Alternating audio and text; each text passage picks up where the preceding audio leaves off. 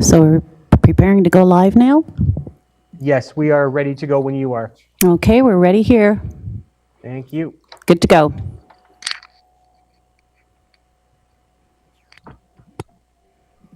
And we're live. Welcome, everyone. I'd like to welcome everyone to our electronic council meeting. Due to the COVID-19 pandemic, Regional Council is physically separating, distancing, and all of councillors are participating electronically. In an attempt to speed up things, we find a mover and a seconder, and I will read these out, and then I will state the result of the vote.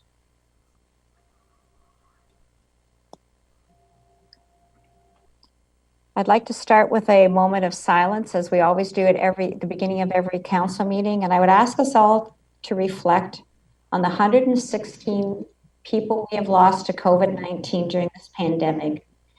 They were people's loved ones, mothers, brothers, daughters, and friends, and we mourn their loss.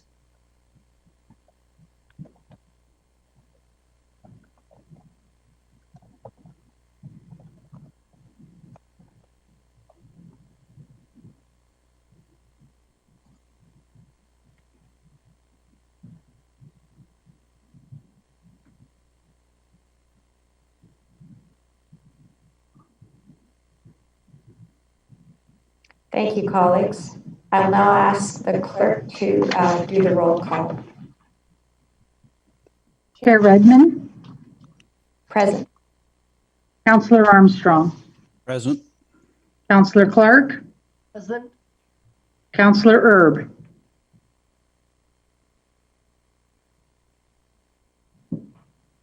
Councillor Erb. Present. Councillor Foxton. Present. Councillor Galloway. Present. Councillor Harris. Present. Councillor Jaworski. Here. Councillor Jowett. Present. Councillor Kiefer. Present. Councillor Lorentz. Present. Councillor McGarry. Present. Councillor Nowak. Present. Councillor Shantz.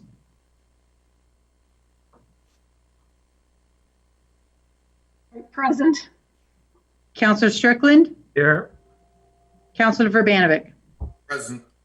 All members present. Thank you, colleagues. We now have a motion.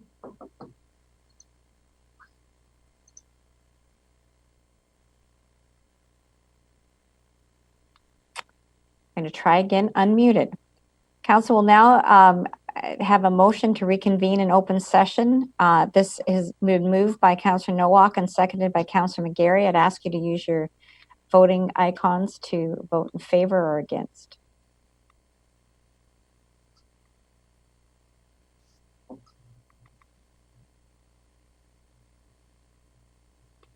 So that is carried. Thank you, colleagues. Are there any declarations of pecuniary interest under the Municipal Conflict of Interest Act? Councillor Jaworski. Thank you. I'm declaring a indirect pecuniary interest on Special Council Item 8A and report number PDL LEG 20-33, with the subject matter being essentially tonight's contents of draft bylaws for the to require face coverings on Grand River Transit and in certain enclosed public spaces for the following reason: that my spouse is the proprietor of a non-medical mask making business. And since the subject matter is a sole item of the business meeting, I'll be switching from Zoom to our regular live stream following this disclosure. Thank you, Councillor Jaworski. We have several delegations this evening. Delegations who have registered before the meeting have 5 minutes to address council. And the first delegation is Mark Stubbs from Kitchener. Welcome, Mark. You have the floor in 5 minutes.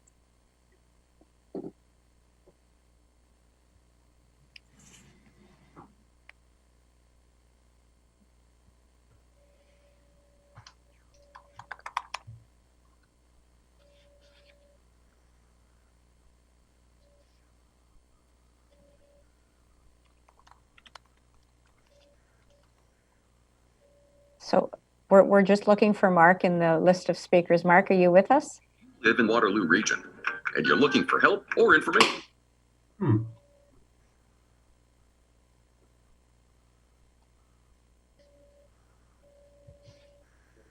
Okay, so perhaps we'll go to the second delegation, Trevor Strauss from Waterloo. Trevor, you have the floor for 5 minutes. Okay, well, thank you very much.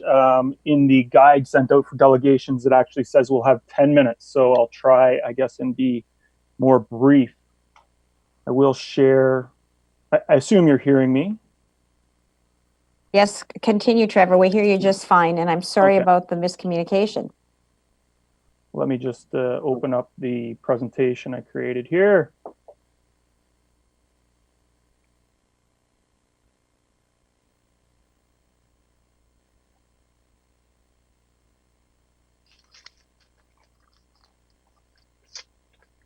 Okay, so just by way of background, my name's Trevor Strauss. I'm a husband and dad of 5 children, ages 2 to 12.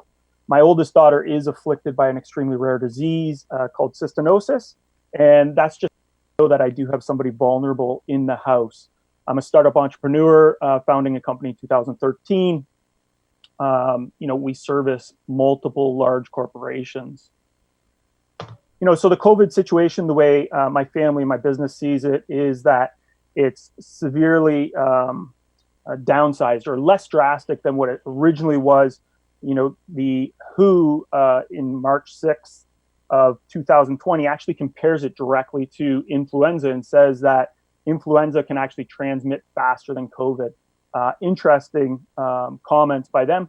CDC on May 22nd, 2020, also made a change in a drastic, prognosis, saying that the death rate would be 0.26%.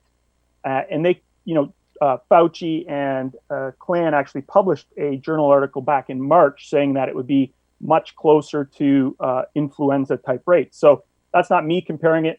That's the WHO and the CDC comparing it. Sick Kids Hospital actually provided some guidance to say that when schools go back, they should go back more normally and masks should not be worn. So we really have some interesting data here at the front end with the COVID experience. When you look more specifically at Waterloo region, what I found, and I'm open to being corrected, but greater than 80% of deaths were at long-term care facilities, and every death is tragic. I understand that, and I've dealt with the health community, obviously, or the health system for a long time due to my daughter. Stage 2 reopening started kind of mid-January, maybe a little bit earlier than, or mid-June, a little bit earlier than mid-June. No increases really in cases based on the data on the region's website. And today we're purporting to try and lower the transmission rate by passing a mandatory masking bylaw. So when we look at some of the findings that are out there, it's pretty interesting to find doctors like Gerald Evans, Kingston's top epidemiologist and medical director of infection control at Kingston Health Sciences Center, saying you have to be in close contact with another person, and it's not just for 10 or 15 minutes, it's hours. Although the virus can be transmitted person to person, it is not quite as easy as people believe it to be. So, many of the places that are in the bylaw, aren't where you're going to have face-to-face contact for, a quarter of an hour or hours. And so I think things need to be thought about there. Some more thought around testing and, why are we swabbing from the back of the neck through the nose instead of just taking a swab of the mouth if, the droplets are so intensively transmittable of the disease? When we think about the mask, and trying to stop the expelling of droplets, the majority of the population is not coughing and sneezing. We start teaching our children to cough and sneeze into their inner arm at age 2. So surely as adults we can do that. Plus 35% of the people are asymptomatic. So you have another doctor of infection, Colin Furness, from the University of Toronto, saying that if we start masking 30 million people, with cloth masks or any type of mask, which is what's in the bylaw, just put on anything, we're going to see a noticeable spike in lung infections in a month or so. So I'm just not sure we're doing all good. Maybe we're doing some harm as well. So there's other research, vast amounts of research around, and these are in journals that are well noted. This is Neurosurgery Journal, that there's a decrease in oxygen. How is that going to affect community people when they're out with masks on? In the journal, the American Journal of Infection Control, the use of surgical masks to reduce the incidence of common colds. They're saying that the face mask use in healthcare workers has not been demonstrated to provide benefit in terms of cold symptoms or getting colds. So again, a virus that we're trying to stop from a mask, but it doesn't seem to be working. The mask doesn't seem to work. Universal masking in hospitals, New England Journal of Medicine. This is May of this year. Outside of healthcare facilities, the mask offers little, if any, protection. And if we move on, here's some documentation about cloth masks and how, it's hard to actually maintain if they do filter in the first place. They're poor, but as you sneeze on them and stuff, you can't keep reusing these things. So there's a lot of training around it. Trevor, I'm just going to interrupt you. You've gone to a lot of trouble, it looks like, to put this deck together. I don't see it advancing, and I'm just wondering Not advancing. your perspective if it's advancing, because it's still says, I am advancing. Yeah, so it's not advancing? no. So you can hold continue, on. but I just wanted to make you aware of the fact we're still looking at the first. So I'm clicking resume pause and it's not. So is it paused on the other side somehow? It's stuck. We're just trying to fix it. I'll just stop sharing and reshare, see if that's the first time that has happened in all my business presentations. So let's see. Am I still there? You're still on, and sorry, Tim. Okay, we can do it from our end. I think that our IT wizard here is just making it happen. Okay, so am I still on here? You're still on. We can see you, and we've now gone from intro. Do you know what slide you were on? And we'll just fast I'm forward. on about slide 8. Yeah, slide 8, which is research heading and use of masks and respirators. It is the Journal of Influenza. I think you're one ahead of me. Universal masking in hospitals with COVID-19, a New York Journal. I think it's showing. Let me just, I'm overlaying on my side with the presentation what you're showing me. 1 minute.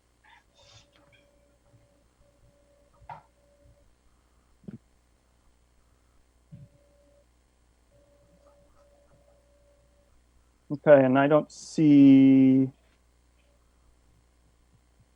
so obviously here.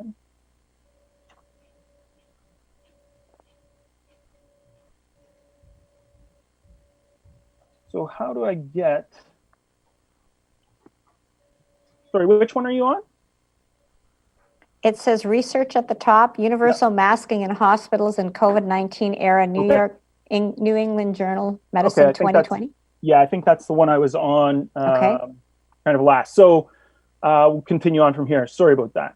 So the New England Journal of Medicine saying that use of masks outside facilities offers little to no protection.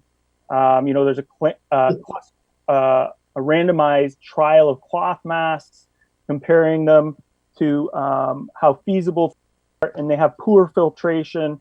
The reuse of masks is a problem, and the moisture retention is also a problem. So if we go to the next slide, we have the Journal of Headaches, where many of our frontline workers obviously were sampled, and the exacerbation of pre-existing headaches was a problem. How is that going to actually impact people in the community? Not sure if that's been thought of. Then we move on to other studies around the filtering efficacy. So if we're on this slide, just 1 minute. So this is a Journal of Influenza. And so this is a study on the masks and respirators to prevent transmission of influenza. none of the studies, they say none of the studies established a conclusive relationship between mask and respirator use in protecting against influenza infection. So when we look at some of the University of Edinburgh's work on face coverings and virus transmission, surgical and handmade masks and facial shields generate several leakage jets, including intense backward and downward jets. So this is like coming down, going out the side, and present major hazards. So, you know, we at times we think we're doing good, but what's the downfall? What's the challenge? Can we go to the next slide, please? So the Journal of American Medical Association, you know, is pretty straightforward at suggesting March 4th, masks and face masks should be used by individuals who have symptoms of respiratory infection, such as coughing, sneezing, or in some cases, fever. The mass general population doesn't have this. Face masks should be worn by healthcare workers. Can we go to the next slide, please? The Lancet in May of 2020, they note that improper use of face masks, such as not changing the disposable ones or the cloth ones, could jeopardize the protection or effect and even increase the risk of infection. So again, we don't want to increase risks, and I think, you know, making things mandatory without taking into consideration these types of things could be challenging. The WHO in May currently recommends that people should wear face masks if they have respiratory symptoms. Ill people wear face masks. Slide, please. European Center for Disease Control on April 8th. There's no established standards for self-made or non-medical face masks. So we don't really know what people are going to be putting on. So we're telling people to put stuff on. You know, who's liable for the how valid that article is that they're putting on.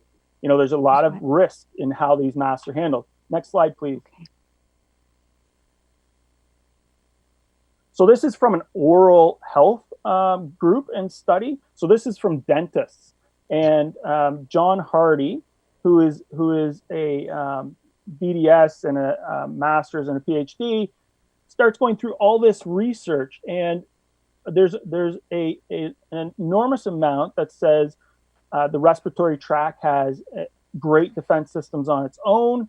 And if we scroll down to the bottom, you know, August 2016, the last highlighted section, responding to a question of the protection from face masks, the Canadian Centre for Occupational Health and Safety replied, the filtering material of surgical masks does not retain or filter out submicron particles. Surgical masks are not designed to eliminate air leakage around the edges. So we have a problem thinking that, or purporting that, you know, people should feel safer with the mask. I think if you look at the research, it doesn't actually say that. In New Zealand, which is right at the bottom of this slide, you know, the inadequacies of face masks, healthcare workers have long relied heavily on surgical masks to provide protection against influenza and other infections, yet there are no convincing scientific data that support the effectiveness. If we can go to the next slide, please. So more research, last one, I believe, Journal of Epidemics, you know, September 2017, effectiveness of personal protective measures in reducing pandemic influenza transmission. It's a systematic review. The findings, regular hand hygiene provided a significant protective effect. Face mask use provided a non-significant protective effect. You can go to the next slide. So I submit to you, as a dad of 5 children, one of whom is vulnerable, we train our kids to cough and sneeze into their elbow, as we know all grown adults should be capable of. COVID-19 fatality rate is 0.26% approximately. Transmission happens within close extended contact. Waterloo region does not seem like a hotspot based on the data that's on the region's website. Masks are made for people who are ill, and there's risks to wearing them that I don't think have been researched. At least that's what the researchers say. Research uncovers that there's vast issues with masking in general. Let's use the evidence and not fear in Waterloo region. The data does not support the need for mandatory masking bylaws. My family and business are requesting that no mandatory masking bylaw be passed. Thank you very much. Thanks, Trevor. I was generous with you because of the slideshow, and I am sorry that there was a miscommunication. Do I have any questions of the delegation? I see none, so thank you, Trevor, for your presentation. I'm going to go back as Mark Stubbs here. Okay. Christopher J. Wickens from Kitchener is the next delegation. Christopher, welcome, and you have the floor and 5 minutes to present your comments. Great. Okay. Thanks, Karen. I'll I guess at a high level, I was just seeing early on that the infection rates were higher than initially reported, and then some of the deaths where there was other comorbidity included in there. So my initial feeling was the death rate was actually looked a little worse than it was. So I guess overall, I thought, maybe this wasn't as deadly as we first thought. So I think I shared the feelings with everyone that this was pretty concerning early on. But then as more information came out, maybe it wasn't quite as dangerous as we first thought.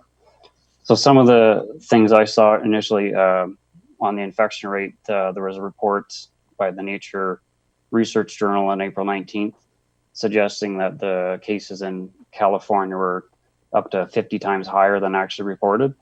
And then on the same article, there was a city in Germany that was reporting, based on their statistical sample, that 15% of their town was actually infected. But they weren't showing a high death rate or even a lot of symptoms in their areas. So again, leading to the idea that maybe it wasn't quite as deadly as originally thought. Then later on June 12th, and news, the CDC reported, sure all the news stations showed this, but the CDC said that the US, they estimate the infection rate is actually 10 times higher than reported. So I took that number and I said, okay, well, the US was at 2.3 million cases. They're estimating about 20 million. So 20 million cases over 330 million population, that's 6%.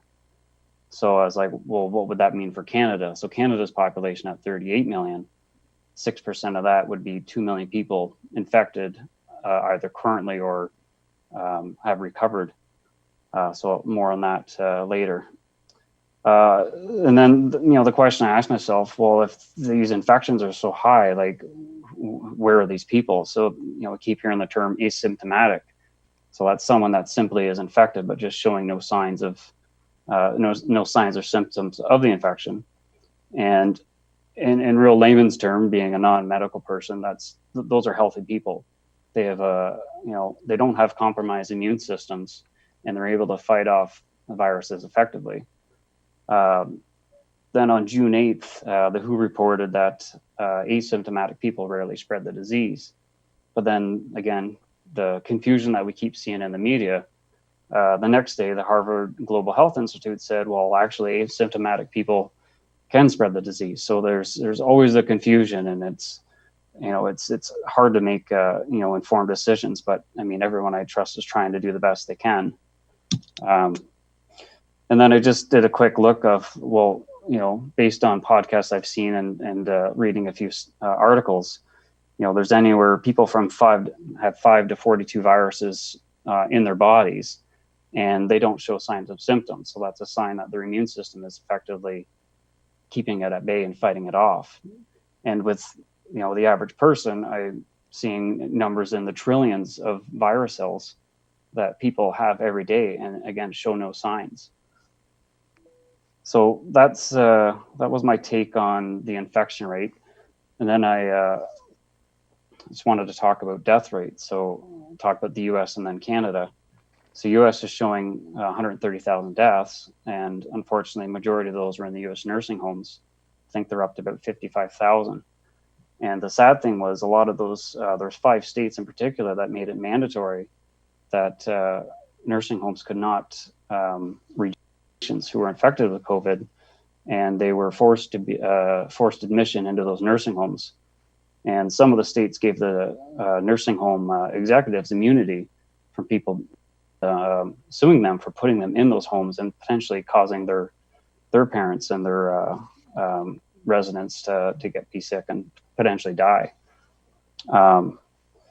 So the U.S. right now, so deaths including involving COVID and pneumonia, excluding the flu, is 48,000. So I keep seeing this number, 0.26% death rate, and I'm trying to get, I couldn't find where people are getting at, so I tried to calculate that myself. So using those numbers there, which includes pneumonia, 48,000 over a potential 20 million cases, that's 0.24% people that have died. So that's kind of in line with the numbers we're seeing. And then looking at Canada, 70 to 80,000 people die from cancer each year. 50 to 60,000 die from heart-related diseases. 12 to 14,000 die from accidents, workplace and car, mostly car. And then there's 6 to 9,000 deaths from flu and pneumonia. So Canada right now, there's a 10,000 death rate, and using the same logic as the underreported infection rates would put Canada at around 2 million cases, then there's a 0.5% death rate to this. And again, that includes people that have died from flu and pneumonia. I couldn't find a split a little more precise than what the US had. But again, we're getting close to that, small, like under 1%. And again, obviously all lives matter, and this is unfortunate for everyone. I think it just shows that with this extra virus out there now that is now part of our society, it's putting people over the edge, and their immune systems can't fight it off. But I do feel that we can't have the cost greater than the benefit. I just want to talk quickly on a couple of things that might help. Okay, Chris, I'm just going to ask you to wrap up. So if you want to sort of hit your top points. Sure. So there's hydroxychloroquine. I would just I'd be curious if we've ever done any studies locally on the effectiveness on that. I've heard that it is effective from a lot of cases, and then a lot of cases in the media says it's not. So just question on that. And another one I don't hear much on is chlorine dioxide. It's used to kill a lot of pathogens in water, used to sterilize medical equipment. Again, I'm just curious if our health minister or anyone locally has ever tried anything on the effectiveness of that. It's very cheap, but be cautioned that the media will say that that's drinking bleach. And then just in summary, I think the infection rates are drastically underreported. I think the deaths are misleading because there's comorbidity in there. I'd say just watch out if there's in the media, if they're pushing that there's another infection or some other dramatic event. And I just challenge everyone to just question everything, believe nothing. The truth is not told, it's learned. And I trust there's a lot of thought that goes into this, and I appreciate everyone's time and effort in this, and I respect the decision we make. But my vote is to leave the choice of wearing a mask to the people, and to not make this mandatory. Thank you very much. Thank you very much, Christopher. I don't see any questions, so thank you for your intervention. You're welcome to stay and listen to everyone else. Next is Ian McLean, President and CEO, and Art Sinclair, Vice President, Greater Kitchener-Waterloo Chamber of Commerce. Yes, Chair. I'm Art Sinclair. I don't know where Ian is, but since he is not available, I guess we've been moved up on the agenda because we were at L. But I'm ready to go right now. So again, thank you, Chair Redmond and members of council for the opportunity to present here tonight. I will be making comments. Of course, nothing here is new. There was an op-ed piece that was in the Waterloo Region Record 2 weeks ago on June the 24th, written by the leadership of Best Waterloo Region, outlining some priorities for the local business community as we move through the stages of reopening. So again, one of our recommendations at that time was the use of masks for business owners to supply to their customers. The primary concern that we have at this point in time, and I think this is quite prevalent across the province of Ontario, across Canada, is we've often heard the wave number 2 or the second wave of the coronavirus. So not knowing, what the cost of that's going to be economically and socially, I think we're all in agreement that we want to avoid that. So I am just going to, provide some short remarks here. that came out of the op-ed piece, some additional information that we've gathered from some other sources in the last couple of weeks. As the economy continues to reopening, big box retailers, manufacturers, restaurants, and Main Street independent businesses are inviting patrons back, and that is a great thing. It means more activity that will support families and jobs and increase revenue directed to all levels of government. It also means that the risk of new infections spike, encompassing both human suffering, a slower return to full employment, and more pressure on our healthcare system are going to be thrust upon us. We need to be ready, stay vigilant, and lead by example. It's going to involve in large part to business owners and workers to help build a culture of citizen respect for public health guidelines, and frankly for one another, to reduce the risk for us all. As I mentioned, we have recently heard all elected officials across Canada focus on the urgent requirement to avoid a second wave of COVID-19. Businesses and government cannot risk another severe setback. Our first recommendation from the op-ed piece that appeared in the record 2 weeks ago was for people to wear masks. Masks reduce the likelihood of infection dramatically. For example, there were reports recently of a salon in Missouri where 2 COVID-19 positive employees came into contact with 140 clients. Because everyone was wearing masks, none of the first 60 exposed patrons who have been tested have presented positive. Preventing exposure is ideal, but mitigating exposure through masks is essential. However, masks are not the total solution because along with masks, physical distancing and staying home and remain sick still remain as imperatives. Most of all, Best Waterloo region recommends playing like a team. We are all stressed and even a little scared. Let's be open about that. We're scared about risks now inherent in our normal daily life routines like eating in a restaurant or swinging by the convenience store.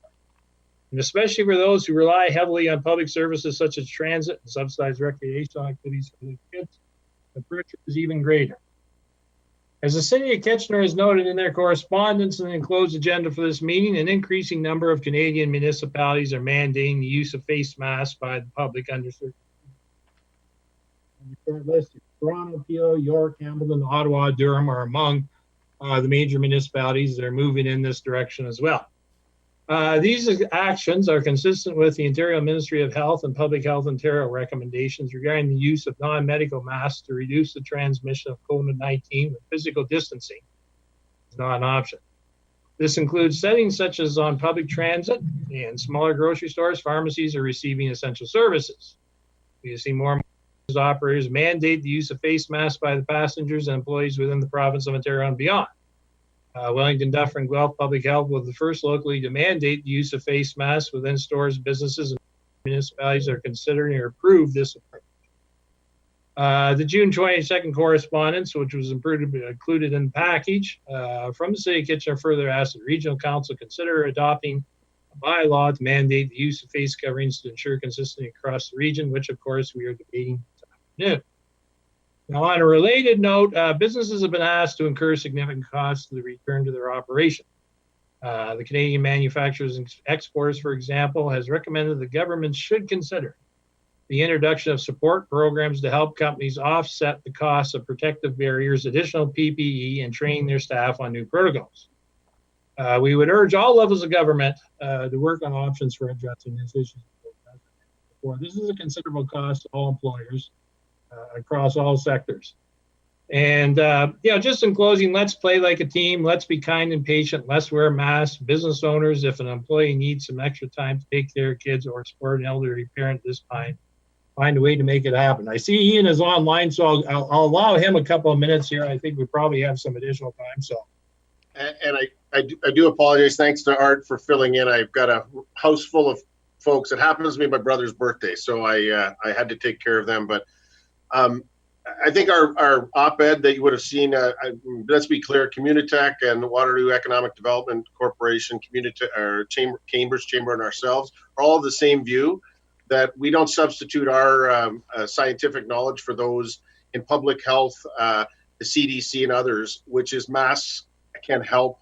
They will contain the spread. We are going to have spikes in the COVID, and we need to do everything we can to make sure we don't have the economy closed down again. The worst thing that can happen for public health, for business, for communities is for our economy to have to shut down and shelter in place.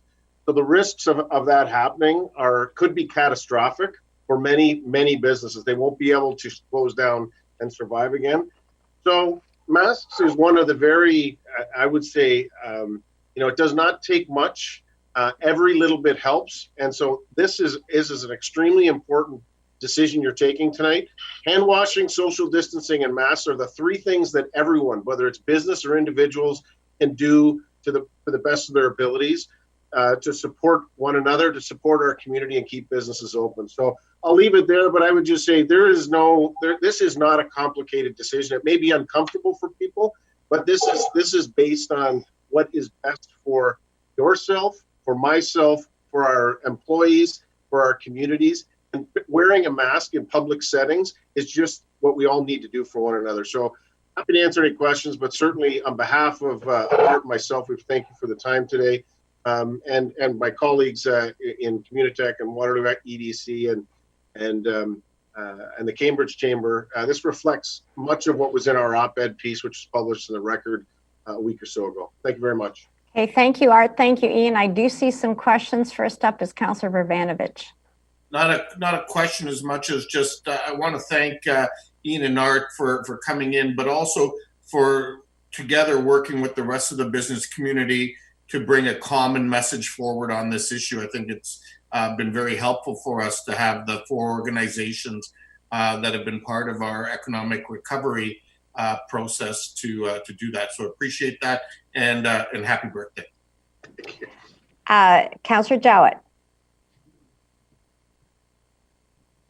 Hi, Ian. Hi, Art. So I'm just going to ask you quickly, have you taken any steps or to support business in managing the difficult situations that some of them might encounter in dealing with people who don't want to wear masks? Have you guys considered any kind of de-escalation training or anything that can support business in this endeavor? I guess what I would say is not specifically, but we'll support anything that the region does as part of this bylaw. The bottom line is this: is many businesses, if in the absence of a bylaw from the region or a public health order, have no tools whatsoever to at least encourage people to say, they can't even post on their door and say, well, why are you telling me whether I have to wear a mask or not? The bylaw will at least give the tool of a business owner to say, I'm sorry, you cannot come into my building or my shop because the region has passed a bylaw. And that's frankly as useful as anything else. I think the Guelph experience has been that I don't think there's been a lot of fines. I think they passed the bylaw, and we expect no matter what bylaw we pass, and I've been there in Waterloo City Council, you have in region, when you pass bylaws, by and large, we have to assume people are going to follow them. That's just the way that civil society operates. And so in this case, this is saying this is what we can do. And so we will support whatever comes out in terms of if there's de-escalate. I would assume that there's not going to be a lot of fines. I think it's going to be people will take this seriously, will wear their mask. And frankly, it will be the person who doesn't wear a mask who gets that look when you go into the grocery store now and you kind of go, yeah, I'm not real excited about putting on my own mask, but I'm doing it because it's the right thing to do. And I think that's the most important part of what you're going to do right now is to send the signal that that's what we need to do, support each other. So, but we'll support anything that comes out as part of this bylaw process. And are you getting a sense that, sorry, Chair Edmund, are you getting a sense then, Ian, that most of your business membership want this? I would say yes. I'm sure. I mean, it's not unanimity by any stretch, but I think what they want is clarity, right? Guelph has a different set of rules than here, and I think this helps to bring, at least in our part of the province, some consistency. And I think that's what business always wants is clarity more than anything else. And if we're being told, social distance, well, how do I open my business and not social distance? You know what it is really? It's wear a mask. That's going to be an important part of businesses being able to open up is when social distancing becomes awkward or difficult to achieve, that masks make a huge difference. So I think on the whole, most people, and certainly what we're hearing and across, this is the Ontario Chamber of Commerce, the Canadian Chamber of Commerce, every business organization of any consequence, including CFIB, others are calling for there to be consistency, and that this is one of the tools that business needs to have and encouraging both their employees and their customers so that we maintain and can keep the economy open and businesses open. Thanks for that, Ian. Thanks for coming.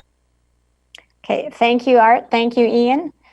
You're welcome to stay to listen to the rest of the delegations. Marissa Heisel from Waterloo, you have the floor. Welcome, and you have 5 minutes. Thank you very much. My name is Dr. Marissa Heisel. I'm a Waterloo business owner and homeowner and mother.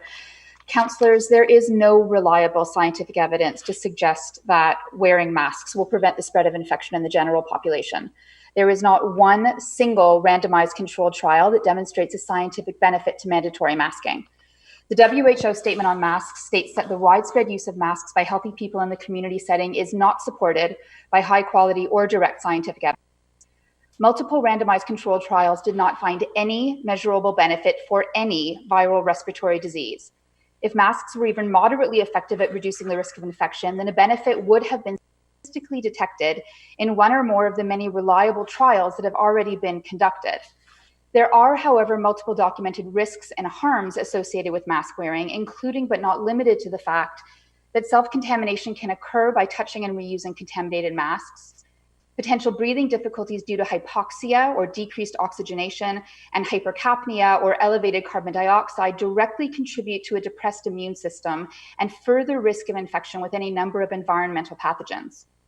Masks create a false sense of security, leading to potentially less adherence to other preventive measures such as hand hygiene. The hope is that masks stop some respiratory droplets from getting out and may stop them from contaminating surfaces and people. However, Colin Furness, a U of T epidemiologist and professor, cautions that there are no comprehensive studies on the efficacy of cloth masks, saying they aren't a guarantee of anything. Asked whether masks stop viral particles from getting in, Dr. Isaac Bogoch, an infectious disease specialist and researcher at Toronto General Hospital, says that masks might slightly reduce one's risk of exposure, but I can't look you in the eye and tell you if it does or by how much. If people are wearing masks for extended periods of time, a bacterial biofilm can build up on the outside layer of the mask. Epidemiologist Furness says that if Canadians are wearing a cloth mask all day, you'll see a noticeable spike in bacterial lung infections in a month or so. Section 7 of the Canadian Charter of Rights and Freedoms states that everyone has the right to life, liberty, and security of the person, and the right not to be deprived thereof, except in accordance with the principles of fundamental justice. The local rate of community transmission in Waterloo region simply does not warrant a publicly mandated region-wide order. Policy cannot be enacted in order to prevent confusion from other regions or as a public relations strategy to mitigate fear. The Canadian Constitution Foundation has concerns about the constitutionality of mandatory mask orders that are too broad and violate charter-guaranteed rights to liberty, stating that mandatory mask orders must provide a medical exemption for people who cannot wear a mask because of physical or mental disability. The Centre for Disease Control states that anyone who has trouble breathing while wearing a mask should not wear one. Survivors of physical and sexual trauma are reporting tremendous panic with the use of masks, and racial overtones to slavery cannot be ignored.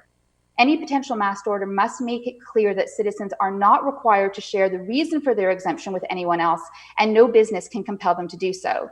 Those individuals who cannot wear a mask must be protected from the censure of social opinion in the grocery store.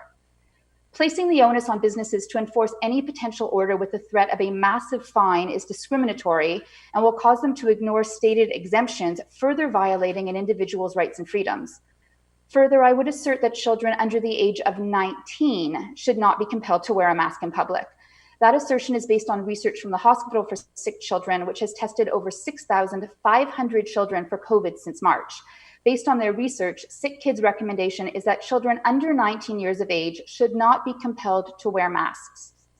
There is a very real and present risk of harm that is being created here.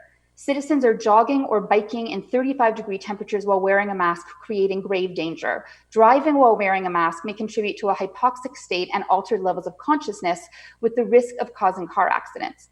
Public health must be educating the public more appropriately. I will close by asking whether there are detrimental effects on the quality and depth of social connection and cohesion in a society that is masked and distanced. The Ontario Civil Liberties Association asks whether imposed or socially coerced mask use induces or contributes to a psychological state of fear and stress in the population. Psychological stress is proven to be a factor that can measurably depress the immune system and further induce disease. It is a fundamental human right to freedom of choice to act in the world, including the personal freedom to evaluate risk. When state power is applied in the absence of valid scientific basis, it constitutes arbitrarily applied and coercive power. Mask policies are creating significant public strife. Divisiveness and discrimination are rampant and are affecting the well-being of our community. Waterloo Council has the opportunity to designate masks as recommended as opposed to required. It is clear that masks serve symbolic roles. They are talismans that increase a perceived but unvalidated sense of safety. We are all subject to fear and anxiety, especially during times of crisis. One might argue that fear and anxiety are better countered with data and education than with a marginally beneficial mask. Thank you. Thank you, Dr. Heisel. I see no questions, so thank you for your presentation, and you too are more than welcome to stay. Sorry? Oh. And Dr. Heisel, do not click off because I see Councillor Foxton has a question. Go ahead, Councillor. Thank you, and through you, the chair. Read the bylaw. Did I read the bylaw? I have not Yes. yet seen the bylaw, no. Okay, because a lot of the questions and points you brought up, they're not in the bylaw. Those issues aren't. It would be helpful if you read it. Thank you. Okay, thank you, Dr. Heisel. Taylor Junkin from Cambridge. Taylor, you are next. Hello. You have 5 minutes. Welcome. Thank you. So good evening. I and many others have deep concerns for the passing of the proposed bylaw. It will put the general population at risk while not having satisfied the onus of demonstrating that these policies are safe or effective and not harmful to society. This goes beyond the rights violations of Section 7, Section 15, and Section 8 of the Charter of Rights and Freedoms. When society sees a bylaw that is enforced by governing bodies, they assume that there's evidence and justification for it. This assumption cannot be made based on the science that exists for masking the healthy. In addition to the lack of a justification of these measures, there's more research which resulted in proving the complete opposite. The World Health Organization itself recommended on page 7 of the report that there are foreseen disadvantages of the use of masks on healthy people and the general public. These include the risk of self-contamination due to manipulation of your face mask and touching your eyes with contaminated hands. We already see that in stores now, and by people are pulling their masks down, they're wearing them around their necks, not proper procedures. Self-contamination can also occur if non-medical masks are not changed when they're wet or soiled. And as we've heard, they can create favorable conditions for microorganisms to amplify, harming the wearer. There's potentials for more headache and breathing difficulties. There's potential for development of facial lesions, worsening acne if they're used frequently or for long hours, and not to mention difficulty with communicating clearly for deaf and hearing impaired people who rely on lip reading to understand and comprehend. The suggestion of see-through masks will not help unless every person in these establishments are wearing them. Waste management issues, that improper mask disposal, we see them littered, I see them in shopping carts, I see them on the grounds of parking lots, and not to mention if these are full of contamination, those who are cleaning up those PPEs are then more at risk. Those are all the disadvantages that have been reported by the World Health Organization. There are also unknown risks. What is the long-term health consequences of regular mask wearing? What are the psychological impacts contributing to people who are living in stress and state of fear? We know that this is lowering immune response. On children, as brought up multiple times already tonight, the report of masking by sick kids states that the extent of this benefit is unknown, especially in children, and would only be potentially beneficial if done properly. In fact, if worn incorrectly, it could lead to increased risk of infection and is not practical. There could be long-term effects of interference between human immune response by exposure to these virals. We've been encountering these since the beginning of time, and we know that coming into contact with one virus at some time could provide some protection for viruses that we are encountering in the future. What effects are we causing by interrupting this from naturally occurring? There's detrimental effects in society from societal pressure. There's separation and divide of the people. We see this already. It's masked versus the unmasked. There's a notion that someone not wearing a mask is doing so out of selfishness and ignorance. On your recommended reading for this meeting, there was an opinion piece equating not wearing a mask to driving drunk. There's been physical altercations due to disagreement on this. There's not enough education on the medical exemptions and what is legal for businesses to request. We're seeing that in Guelph. It's not always physical health. There's, as again mentioned already tonight, there's physical and mental health exemptions. There's people who are triggered by masks from past experiences, abuse, PTSD, people who are now conflicted because they either do what's best for themselves or what they're not going to be ridiculed by society on. So that's great if you're privileged enough to not need any of these exemptions, but there are many who do. Masking may also make people feel safer and minimize other protective behaviors. As we heard earlier today that when you can't social distance in a business, that masks should be mandatory then. Well, so we're already putting that guard down on social distancing from what I'm hearing. Again, the recommended reading that was provided gives no evidence on masks helping, but it does encourage fear-mongering regarding COVID cases. So with all the risks that are inherently documented, I'm just wondering who's going to be held liable and accountable for those who are affected negatively from this, if it does indeed pass. Thank you very much. I have Councillor McGarry with a question. Go ahead, Councillor. Thank you very much, and thank you for delegation this evening. As a career nurse, I wore a mask for 11 out of 12 hours a day in reverse isolation and bone marrow transplants in, I was frontline in SARS. And I know that there have been some individuals that have shown that wearing a mask hurts their faces. I never experienced that. I guess I was lucky. So my question to you is, with physicians and nurses that need to continue to wear the masks in hospitals right now, or when they're caring for patients in their homes or other clinics, I guess my question is, does part of your presentation really connect with that piece of it? It's definitely been considered, and I think on my opinion on that is there's different types of masks. There's surgical masks. They're made out of different things. There are surgical and N95 masks encompass a whole lot of different things than just a scarf that you pick up from the store or knit yourself or sew yourself. So I think that's, we're being recommended not to use medical masks. So I think that that is something that would definitely differentiate the two situations. Councillor McGarry. Thank you. Okay, thank you. Thank you very much, and you're too free to stay. Next delegation is Albert Dagan from Kitchener. Welcome, Albert. You have 5 minutes and you have the floor. Okay, just turning on my video. Okie doke. It's not coming up.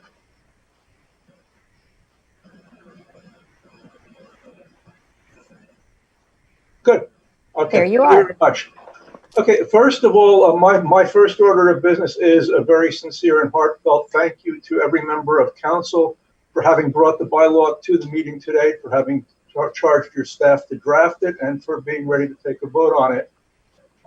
I think of you as doing your duty to me as a citizen. I feel that you're protecting me in the same way that the police do, in the same way that the frontline healthcare providers do, that you're doing your job, and that I have your back, just the way you have mine. I'm a freelance translator. I do some technical and scientific work from time to time, but I do not have any expertise in public health or epidemiology. I've done a lot of reading to try to get ready for this delegation today, but I don't claim any expertise, and I don't think a lot is gained by the presentation of cherry-picked technical arguments by people who are not epidemiologists or public health experts themselves. And though evidently some members of council have medical backgrounds and scientific backgrounds, I don't think that that kind of content is going to advance the discussion very much. I also will speak straight to the libertarian arguments that you're infringing on other people's right to go off and do what they want or what have you. A couple of things. If Canada's borders were with South Korea and Germany rather than with the United States, I don't even think we'd be having this conversation. I think the public discourse in Canada is being contaminated to some extent by the craziness in the United States. And you look at what those successful jurisdictions in the world have done. There's just in Asian countries, especially, mask wearing is considered a gesture of respect. It's part of the culture. People are used to the idea that you protect your neighbors by putting on a mask. It doesn't even have to be something as deadly as COVID-19. You just do it. So I have to admit, it seems a little crazy to me, the vehemence of the people who are so strongly opposed to putting on the mask, just, even though it might protect other people from sickness and death. In any case, I did want to make a couple of broader policy points, but mostly I want to at least wind up with what it's been like for me as a senior citizen during the pandemic in Waterloo region. But a couple of broader points first. Compared with many places in the world, obviously Canada is in very good shape. Compared with many places in the world, Waterloo region is in very good shape. But if you look at our case count per 100,000, which the last stat I saw was 223, that places us lower than the Ontario average, lower than the Quebec average, but higher than the average rate in every province and every territory. So in a Canadian context, we're at the high end of the spectrum, not the low. Second point I'd like to make is nowhere in Canada, just as nowhere in the United States, are jurisdictions doing the kind of extensive randomized testing that they would have to do to get a statistically valid picture of what is going on in the given community. We're going to phase 2 opening in Ontario, and we're flying just as blind as they were flying in Texas and in Arizona and all those other places that we're glad we're not. So we're already on very dicey ground opening it all. At the same time, no mask because it might infringe on your freedom. Excuse me, We've got a consensus. We now know that we've got bylaws coming in Montreal, Toronto, Kingston. When I started preparing for this presentation a couple of weeks ago, you guys were at the front of the curve. Now you're just maybe riding the crest. It's become, I think, the accepted wisdom. This is something that large Canadian jurisdictions have to do. It does not seem controversial to me at all. Experts at this point who are behind such moves, all the chief medical officers of the federal chief medical officer of Canada, provincial officers, at this point, the U.S. Centers for Disease Control and the Surgeon General of the United States, there is a consensus among the people in charge that this is what we should be doing. And to go to the economic arguments, I just happened to come across a reference to this study today. This came out of Goldman Sachs, an investment bank, but they apparently did a study comparing 125 countries and that did and did not have mask mandates, and U.S. counties that did not have mask mandates. And the conclusion of this one study, for what it was worth, was that a government order to wear masks and face masks in public could cut the virus infection rate by nearly 60% and reduce fatalities by nearly half, and make it easier to open up with fewer constraints on distancing, fewer lockdowns. And so as investment bankers, what they point to is the potential economic benefits of masking. So I'll just throw that in. In any case, to go to my experience, I saw one of the letters that you counselors received from Sue Schott, kind of echoed what I've been feeling. I found it hard to take in that I am indeed a senior and therefore in a vulnerable group, but I've been behaving accordingly. My wife, who's about my age, and I have been pretty much sheltering in place. We do curbside pickup for our groceries and for anything else we can. Occasionally we find that, and I haste that, I work at home. I'm very lucky. I'm not a frontline worker who has to worry about exposure risk. It's easy for me to do my work without leaving my home. But to the extent that I've experienced pain and inconvenience and anxiety and curtailment of my freedom during the pandemic, it's been because when I go out, other people are not taking care of me. If I go into Zehrs, if I go into any chartered bank, if I go into, I don't know, Walmart, Canadian Tire, the staff are not wearing masks. They're not required to. The customers, I'd say fewer than half go to Zehrs at seniors hour, and it's still maybe 50-50. And basically, I have if I want to be able to go to the grocery store, let's say, because I want to get fresh fruit this week, I don't want to wait and see what's left over when I make my pickup.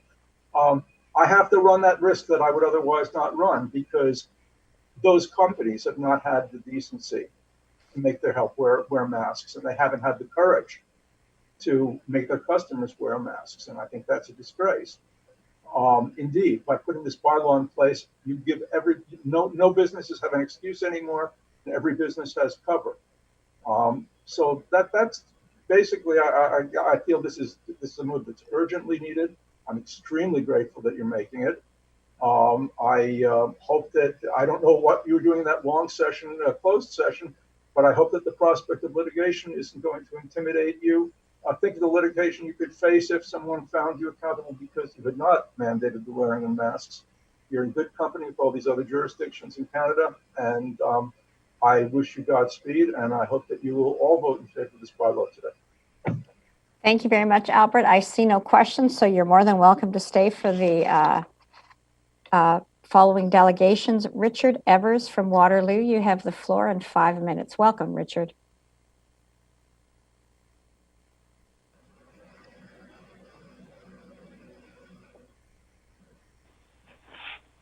Hello? Hi, Richard, go ahead. Yeah, you can. Okay, fantastic. My name is Richard Evers, and I live in Waterloo, Ontario. Good afternoon, Chair Redmond and members of the Regional Council. I would like to speak to you about your proposed bylaw to mandate use of masks in the region. The Canadian Charter of Rights and Freedom provides citizens with the freedom of thought, belief, opinion, and expression. I believe that government should not mandate use of masks because it violates my fundamental freedoms. My beliefs are based on the following information. The size of the COVID-19 virus is between 0.06 and 0.14 microns. An N95 mask can stop inhalation of 95% of 0.3 micron particles, such as bacteria. They cannot stop viruses because they're too small. Fitting an N95 mask is performed in a closed environment using perfume or aspartame. The mask leaks if the wearer can smell perfume or taste aspartame. Paper and cloth are too porous to stop the passage of viruses. Most people wear masks that have a loose fit, a lack of seal with inadequate filtration. Cloth masks have a very loose fit, do not seal, and have weak filtration. If a person wearing a mask can smell anything at all, then they have no real protection from viruses. COVID-19 can kill people who have weak immune systems, who are obese, have diabetes, heart or lung problems, or underlying illnesses. Wearing a mask provides a false sense of security to people who are at the greatest risk.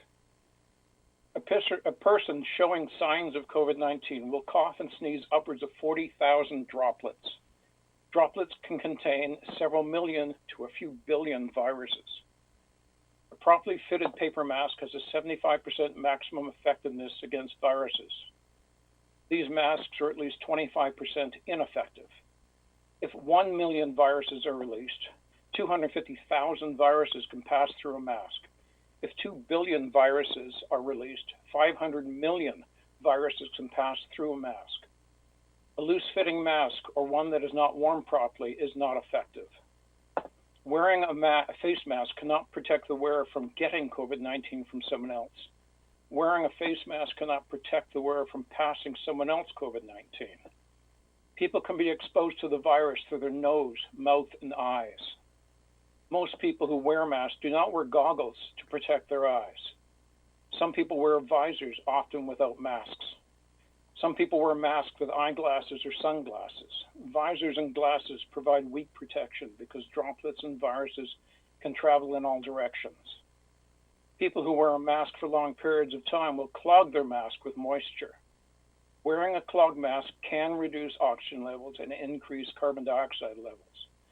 If the person has shallow breaths, pockets of carbon dioxide that form in the mask are inhaled and exhaled.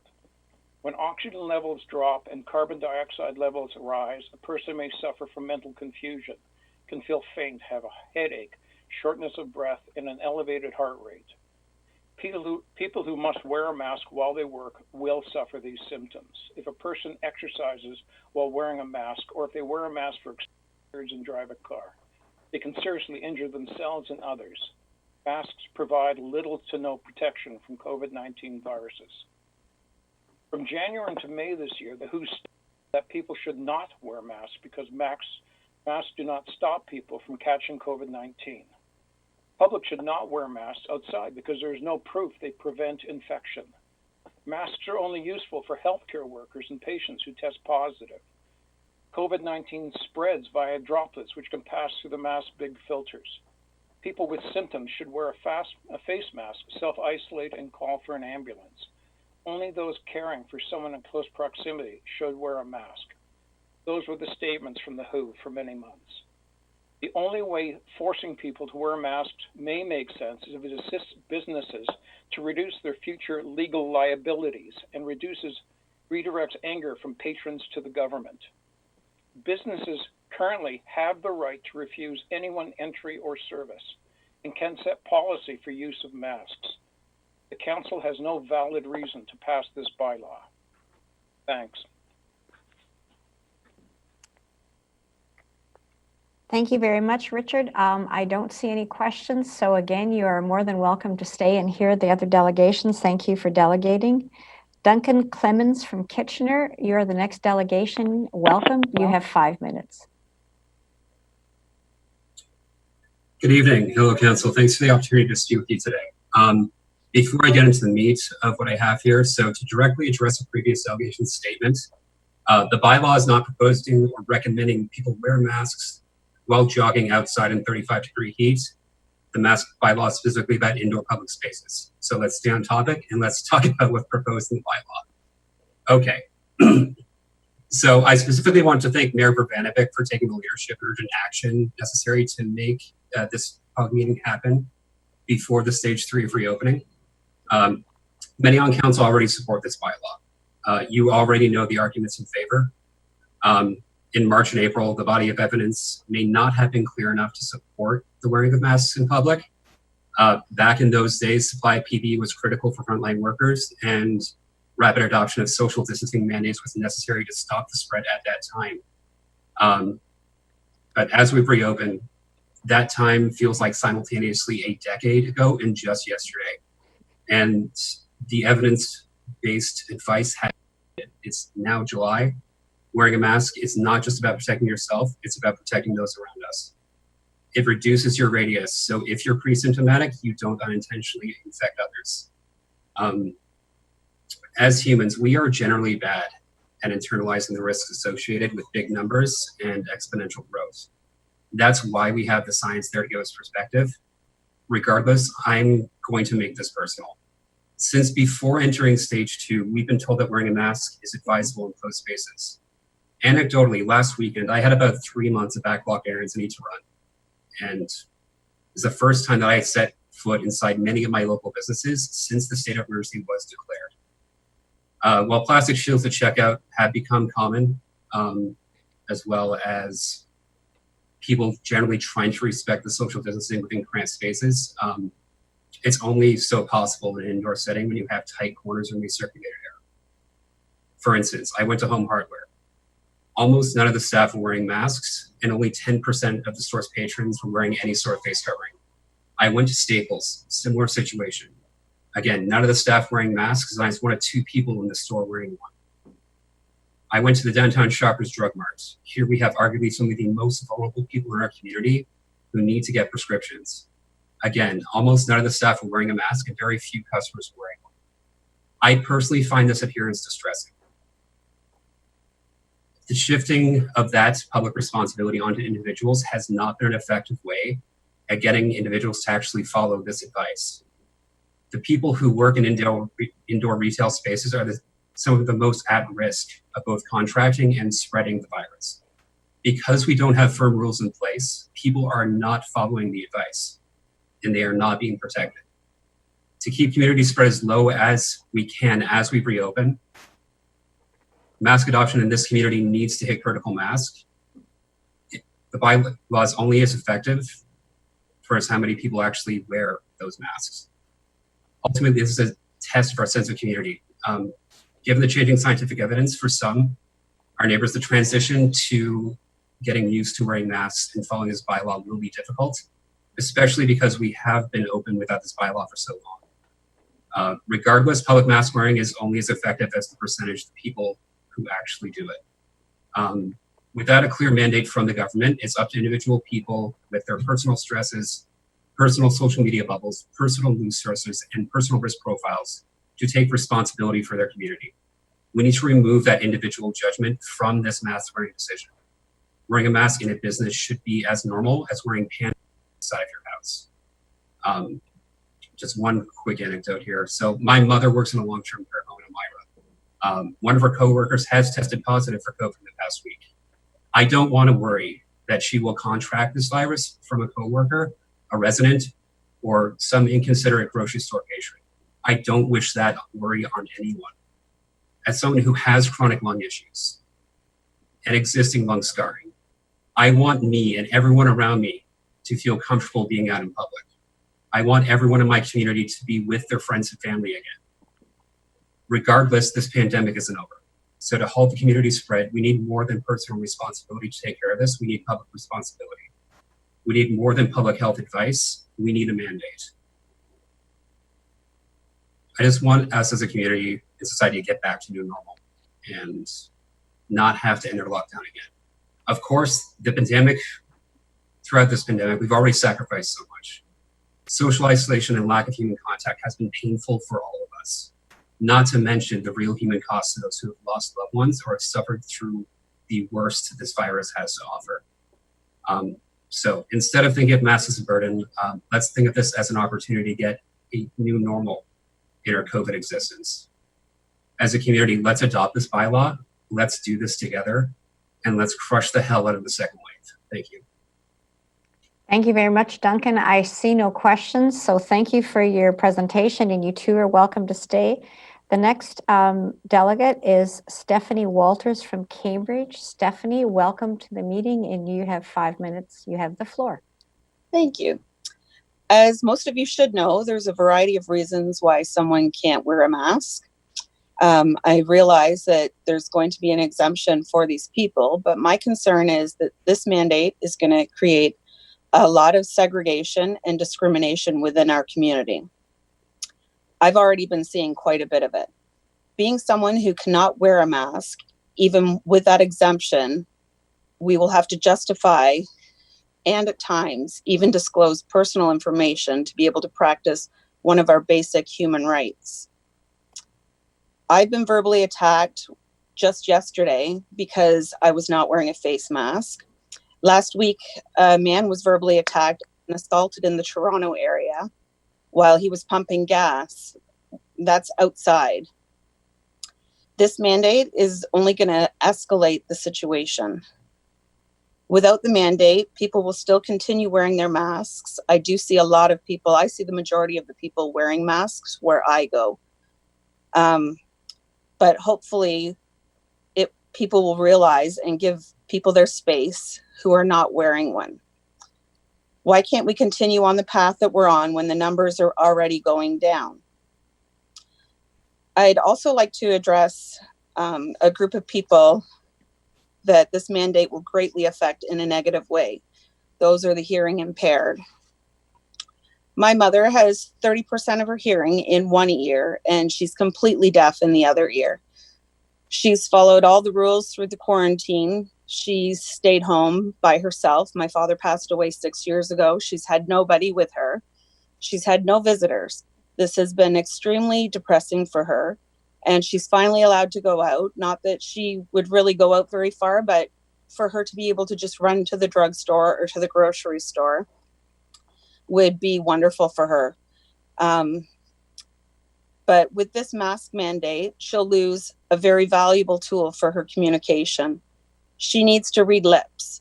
If everyone wears a mask, she won't know what people are saying. Even a face shield is difficult to read lips through because there's a glare from the lights. I know I did message a council member, and they have said to me that social distancing would work much better for her. And I totally agree, which means not everybody in a building should be required to wear a mask. I'd also like to add that I'm a little shocked at that the council is planning on spending $40,000 on an educational campaign. $40,000 will not change the fact that there are many reasons why someone isn't wearing a mask. And that money can be better well spent, especially when we don't have an abundance of money to be throwing around. Voting against this doesn't mean that people will suddenly stop wearing the masks. The number of masks won't decrease, and it's highly likely that people will still wear them, and probably more people will start wearing them just because of this discussion. It just means that that council cares about the people in the public that can't wear a mask or are affected by this. I'm not against people wearing a mask. I'm against making it mandatory when what we have already has been working. Thank you. Stephanie, thank you very much. I see no questioners, so thank you for your intervention, and you two are welcome to stay. Frederick Roy of Cambridge is our next speaker. Frederick, you have 5 minutes. Welcome.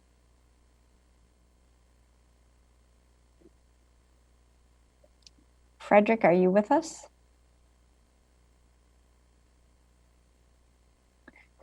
Okay, the clerk is not finding Frederick. Alex Taylor, President, and Josh Pascoe, Vice President, Austin Air Systems Canada, Inc. Alex and Josh, welcome.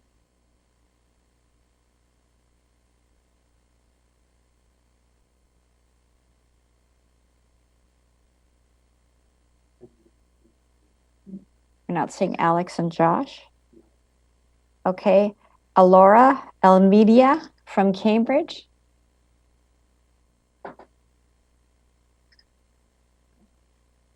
Chair Redmond, there is someone named Mark's iPhone down at the bottom. I'm not sure who that is. Yeah, that's Could you get staff? the clerk is checking it out. Thank you, Councillor Foxton.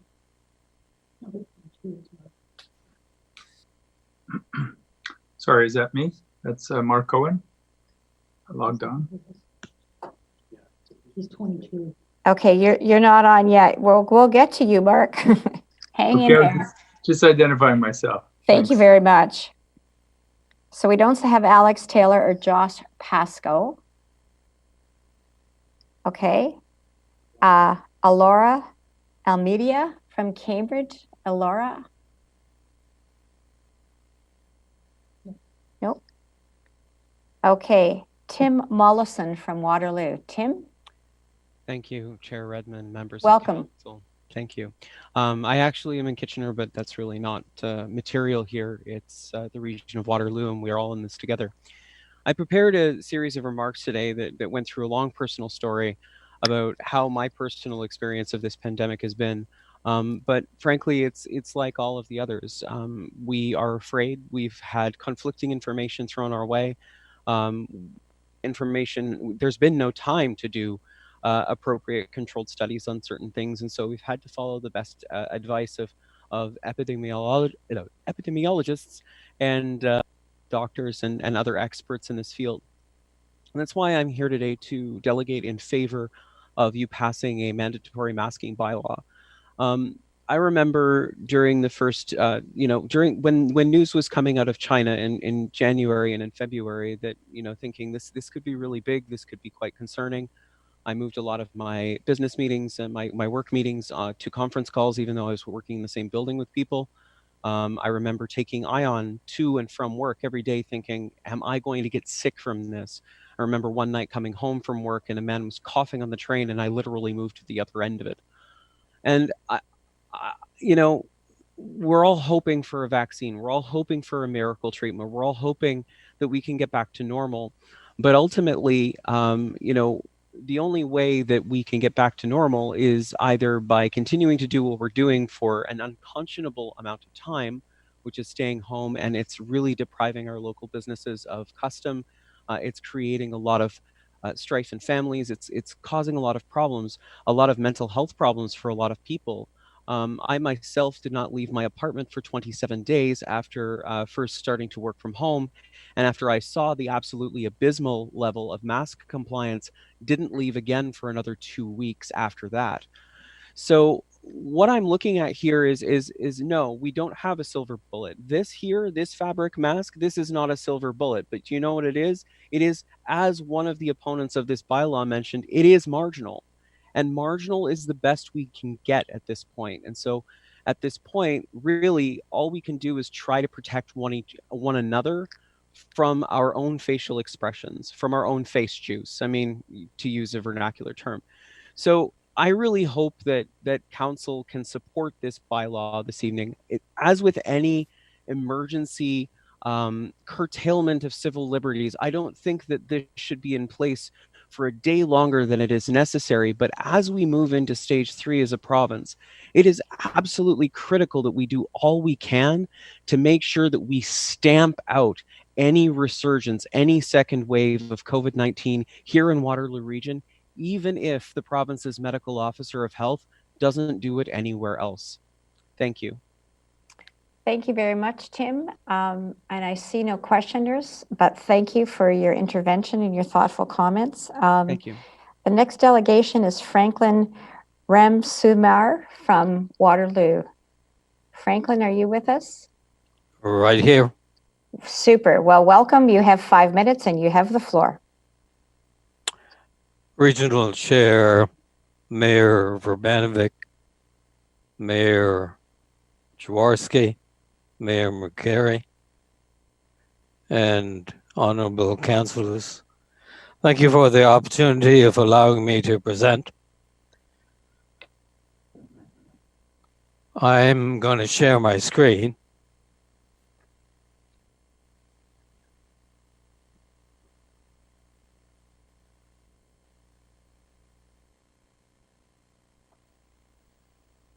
Would everyone be seeing that?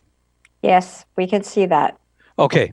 My presentation has to do with, first of all, I should say that I'm a professor at Ryerson University, and my primary function is teaching and research. I looked at a total of 15 most recent articles from respected peer-reviewed journals. I selected one as representative of those articles from the Lancet. And this is what I found in a number of the articles. I'll just read the title. Face masks prevent person-to-person transmission of SARS-CoV-2 and COVID-19, a systematic review and meta-analysis. So we have respected individuals going through the efficacy of face masks and finding them to be very useful in preventing the spread of the virus. I move on to point 2, that we don't need according to the research, we don't necessarily need N95s, all of us. We will be depriving our primary care workers well-designed, and coverings certainly would work.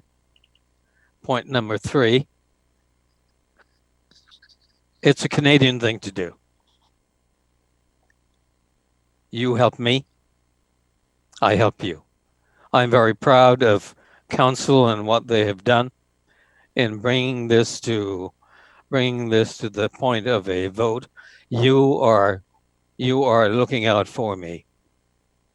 When I go to theirs, as Albert and Trevor, other people said, I want to know that I'm trying to help my neighbor, but I want to know my neighbor is also helping me. So it is the thing to do as a Canadian, I believe.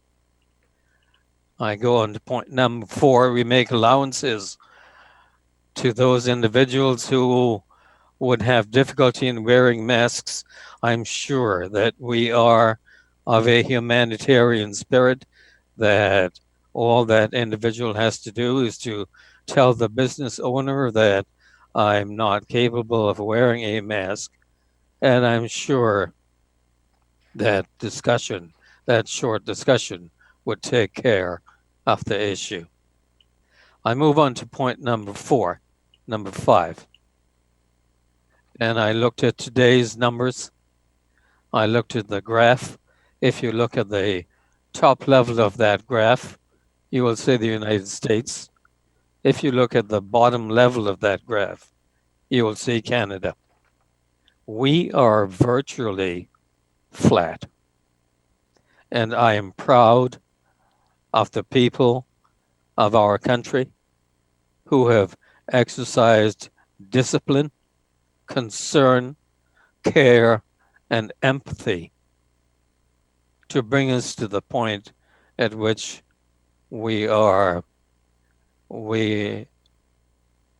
been able to control this COVID-19, this dreaded COVID-19. I don't want to go back to it. Finally, I will make the point that given these entreaties to you, I will ask you to consider carefully and to pass the motion. Thank you very much for your time and for the opportunity. Thank you very much. I see no questions, and I can't help but comment that you had perfect timing. So, photo finish. Thank you for your intervention, and please feel free to listen to the other delegations. The next delegation is Tino Desideri from Whitby. Tino, are you with us? I'm here. Can you hear me? We can, and you have the floor. Welcome. You have 5 minutes. Okay. Can you see my screen? Oh, can you see my screen? Just about. I think you're sharing it with us, right? Correct. Let me just get my presentation. Okay, much of the information has been presented, so I'm going to skip through and try and make this concise. Thank you for allowing me this opportunity. The first slide shows the manufacturer of this mask stating quite clearly that they're not meant to contain viruses and they do not work against the coronavirus. The American Journal of Infection and Control also states that surgical masks do not offer protection with that of respiratory devices and are not certified by the National Institute of Occupational Safety and Health. The FDA should evaluate the use of the mask for the original intended purpose, which would be wound infection. The WHO, there's no scientific evidence that supports the use of masks. Not a widespread use of masks anywhere is supported by quality scientific evidence. So I'm not sure where these other individuals are getting their data from, but the WHO is telling us directly there's no scientific evidence for use of these masks. The IPAC, in the Infection Prevention and Control for Canada, no evidence suggests that wearing a mask will prevent the infection in general public. Improper use of masks may in fact increase the risk of infection. Masks do not act as an effective barrier against the disease, and many people have stated the size of the virus versus the filter size in the mesh spacing. New England Journal, this was brought up before. Just want to reiterate this fact that it says public health defines exposure to COVID as a face-to-face contact at least a few minutes, as much as 10 to 30 minutes before any sort of danger is present. The chance of catching COVID from passing interaction in public space is therefore minimal. The desire for widespread masking is a reflexive reaction to anxiety over the pandemic. Now, this slide is showing you oxygen levels. What I'm going to do is I'm going to skip to the video because it's more important to see the video. I'm not sure if you can hear it. They're measuring the carbon dioxide levels, which are being trapped inside the mask, and this child is breathing them in again. And you can see at 1,000 parts per million, the poor air creates drowsiness. At 2,000 parts per million, headaches, sleepiness, loss of attention. At 5,000 parts per million, it's toxic. Now, this meter had actually gone off the chart and no longer able to measure the amount of carbon dioxide. That's how much is building up inside that mask. And this chart here is provided by OSHA. These are the oxygen saturation levels, which are deprived by putting on any type of these masks. They are measured by firefighters, which use high quality calibrated meters. So I just showed you the video. I also like to talk about the data, which is more important, I believe. CDC confirms the test could be wrong 50% of the time. Right from the CDC website, it shows here that the 95% specificity with a yield positive predictive value of 49%. In other words, less than half of those tested will show that will truly have antibodies. So these tests are 50% incorrect right off the bat. British Medical Journal, the tests are so weak, they suggest not using them. Another from the Associated Press, this Canadian-led research, and it says, new Canadian-led research found antibody tests are unreliable and should be stopped immediately. All this data that we're seeing is being used to lock down the world and vote on wearing masks, yet we know that the masks do not stop the virus. They cause more health problems than they solve anything. And now we have data that it can't even be trusted. Telegraph, New York Times, we have double counted tests. They are also mixing up the tests with the recovered versus the infected.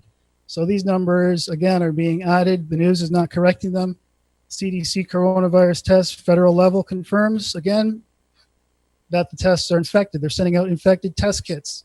The Department of Health for Washington had recalled 12,000 kits because they were contaminated with coronavirus. So we cannot be trusting this data, and we cannot be making these rash decisions based on this erroneous data, put it nicely.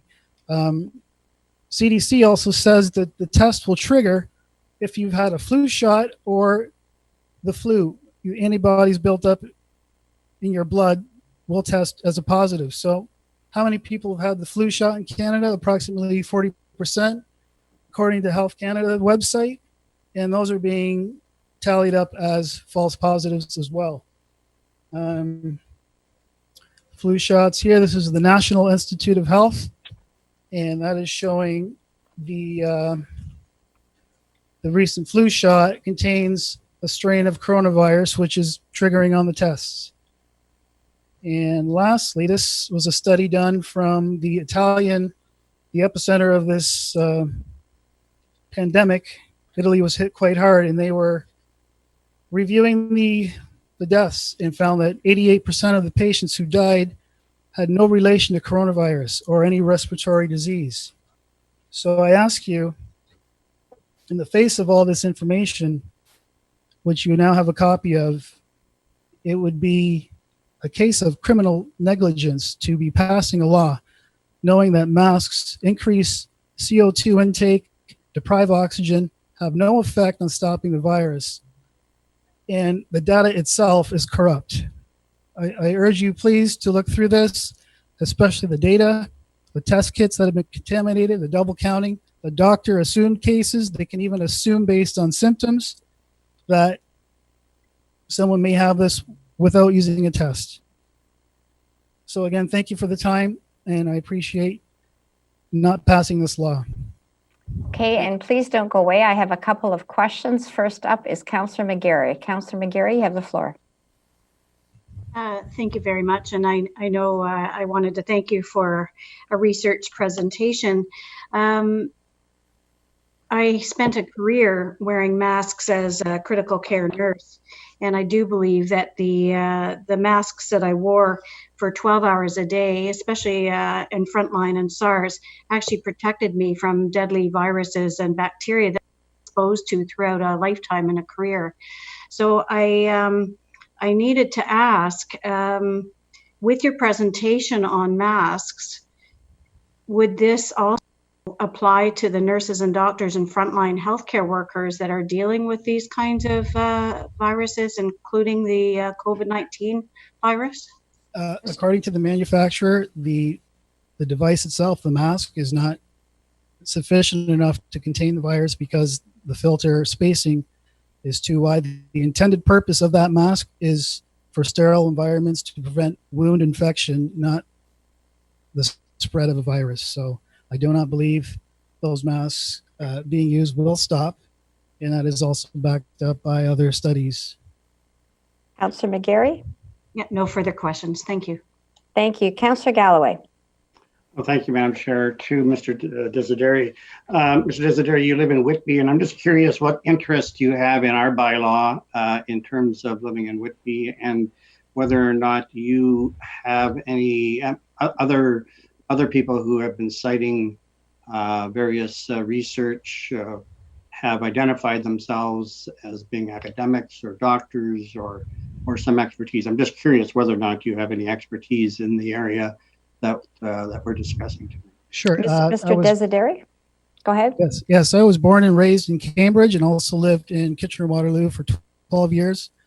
Worked, my family brother still lives there. All my friends are still there, and I visit quite often. I'm there at least once a month, so I will be affected by this bylaw. I also represent many activist groups, which one of them is a panel of experts. We have virologists, doctors, legal lawyers, legal assistants. There's quite a few of us that do have a background in medicine and specifically the microbiology. So I can also connect you with these people if you'd like. Are you representing any organization? I chose to present as an individual, but if you would like, I could submit my groups as well. Councillor We'd Galloway? love to speak with you. We'd love to speak with you. I'm curious as to the relevance of the issue that we're dealing with tonight about with all the research you quoted in terms of false negatives on tests and the efficacy of the testing system. I'm having a hard time connecting the dots between some of the things you've presented and the mask. You certainly did deal with the masks. I'm not saying you didn't, but a lot of your presentation was to discredit a lot of the testing and other kinds of work that's been going on during the pandemic, whether that be American or Canadian. I'm just wondering what the relevance is to our debate tonight. Right. What I did is when I first started, I mentioned that I would skip over some of the information because it has been presented already, and I didn't want to reiterate. So I went to the back end of my presentation, which deals mostly with the data. And the connection there is if the tests are 50% inaccurate and they're triggering off flu shots and common cold, and the CDC specifically says that flu shots and the flu is triggering false positives, we should be concerned because this data that's being presented in the media and that is being voted on tonight is highly inaccurate and could cause detrimental effects. Councillor Galloway? Okay, I'll leave it at that. Thanks. Thank you. Councillor Shantz? Thank you. Thank you. We've heard from a few people that the masks don't contain the virus because of the size of the virus. We've also heard that the virus is carried in droplets. What causes the virus to separate from the droplet? That's, are you asking myself now? Yes, she is. Directed to me? Okay. I'm not aware of what would separate the virus from the droplet. I would think it would be the force, the velocity of the sneeze, dropping the droplet, and perhaps part of the droplet continues through the mask because the filter separation is far too great. So I would imagine most of that going out the sides where the mask is not sealed to the face and also through the filter itself because the spacing is too wide. That the virus. Councillor Shantz? That would be perhaps with a sneeze, correct? Most likely, I would imagine, with a cough or a sneeze. For droplets, the droplets may, pass through partially, and the virus may continue on with that smaller droplet. As the adhesion to the mask, and then with the velocity of the sneeze or cough, the droplet continues forward with the virus. Councillor Shantz? The size of the droplet would be too big in and of itself. The droplet that's carrying the virus would be too big to go through the mask, regardless of what the mask is made of, wouldn't it? I'm trying to understand. I just presented a theory that has not been tested. However, at the same time, we have a box warning label that specifically says the test is not valid, or sorry, the mask is not valid for use with coronavirus or any other disease. So I'm not sure, why we are mandating a mask that clearly is not made for this application. Councillor Shantz? Okay. Thank you, Mr. Desideri. You're welcome to stay and listen to the other delegates. Andrew Dixon from Waterloo, you are next, and welcome to the meeting, and you have 5 minutes. You have the floor. Can you hear me okay? I can hear you just fine. Thank you. Thank you, Chair Redmond, council members, ladies and gentlemen. I'm just going to deliver a short statement. COVID-19 has caused societal upheaval on a scale not seen in Canada since the World Wars. And for a time, this upheaval was understandable. There was much we did not understand about the novel coronavirus in regards to its transmission, severity, and treatment. Despite good intentions, our public officials at all levels of government have delivered a number of mixed messages on the novel coronavirus.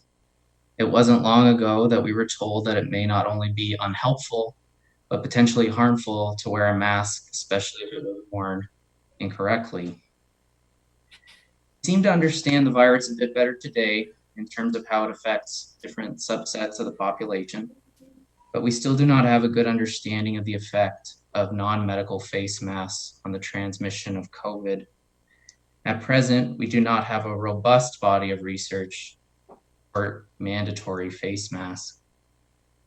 Indeed, the region's medical officer of health, Dr. Wang, had stated as much, which of course explains her initial recommendation not to mandate face coverings in public settings as Waterloo region moved to stage 2 of the province's reopening plan. However, some local leaders have been pushing for a mask bylaw in spite of Dr. Wang's initial recommendations, and no doubt out of a fear for the public's well-being. To quote Chair Redmond from an article on June 26th in the Waterloo Region Record, she noted, and correct me if I'm paraphrasing you incorrectly, that masks were not cause and effect, or didn't view them as cause and effect in terms of COVID case numbers, when it was noted that Guelph saw an increase in cases despite their recent adoption of a mask bylaw. Again, I'm sorry if I'm misunderstanding that. That's just how I read it. And I agree, we don't know if medical face masks reduce COVID transmission or increase transmission or have no effect. We simply don't have enough evidence to make a sound judgment either way. Some may argue that the imposition of face coverings is not without precedent, pointing at laws for bike helmets and seatbelts. But the difference, however, is that there is an extensive body of research that helmets and seatbelts help prevent injury. As well, helmet and seatbelt laws were implemented after decades of real world use of cars and bicycles, not mere months after their adoption. Without robust research to support masks, we must instead look at the situation in our region at the present time. To everyone's great relief, I'm sure, over the past 2 months, cases seem to be trending down, and hospitalizations as well, all without having a mandatory mask bylaw in place. So the question becomes, if coronavirus cases are already trending down, why do we need to mandate a course of action for which there's insufficient evidence? We have to ask, is this about science or is this about something else? We can all agree that reasonable measures should be taken to reduce COVID transmission, but are masks reasonable given our already declining case numbers and a lack of extensive research to support mask use? If this is about reducing COVID risk even further, which I can understand the sentiment, I would ask council to tell us what level of risk they're comfortable with. How many active cases can be present in our region with over 500,000 people before the face covering bylaw can be rescinded? 50 cases few enough? 10? 0? These are questions that deserve an answer. If the answer is indeed 0, what other activities in life do we require there to be 0 risk? The region currently encourages citizens to utilize active transportation, mainly cycling, on municipal roads. Cycling's fun, it's great exercise, but it's not a 0 risk activity. As well, many people are out supporting local businesses by enjoying a glass of beer or wine on a restaurant patio and then driving home when their meal is done. One drink's probably not enough to make someone totally inebriated, but a great deal of research tells us that even one drink can have an effect on our reaction times and motor skills. Yet we accept this risk, along with the risk of driving in general, every day. I'm sure my daily walks through our beautiful region would be safer if nobody drove, but that's not realistic. Council should share with us what level of COVID risk we should all be prepared to accept and their reasoning behind it. We should also finally consider the bylaw from a societal standpoint. While we accept people's right to wear face coverings, that's their right, mandating them on others who don't wish to wear one is an infringement on our liberty. For many, showing our faces helps build trust and facilitates communication. If we are to infringe on this most basic right of expression, we must have strong, sound evidence to support that infringement. Otherwise, I would argue what we're mandating is not truly a safety measure, but a demonstration of belief. And mandating belief is a perilous course of action for any free society. Therefore, I kindly ask council to consider these points and to think carefully about whether the imposition of a mask bylaw on their fellow citizens is truly warranted.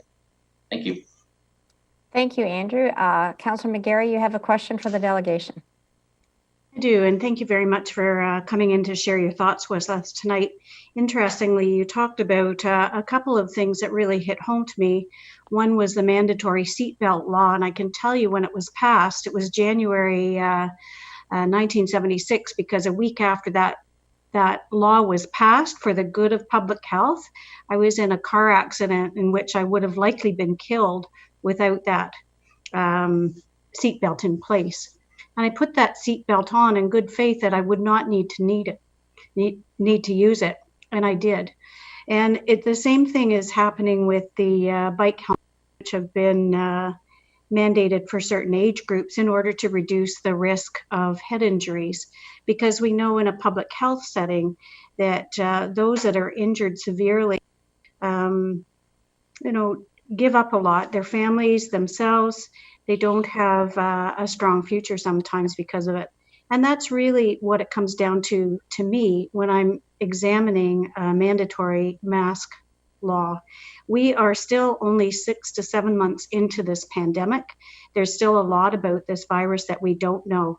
So for me, the good of public health seems to be more in keeping with how I've viewed some of the other previous mandated laws that we've passed here in order to try and protect ourselves as best we can. So my question to you would be, if a mandatory mask bylaw, and most people could wear it, we understand that that some cannot.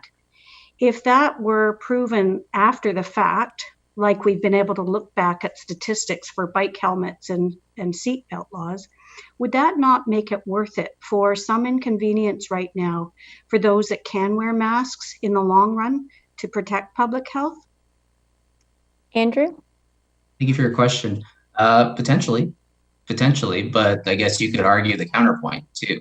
If we find that mandatory face masks increase either COVID cases or cases of other respiratory illnesses or affect people's immune system, then we might look back and think of it as a mistake. I guess the difference is with the seat belts and bicycle helmets, like people were driving cars and riding bikes for decades beforehand, and we saw firsthand the effects of people who were injured doing those activities. But it took decades for that research to be done, and then for those recommendations to be made to put those laws on the books. Councillor McGarry? Yes, thank you. Thank you, through you, Chair. And the evidence did show after the fact that the seatbelt law actually reduced fatalities and severity of injury, the same as bike helmets. And having worn a mask for much of my nursing career for 35 years, I found that they were very protective against some of the most deadliest viruses and bacteria in our society. And so that's where I stand on it. But thank you very much for your presentation. Councillor Foxton, you have a question? Sorry, I can't hear you. Sorry, Councillor Foxton has a question. Sue, you're on mute. Yeah, just a comment that reminding me, Councillor McGarry, and our age is showing. I remember when seatbelts came in. I remember when the uproar from the public on how dare they mandate seatbelts for all of us, and the outcry. I remember when seats for children came in, and the outcry for that, and the cost and expense on families. And everything that the government's ever mandated has had a huge negative outcry. Just a comment. Thank you. Thank you, Councillor Foxton. Thank you, Mr. Dixon. You too are welcome to stay for the rest of the delegations. The next delegation is Jason Thistlethwaite of Waterloo. Jason, welcome. You have the floor and you have 5 minutes. Thank you, Councillor Redmond, and good evening, councillors, staff, and my fellow delegates. Am I coming through okay? Yep. Wonderful. I'd first like to thank Regional Council, staff, our Medical Officer of Health, and public health staff for their leadership during this pandemic. My family and our community are truly grateful. The mandatory masking bylaw demonstrates that our community values disease control. It sends a strong signal that our citizens, businesses, schools, and governments are united in a collective response to COVID-19. But it also sends a signal that we prioritize economic development in the post-COVID era. Effective COVID management has become a major indicator for decisions on business investment. Like any risk, investment flows to communities that show we know how to manage it. And a mandatory mask requirement demonstrates to local and future businesses that their investment is safe. I'm a professor at the University of Waterloo, where our team researches the economic benefits of local risk management. Mandatory masks represent by far the cheapest and most effective risk management strategy I've come across in my career. I'm sure you're well aware of a recent Yale study that found that for every dollar we spend on masks, we avoid $3,000 to $6,000 in public health costs. If you add the benefits of an open economy, that number grows to 5 to 6 times that amount. This is conservatively a 15,000% return on investment. The only catch is we also save the lives of vulnerable people in the process. These benefits are wildly more significant than any other disaster mitigation measure we've come across. We also do research on policy effectiveness, or how you change behavior to reduce risk. As we've heard clearly from our Medical Officer of Health, public policy is critical for helping us to advance public health objectives. The mandatory requirement is backed by decades of research as an effective means of risk reduction. As Councillor McGarry and Foxton just mentioned, whether it's wearing seatbelts or limiting smoking or drunk driving, voluntary approaches have never achieved the compliance needed for risk reduction. In the case of seatbelts, it was around 5% when we were using education and information only, and it jumped to well over 90% after it became mandatory. Finally, you've heard from some businesses that they are concerned about a mandatory mask bylaw. These concerns pale in comparison to the impacts of another outbreak on local consumer confidence. And I think it's important that we consider a consumer perspective when it comes to the impact of mandatory masking. I'm fortunate to be raising a young family here in Waterloo. Like many, our confidence in attending schools or shopping in the local economy has been shaken. And we already know from recent openings that without broad consumer confidence, the economy will continue to suffer. The best way to restore this confidence is through a mandatory mask bylaw. I know my family is much more likely to shop for a longer time and with more loyalty in areas with high levels of mask compliance. Under the region's leadership, we've been on the defensive against COVID-19. Well, now it's time to play offense and protect our lead. The region has an opportunity to take control of COVID-19 with mandatory mask rules, and by doing so, ensure we prosper while protecting our public health. Thank you very much for your time this evening. Thank you very much. I see no questions. Thank you for your intervention, and you two are most welcome to stay. The next delegate is Yan Dai from Waterloo. Welcome, Yan. You have the floor and you have 5 minutes. Yes, thank you. I'd like to share my screen here. Everybody can see that? We can. That's good.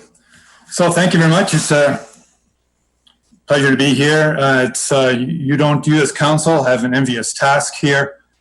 This is a very challenging time, I guess, with lots of uncertainty of information, and you have to make a lot of decisions without a lot of information in many respects here. So I'd just like to raise 4 points, really about consistency between the public health and what the bylaws are. Make sure there's consistency about this. Make sure that anything you do is broadly applicable and doesn't cause confusion. I'd like to talk a little bit about what are the rules to change back to not having to wear a face mask. That was brought up a little bit earlier by Andrew Dixon as well. And let's talk about leadership, in terms of what leadership means being a leader in COVID-19 management. So first of all, I'd like to talk about the consistency of the public health laws. So right now, I think the public health authorities have done overall a pretty good job. Our numbers have gone down a great deal here. I think the last few days, only 1 or 2 COVID cases have come forth. And overall, I think people have a lot of trust in what the public health authorities are saying. But we should recognize that the recommendation here is not a recommendation from public health. It's a political recommendation. And I'd hate for there to be a difference between what public health is recommending and what council is recommending. Because which one is the truth? And if you have different messages coming from different organizations, it's very, very different. And all the public health has been, yes, they said masks help, and I no doubt they do help. But they also say they only really help when physical distancing is a challenge or it's just not possible. And the way this bylaw is being written, it's even when physical distancing is possible, you're still requiring a mask. And that's just inconsistent. And that brings me to my second point in terms of being broadly applicable.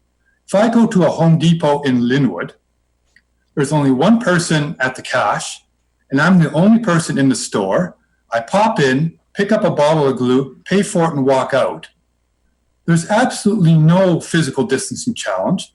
It's not in a confined environment. And yet you're asking the store owner to say, don't serve that customer because he's not wearing a mask, even though public health says there is no risk in that type of opportunity here. What happens if you go to the library? The library is not very full at the time. A person is wants to read a book for an hour. There's nobody around them. It's not well used. And you're saying that person is not allowed to read the book without wearing a mask, where public health is saying there's no public risk in that type of scenario.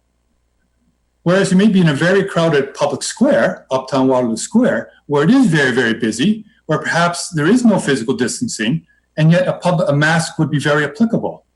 And you're saying, well, the region is saying you don't need to wear a mask because outdoors, but public health is saying, well, you should because you have no social distancing.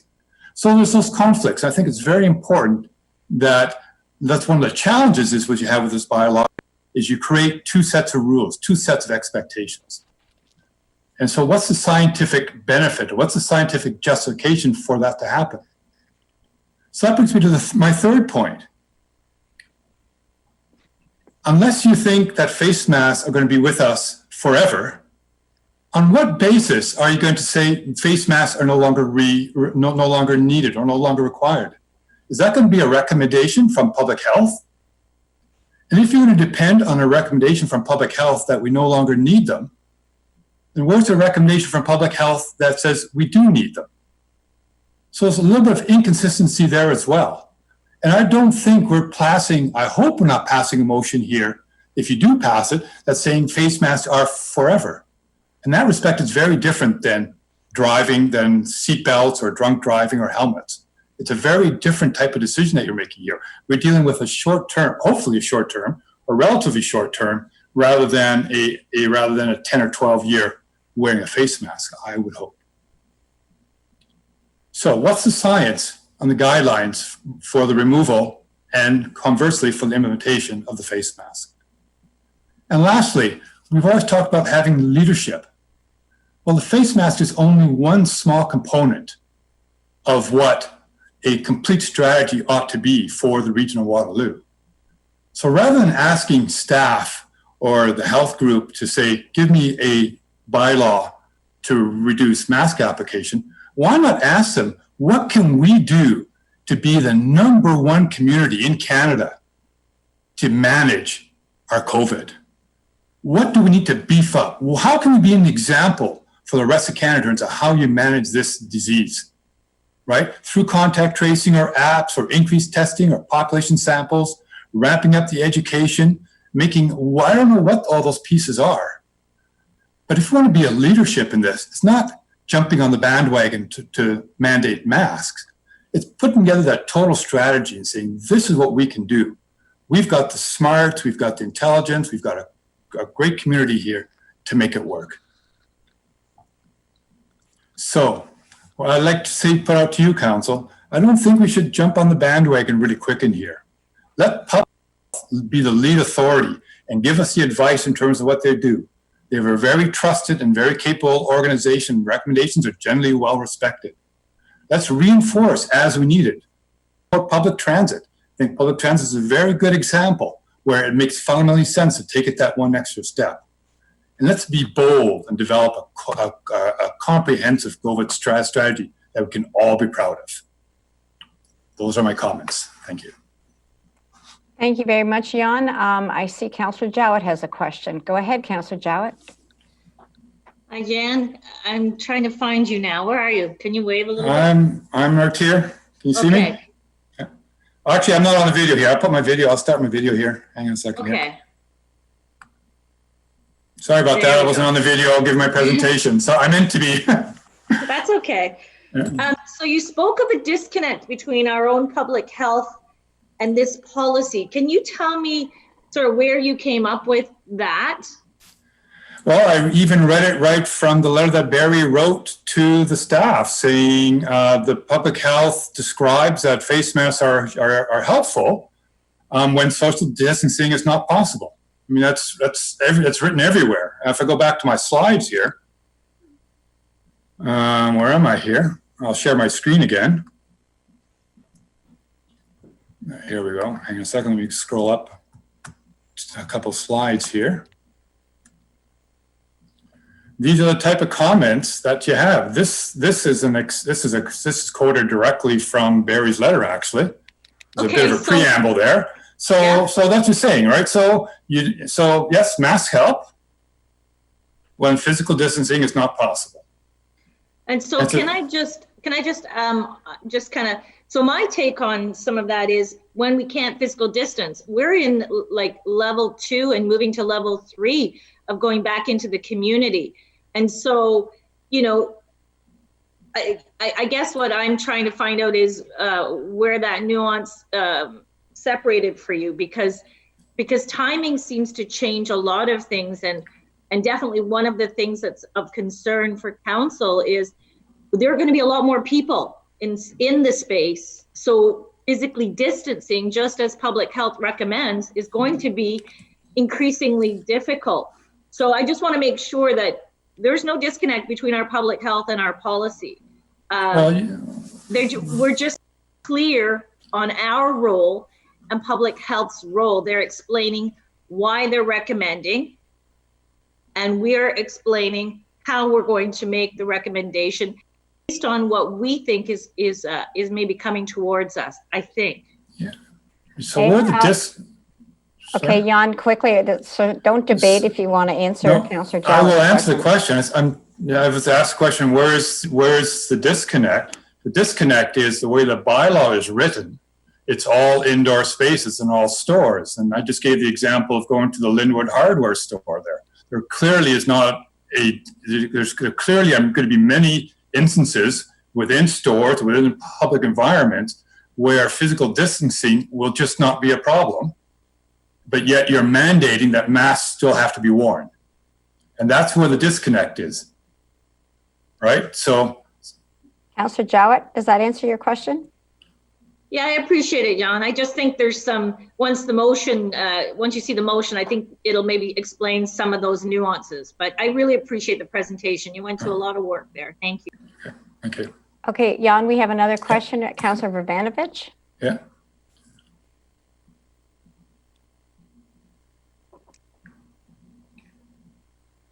I can't hear you. Oh, no, sorry. I was trying to. He was on mute. I was trying to unmute myself. Thanks, Jan, for coming in today. I do want to just clarify something for you if you're not quite interpreting the letter accurately. And first of all, I mean, the letter is from all members of Kitchener Council, not just myself. Secondly, fair enough. Secondly, I think the point that I want to make is that there are three methods which municipalities can deal with something like a mandatory mask bylaw. One is a Section 22 health order, which would be made by the medical officer of health. The second one is a head of council order in the time of emergency. And a third one is a public policy decision by a council. And Dr. Wong, for a variety of reasons, has chosen not to make a Section 22 order. And quite frankly, I support her in that decision because I think it's the right decision. I think something like this is actually more a matter of public policy, which is a route that we're taking as a council, where it balances a variety of things, including public health advice, which is you should wear a mask whenever possible in those circumstances, but also balances things like impact on the economy and so on. And that's why we heard from the business community as an example and other factors. So I just wanted you to have some clarity from the letter and the lens under which we're looking at. So there, hopefully that helps explain any disconnect that perhaps you're seeing. Okay, thank you, Jan. You are welcome. I see no more questions, so you're welcome to stay for the next delegations. Rob Shirky from Guelph, you're the next delegation. Welcome. You have 5 minutes and you have the floor. Hi, Chair Redmond, members of the council, and staff. Thank you so much for bringing this bylaw forward. If, by the way, I'm actually not in Guelph right now, I'm in cottage country, so if it gets a little choppy, let me know and I'll get rid of my video. The reason I offered to get deputation was because I live in Guelph, so I can speak to our experience there. It's worked out very well in terms of increasing usage, but there were a number of remarks that came up that I just briefly want to address. I think some people are suggesting, I've seen this in some of the written submissions, that this virus might be a conspiracy. So the virus is real. That's the first point. The second point, on masks, we now have Health Canada, the World Health Organization, the CDC, virtually every single public health officer I'm aware of in Canada all recommend the use of masks. So that's not a controversial point. And what council is exploring here today, as we just heard, is how to increase usage. So it's a public policy decision. Something that's repeatedly come up is the size of the virus. And I want to say, Rob, you can't have Rob, both ways. maybe on Rob, one hand, Rob, maybe turn off your the visual because you're getting choppy. Okay, go ahead. Okay, hopefully that's off now. Yeah, I was just speaking to the size of the virus. That's come up a little bit.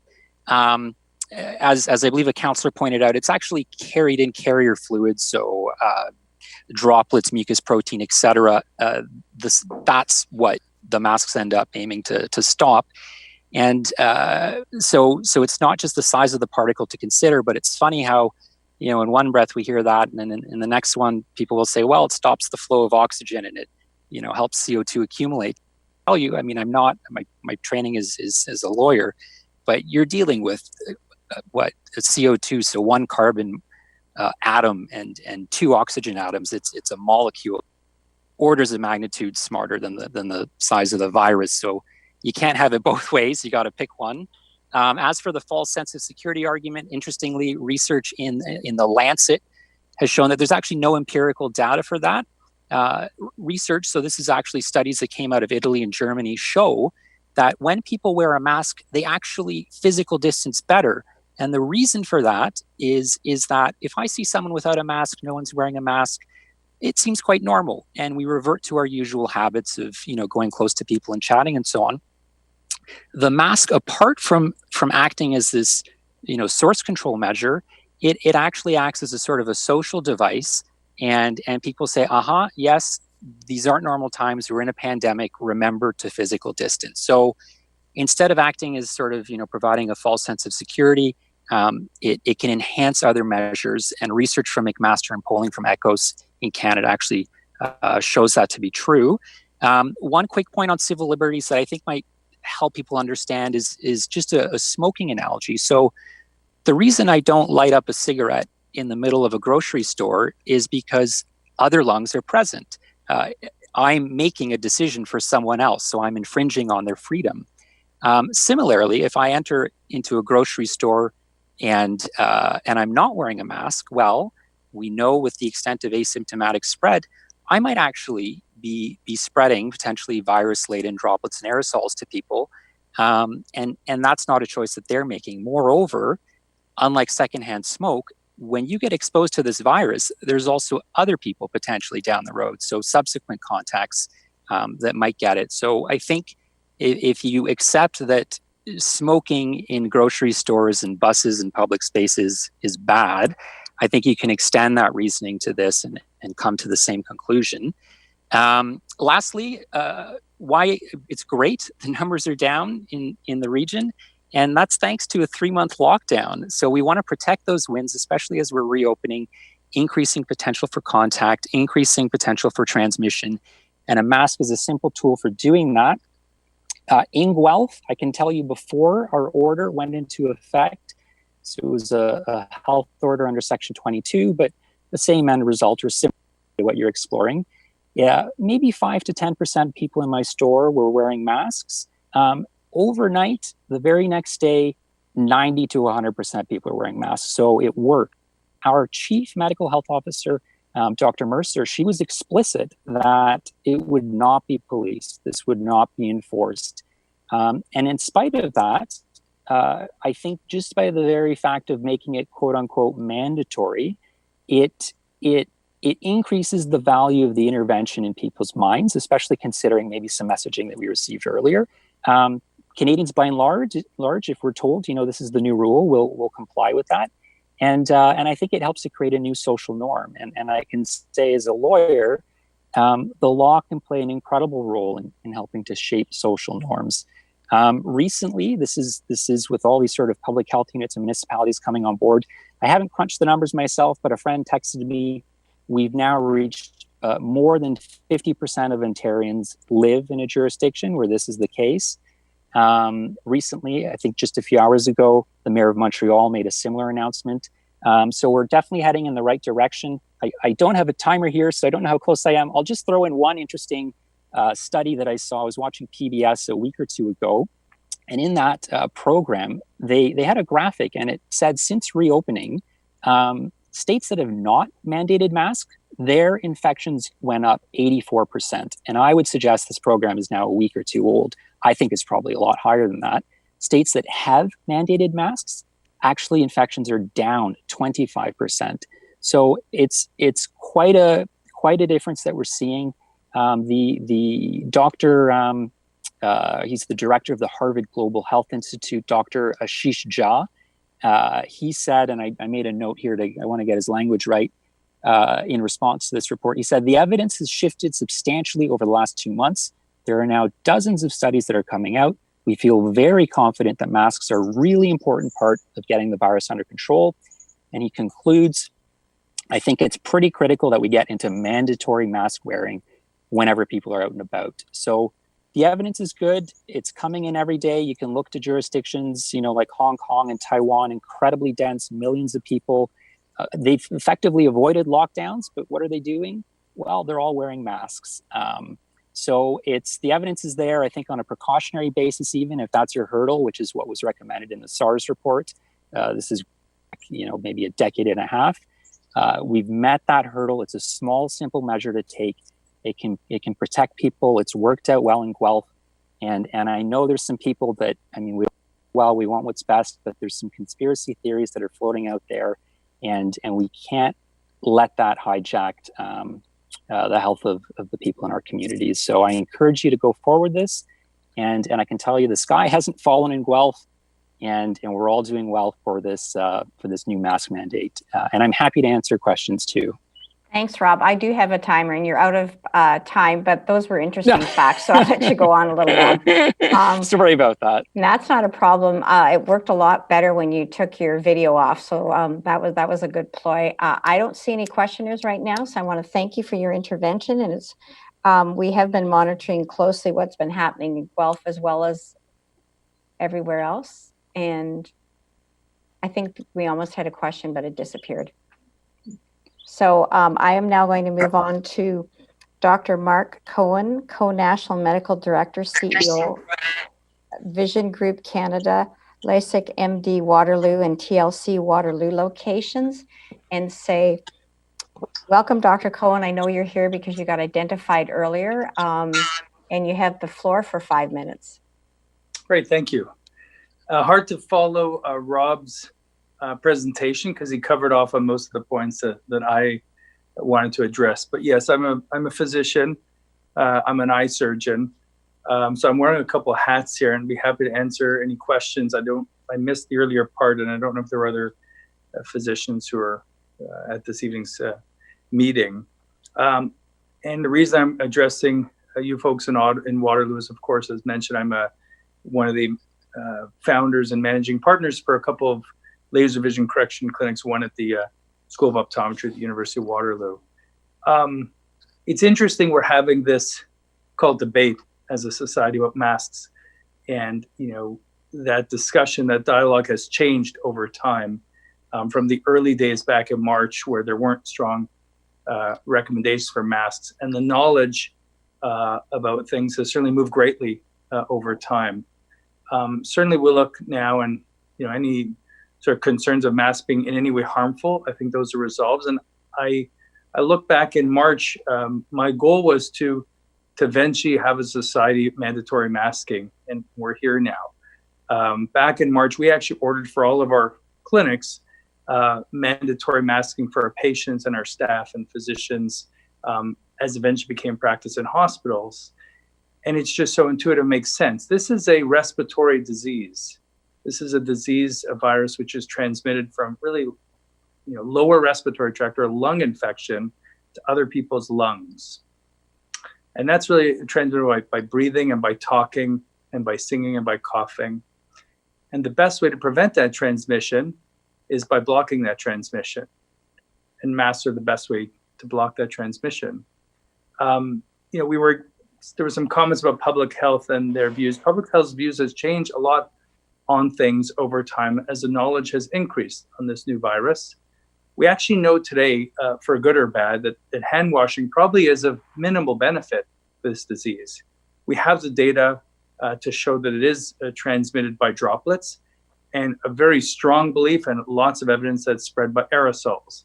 And what's that difference? Well, I don't know if it was discussed here, but droplets are larger particles, water particles containing virus, which tend to travel several feet and fall to the ground within seconds, whereas aerosols travel greater distances and are more concerning. Social distancing is very effective for this disease, very effective in minimizing infection spread by droplet, but it doesn't do a great job on aerosols because an aerosol means something can spread 10 feet or 15 feet. And that's why we have seen outbreaks in restaurants, in churches, choir practices, call centers, cruise ships, as we heard about. People actually significant distance away. And the only weapon we have today to fight that is a mask. The mask does a great job of blocking the spread. And it's as I'm sure people have said, it's, I'm protecting you, you're protecting me.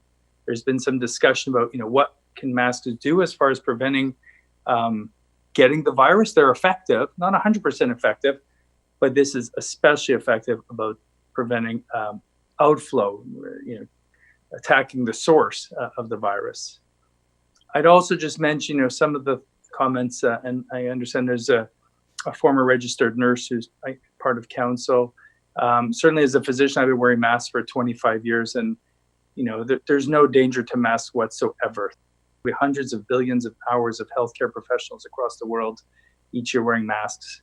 And as Rob just mentioned, oxygen and carbon dioxide pass easily. They are tiny, tiny atoms and tiny molecules which pass through a mask. So there really is no risk with masks that we know of today. We have plenty of evidence that countries that have universal masking or masking mandates, as well as states with masking mandates, are doing a great job of keeping the numbers suppressed. As Rob mentioned, Hong Kong, Taiwan, Vietnam, South Korea, and now several countries in Europe, Czech Republic, Slovakia, Germany, etc. Many American states. We have the data that's just come out recently. It's highly, highly effective in getting the transmission rates down. And our goal needs to be to get the transmission rate below 1, which means that the average person with this disease is spreading it to less than one person. And although masks are not the only way to do it, it's a critical component to get a number less to 1, which will mean we'll have a very low level of transmission in society, which means we can get back to normal. And as a business owner, managing partner, I'm very, very concerned about a second wave. It's interesting. I work in Montreal and Toronto and practice medicine, those two cities.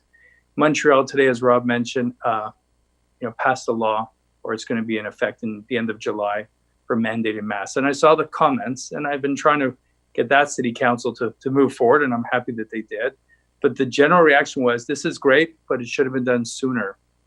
There's really very little drawback. These masks today are widely available, whether they're homemade masks or purchasing one at a Costco or pharmacy for under $1 a mask. And it's extremely cost effective. Goldman Sachs came out with a report just recently stating that the US GDP would improve by 5% gross domestic product per year with a mandated mask law across the country. So economically, health safety, there's really no material drawbacks. As was said earlier, there's not a lot of opportunities, not a lot of low-hanging fruit like masks, where we can have such an impact at such a low cost, such a positive impact on society, save lives, and get everyone back to something resembling a normal life. So I think a lot of good things have been said. I'm happy to answer any questions people may have as a physician, but that's about it for me. Thank you, Dr. Cohen, and you were very patient because we identified you many delegations ago. Councillor McGarry has a question. Go ahead, Councillor McGarry. Thank you, through the chair, and thank you for your presentation this evening. I've said a few times now that I pretty well lived in a mask when I was in hospitals as a critical care nurse. So I've always understood that masks do protect me from some of the most deadly viruses and bacteria that have been circulated in our community over the last 35 years. So I'm a bit surprised sometimes by those that feel that the masks don't work. I've had a number of infectious disease doctor and lung specialists talk to me about this, because I still have a lot of colleagues that still retain their practices. So my question would be to you, if you have been practicing, do you certainly advocate for masks in your own practice, and do you have people working in your clinics adopt or wear masks when needed for procedures? Yeah, great question. So I'll tell you what we did back in March. We have about 40 clinics across the country. We're a national group of around 50 eye surgeons that do sort of cataract surgeries and laser vision correction surgeries. And in the earliest days, I looked at the evidence of what was coming out of China, of asymptomatic spread and evidence of aerosolized spread, the early outbreaks in Washington State and in Germany of choir practices. Interestingly, 25% of these infections can happen in restaurants, 10% in offices, 5% in retail environments, 60% at home, less than 1% outside. So I think the fact that this bylaw is focused on indoor environments is really good. Some of that messaging has been lost in some countries where, again, we didn't know and people were walking around with masks outside. Probably no real benefit outside. It's all about the size of the space, the amount of people, and the length of time we spend with those people who are typically asymptomatic and dangerously can be super spreaders. So when I saw that data back in March, we actually ordered across the country 100,000 masks. There was a bit of waiting time. It took till the beginning of May till we got those. We were closed for 2.5 months in all of our clinics because we do elective surgery. We ordered masks for everyone, for all of our staff, for all of our patients, for everyone in the operating room. Every single person in our clinic, since we've reopened, wear a mask at all times. As soon as they exit the building, they take them off. But for us, it was a no-brainer. We practice social distancing, and we actually have as an piece which is hard to enforce. We make sure patients don't talk to others when they're within 2 meters, because this is spread by talking. Both people wearing a mask is going to dramatically reduce things. Social distancing reduces things, but we're coming very close to patients when we examine them.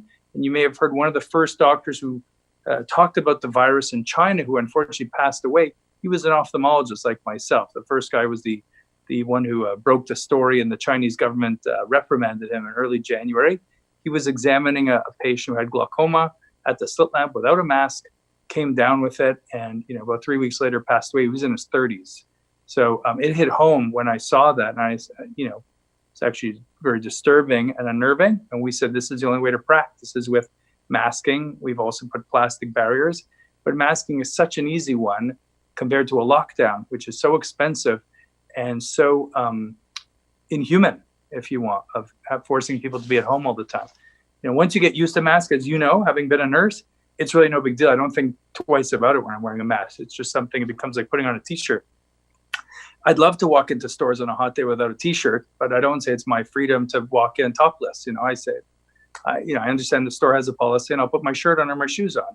I'll put my mask on and save other people's lives. I think that's a minimum that we should be doing. Thank you. Councillor McGarry, any further questions? Yeah, just one more. And I know that we've heard from some delegations this evening that feel that masks are so uncomfortable to wear that they end up passing out, that it decreases oxygen to the brain. And if that's true, I can't imagine that doctors and nurses that spend 12 hours a day in a mask would suffer from that. So my last question to you is, are your staff who wear these masks for procedures and for long periods of time in your office, is there any ill effects from them? Great question. Until this discussion of mandatory masks came out, I'd never heard such a complaint. We have probably had 500 personnel of staff in the operating room and surgeons and others who worked with us. We've been in business over 2 decades, and I oversee medical policy and operations. I've never heard such a complaint. I'm an asthmatic. I take puffers, steroid and Ventolin puffers, and I've never had a problem with. There's no issue with the oxygen concentration on my side of the mask. Oxygen easily passes through a mask. We're also, even if I'm wearing an N95, which I have for certain procedures, I don't, a little bit more uncomfortable, but I get enough oxygen. The masks we're talking about for these laws are typically artisan masks. We're not requiring people to wear medical masks. So those have, no issue with oxygen transmission whatsoever. So no, I've never heard anyone having an issue. I'm not saying there can't be people, it's very possible. People may get claustrophobic, but I would have to guess, if I put a number, it's probably less than 1% of people that couldn't comfortably wear a mask. And, maybe those people can wear face shields, which have taken on a popularity now, which are not as effective as masks, but are a good second option and do a decent job if you can't wear a mask. So I think, I don't know what's in the bylaw, but, for someone who really can't wear a mask and insists on it, I think people would have, if I was out in a store and I saw someone wearing a face shield and they simply said, I can't wear a mask, I'd drop it at that. I'd be understanding that, you're doing your part, you're wearing something else that you're comfortable with. Thank you, Dr. Cohen. Councillor McGarry, any further questions? No, thank you very much. Okay, thank you very much for your intervention. Our next delegate is Kashif Pirzada, co-chair Masks for Canada. Welcome. You have 5 minutes. Hi there. My name is Dr. Kasha Prasada. I'm an emergency physician practicing in the GTA. Thank you very much for the opportunity to address council. Just a little bit about myself. I hold academic appointments at the University of Toronto and McMaster University, and actually started my career right after residency at Grand River Hospital. I spent a good summer there and came to really appreciate the community. I frequently visit Communitech. I have a startup of my own, and I love the warm and friendly and generous ethos of the tech community and Kitchener-Waterloo. And also, Grand River has been helping us a lot in our hospital, setting up a virtual ER program. And they've been very happy to share their experience so far. So they're very happy with that experience. So 17 years ago, I was a medical student in Toronto, and I went through my first period of isolation and quarantine, not from COVID, but from the original SARS. So those were terrifying days, waiting in your tiny dorm room for symptoms to show up. And I resolved at that point not to ever let myself or my fellow citizens ever feel that same sense of vulnerability and fear. This is what motivated me to help start and co-chair Masks for Canada, which is a coalition of physicians, lawyers, and other professionals across the country trying to push for these kinds of mask bylaws that you're discussing today. 2 weeks ago, we circulated an open letter and obtained the signed support of over 1,500 health professionals. These include prominent physicians, hospital CEOs, nurses, chairs of transplant programs, and prominent infectious disease physicians. We've been discussing this with many cities, and I'm happy to say that Toronto, Brampton, Mississauga, Markham, Ottawa, London, and just now Montreal are now requiring masks. And I'm hoping, and we're hoping that Kitchener-Waterloo will join them. I think, from the delegations today, there's been some understandable confusion on messaging on masking at the outset of the pandemic. And I think this is a reflection of how the science has evolved on this. And I think perhaps there was some attempt to preserve PPE at the outset. I remember grim meetings at my hospital where we only had a week's worth of masks left. And I think, part of that, stay away from masking rhetoric was to preserve that supply. And we were also using earlier flu models instead of ones geared towards coronavirus to sort of help us predict that. But we know that this virus is completely different. We also know that this virus is spread by droplets, possibly aerosols. It's kind of a gray area, but either way, it in being in enclosed spaces, indoor spaces, in close contact with someone speaking to you is a great danger, and which is why masking seems like an obvious use to prevent that. In the medical community, there's very little controversy now over the science of masking. There's maybe disagreement over where it fits in with other measures like physical distancing and hand washing. And the efficacy of cloth masks. But in this case, I don't think we can wait for randomized controlled trials on cloth masks. In the emergent ICU world right now, many of the treatments that we've found that are actually effective for COVID, these are lung protective ventilation, steroids, antivirals like remdesivir, and anti-immune agents. These were all started initially with some evidence from careful bedside observation, but they were started on the precautionary principle and have been saving lives for a couple months now. And the evidence is starting to trickle in on randomized controlled trials. So as far as we can tell, we're finding it's only fringe and mostly discredited sources that are pushing mask dangers. As a counselor suggested, and as Dr. Cohen suggested, I would be dead and you would all be dead several times over if masks cause hypoxia and buildup of carbon dioxide. I wore an N95 mask for 16 hours at a time during SARS, and I didn't die every day from that. So I think, so-called evidence should be discarded. It should not make a factor in any of your decision-making, and I'm sorry you had to hear it here. In January, in early research from Munich, there was asymptomatic transmission, which makes, the use of masks absolutely critical. Many people will be passing around virus and spreading it up to a week before developing symptoms. This unfortunately was recognized belatedly and informed part of the earlier push against masks. The key, as discussed earlier, is to protect other people from your droplets and aerosols. The mask itself will not protect you 100% from other infections, but it will protect everyone around you. Recent models published at the Dalla Lana School of Public Health at U of T and at the University of Washington Institute of Public Health show that significant effect on deaths and illness can be appreciated with wide uptake of masks. And I think this is what's informed the recent changeover by the Republican Texas and Florida governments to require masking in public after more recent public statements saying they wouldn't. But it requires wide uptake for it to work, up to 60 to 80% on some models, as even a few individuals can trigger super spreading events, as we've seen in gatherings in South Korea, the US, and most recently in Alberta. I think no one wants to see heavy-handed enforcement of anything like this, and that's not what our group was pushing for, since these efforts tend to target marginalized people. We think the best approach is through education, outreach, providing masks to the public, and generally Canadians are law-abiding people, and as Mr. Shirky mentioned in the experience in Guelph, uptake became sort of universal very quickly after adoption of a bylaw without heavy-handed enforcement. It's setting a social norm that's important. I think if people realize that wearing a mask is an act of generosity and protectiveness of those vulnerable people around you who may not fare with COVID-19, that message I think will motivate people to adhere to the bylaw more than any heavy-handed enforcement. At our hospital, we're close to Toronto Pearson Airport. We've required masking since late February, and knock on wood, we haven't had any infected nurses or physicians during the pandemic, and we have some of the busiest sites with case volumes of COVID-19. So there are also many strong economic arguments, as Mr. Sinclair from the Chamber of Commerce mentioned today. And I think everything has to be done to prevent a second shutdown, as is already happening right now in Florida and Texas. And many of these businesses may not survive another lockdown. It is also a very reasonable way for most businesses to resume normal activity, to make some indoor spaces safe again for short periods of time. Workers have confided in me in clinical encounters that they're asking for notes to try to stay off of work because they're afraid of catching COVID-19 at work.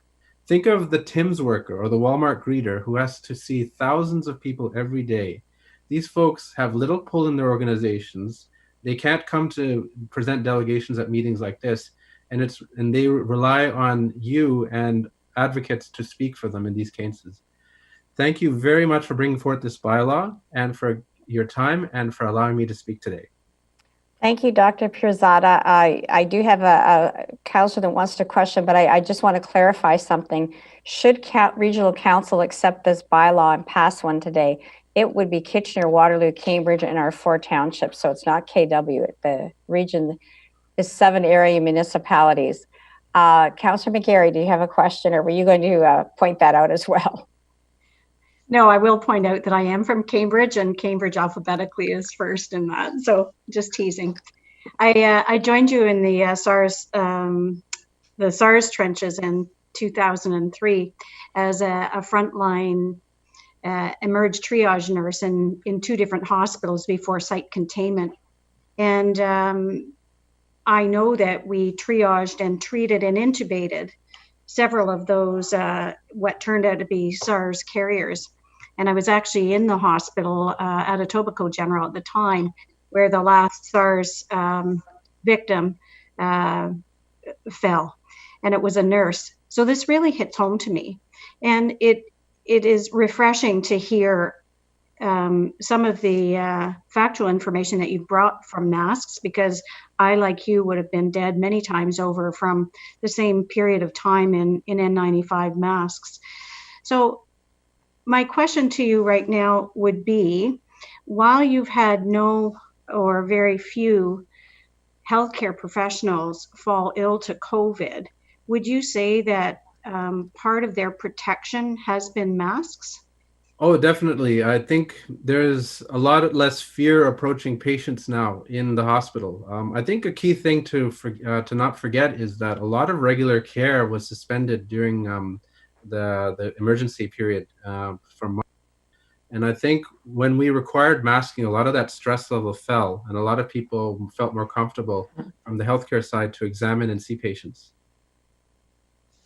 Councillor McGarry, questions? Nothing further. Thank you very much. Thank you very much. Thank you, Doctor. You're welcome to stay. And the next delegation is Kimberly. I'm going to say Guan, but Kimberly, you can correct me, from Cambridge. Welcome. You have the floor, and you have 5 minutes.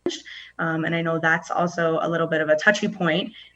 People that I deal with children who have intellectual disabilities, and I can't imagine explaining to an 8-year-old or a 9-year-old with autism or bipolar disorder or schizophrenia or any diagnosed, or even an adult with something like that, that they have to put a mask over their face when all they see is something that is to them something that's negative, right? That being said, I think that most of my other points have been covered, and it's now going on like 9 p.m. and I really don't want to waste anybody's time with repeating what has already been said. So with that being said, those are my points and those are my cautionary measures. If there's any questions or any comments, I'd be happy to hear them. But if not, then thank you very much for your time. Kimberly, thank you very much. You've been very generous with sharing your story with us, and that first person story is always very impactful. Councillor Bravanovich has a question. Yes, thank you very much, Kimberly, for joining us this evening and for sharing that personal story with us. The issue of folks who are hard of hearing or deaf was one that I had some concern around, and seeing, how in the bylaw, if we were to proceed with it, which obviously we're considering this evening, we would cover that off to make sure we were addressing the concerns that you spoke about.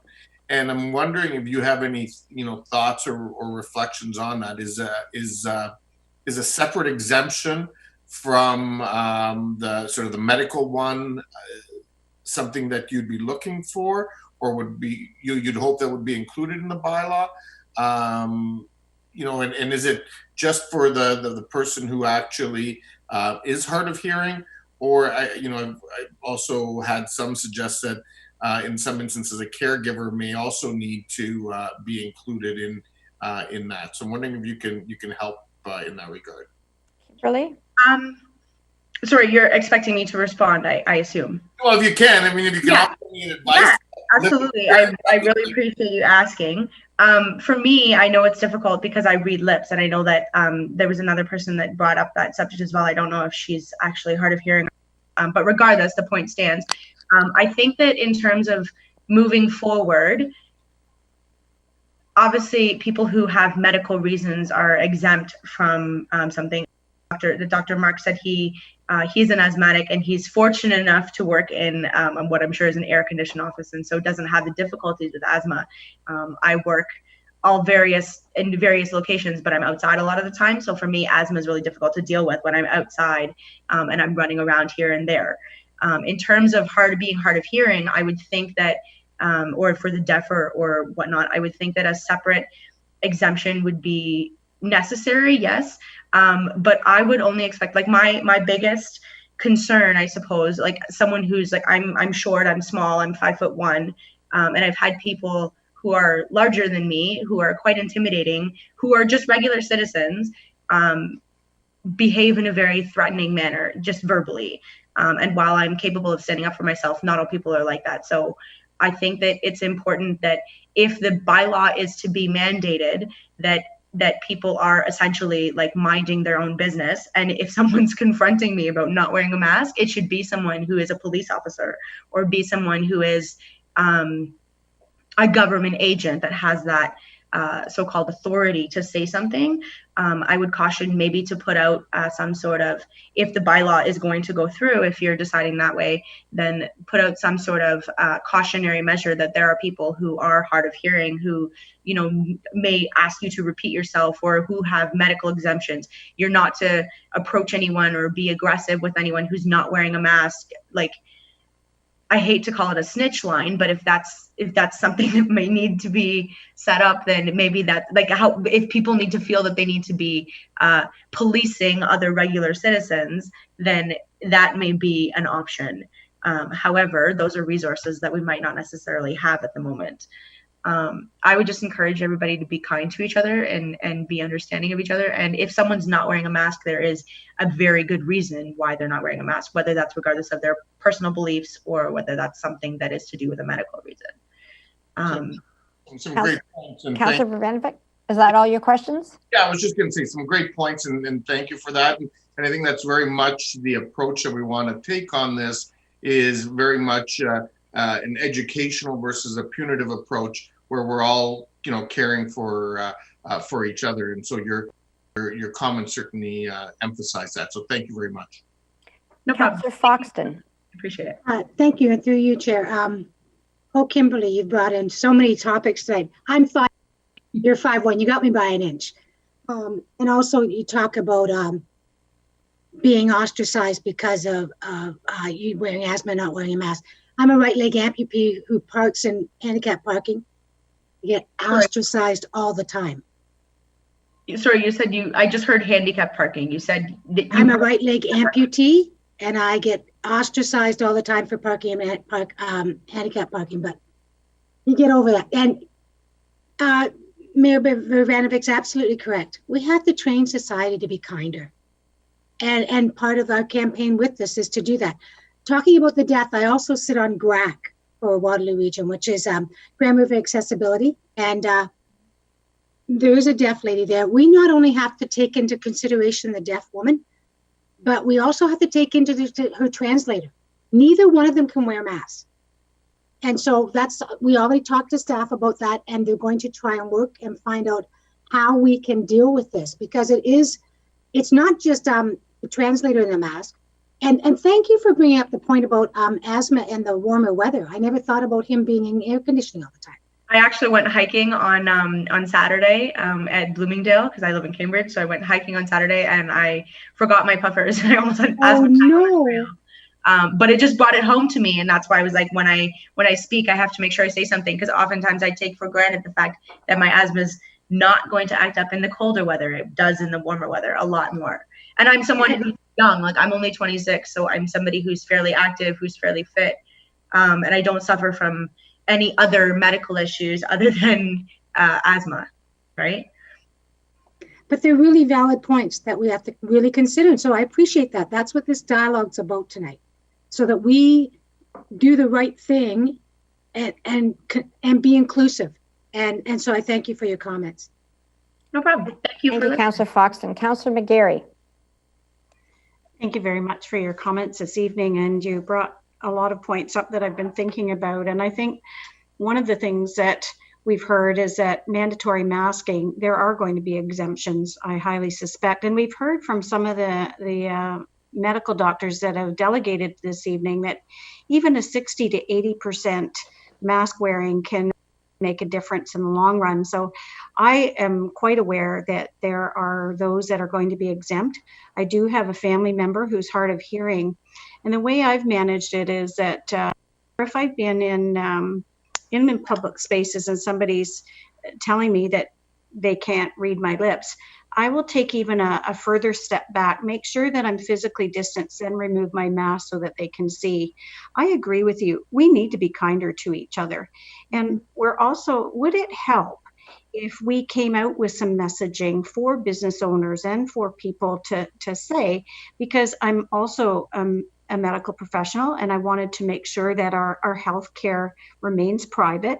So would it help, do you think, if there was sort of a standardized way of saying, are you exempt from wearing a mask if they come into the store, and that person, have to do it on an honor system, says yes. Would that be helpful so that you didn't feel ostracized for not wearing a mask?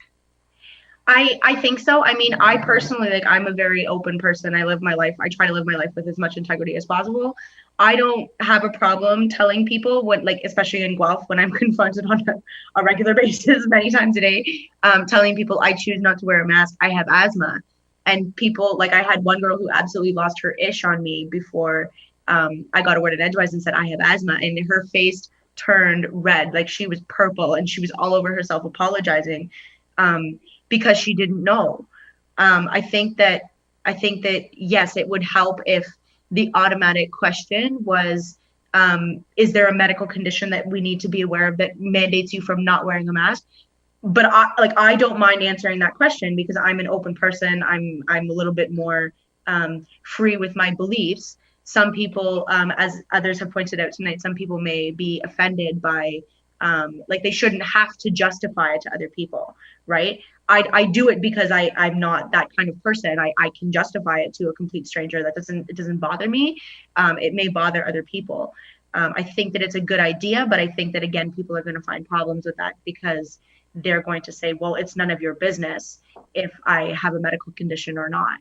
I know there are some who have said they have mental illnesses and whatnot too, like with PTSD and things like that, and anxiety disorders. Like they that especially, I can see people being like, it's none of your business if I don't wear a mask because I don't have to disclose my anxiety disorder or my PTSD disorder. A complete stranger, really, when you're walking into a store, right? So I personally think that that's a good idea if you're going to go through with that, but I can see people having a problem with it because they want to disclose personal information to what is essentially a complete stranger at the storefront. And if I may, Madam Chair, yes. I fully agree with you. And I also think that there may be a way that we can sort of signal to one another and not have to disclose that it's a medical condition versus something else. So it may be something like, I am exempt from wearing a mask. Mm-hmm. Plain and simple. And then whoever you're in contact with needs to accept that. And that's one way around having to feel that you're disclosing or not disclosing personal health information. And that's a way that I would choose to do that if I were needing to. If people would like to cooperate with that, that would be great. I know that a lot of people, like I've gotten looks when I say I choose not to wear one. So that's why I added, I choose not to wear one because I have asthma, right? I felt that I had to disclose. And again, I don't mind that because I'm okay with that. Some people may mind that. So if people can, and to speak frankly here, if people can essentially learn to mind their own business and learn, like if someone tells you something, you respect that and you take it at face value, then that system would work very well. Yes. Okay, thank you. And education, and I'm done, Madam Chair. Thank you. Okay, thank you. Thank you very much, Kimberly. Next delegation is Blake Larson. Blake, welcome, and you have the floor for 5 minutes. Excuse me, Madam Chair. How many more delegations are there? I don't have anyone else registered. So there were some last minute delegations, and we have 4 additional ones that were last minute starts. We did have a few who were no-shows, so it probably will end up being sort of overall, I don't know, 25, 27 delegations, but there were 4 late delegations to register. And when are we going to break for supper? What are you making us, Jeff? Just kidding. Thank you. Okay, Blake, welcome. You have the floor and you have 5 minutes. And you're on mute.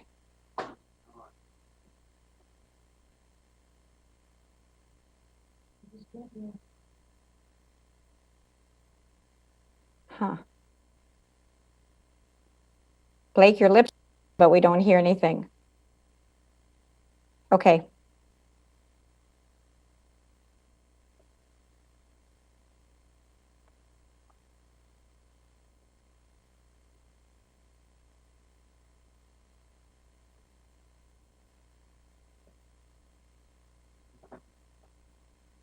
Should we get him to go out and come in again? Yeah, sorry, let me just try it. Oh, now we can hear you. Are we okay now? Okay. Blake, now we hear you. We Okay, have not great. started the clock, so Okay, you have sorry. the floor. Sorry about that. Thank you, and thank you to the council for convening this this forum. I pretty much spent most of Saturday reading the bylaw and the recommended reading, writing my letter to council, and a good chunk of today was spent putting together my thoughts for this discussion. So I appreciate the opportunity. I'm glad the mic's working. I know we've had a lot of emotional speakers here. I want to try and stick to the facts and the truth. As I've seen it, it's possible some emotion will come out. We'll see. I'm going to try and keep my comments specifically about masks and the proposed bylaw. And as many people have mentioned before, the first thing I wanted to mention is that there's really no study out there that establishes a conclusive relationship between mask use and protection against COVID-19. To speak to some of the studies that were brought up, they were mostly meta-analysis and reviews. Many studies of this nature, unfortunately, are too imprecise, and the data is manipulated far too often to get a conclusion that you're searching for in the first place. It's easy for me to say, like, I go to the grocery store, I see a lot of people wearing masks, our cases are dropping, it must be because of mask wearing and social distancing, but that belief, unfortunately, is not really rooted in any in any science and might give people a false sense of security. You know, my opinion on this bylaw, and I think, you know, I read the OCLA letter, of course, is that in order to enact any bylaw, we really need to have solid science and causality behind the policy. And ideally, if we were to be able to have a vote on it, that would be great too. I spoke in my letter about a lot of numbers to my letter to the council about some of the numbers, and I just wanted to briefly mention some of them. So the region has had less than 200 cases of COVID-19 reported over the last month and 2 deaths. Of the 115 total deaths in the region reported as of July 19th, 95, that's 82%, were in long-term care and retirement homes. And let me be clear that all deaths are tragic, and I do really sympathize with the families that lost loved ones during the course of the virus. But with so few infections of note in the past month, and with our cases trending downwards so quickly, that is, you know, flattening the curve, it just doesn't seem reasonable that even if masks were effective, that they should be required by law at this point. And that sort of leads into my second is we've heard a lot of stories today about masks, you know, and people not having any issues with them, but there is a lot of legitimate information out there about masks and problems. People developing headaches, labored breathing, carbon dioxide accumulation, and even further viral complications in an infected person. There's a video out there by a fellow named Brian Stavely called Testing Oxygen Levels Under a Mask with an OSHA Air Quality Monitor. I left a link to this video in my letter to council.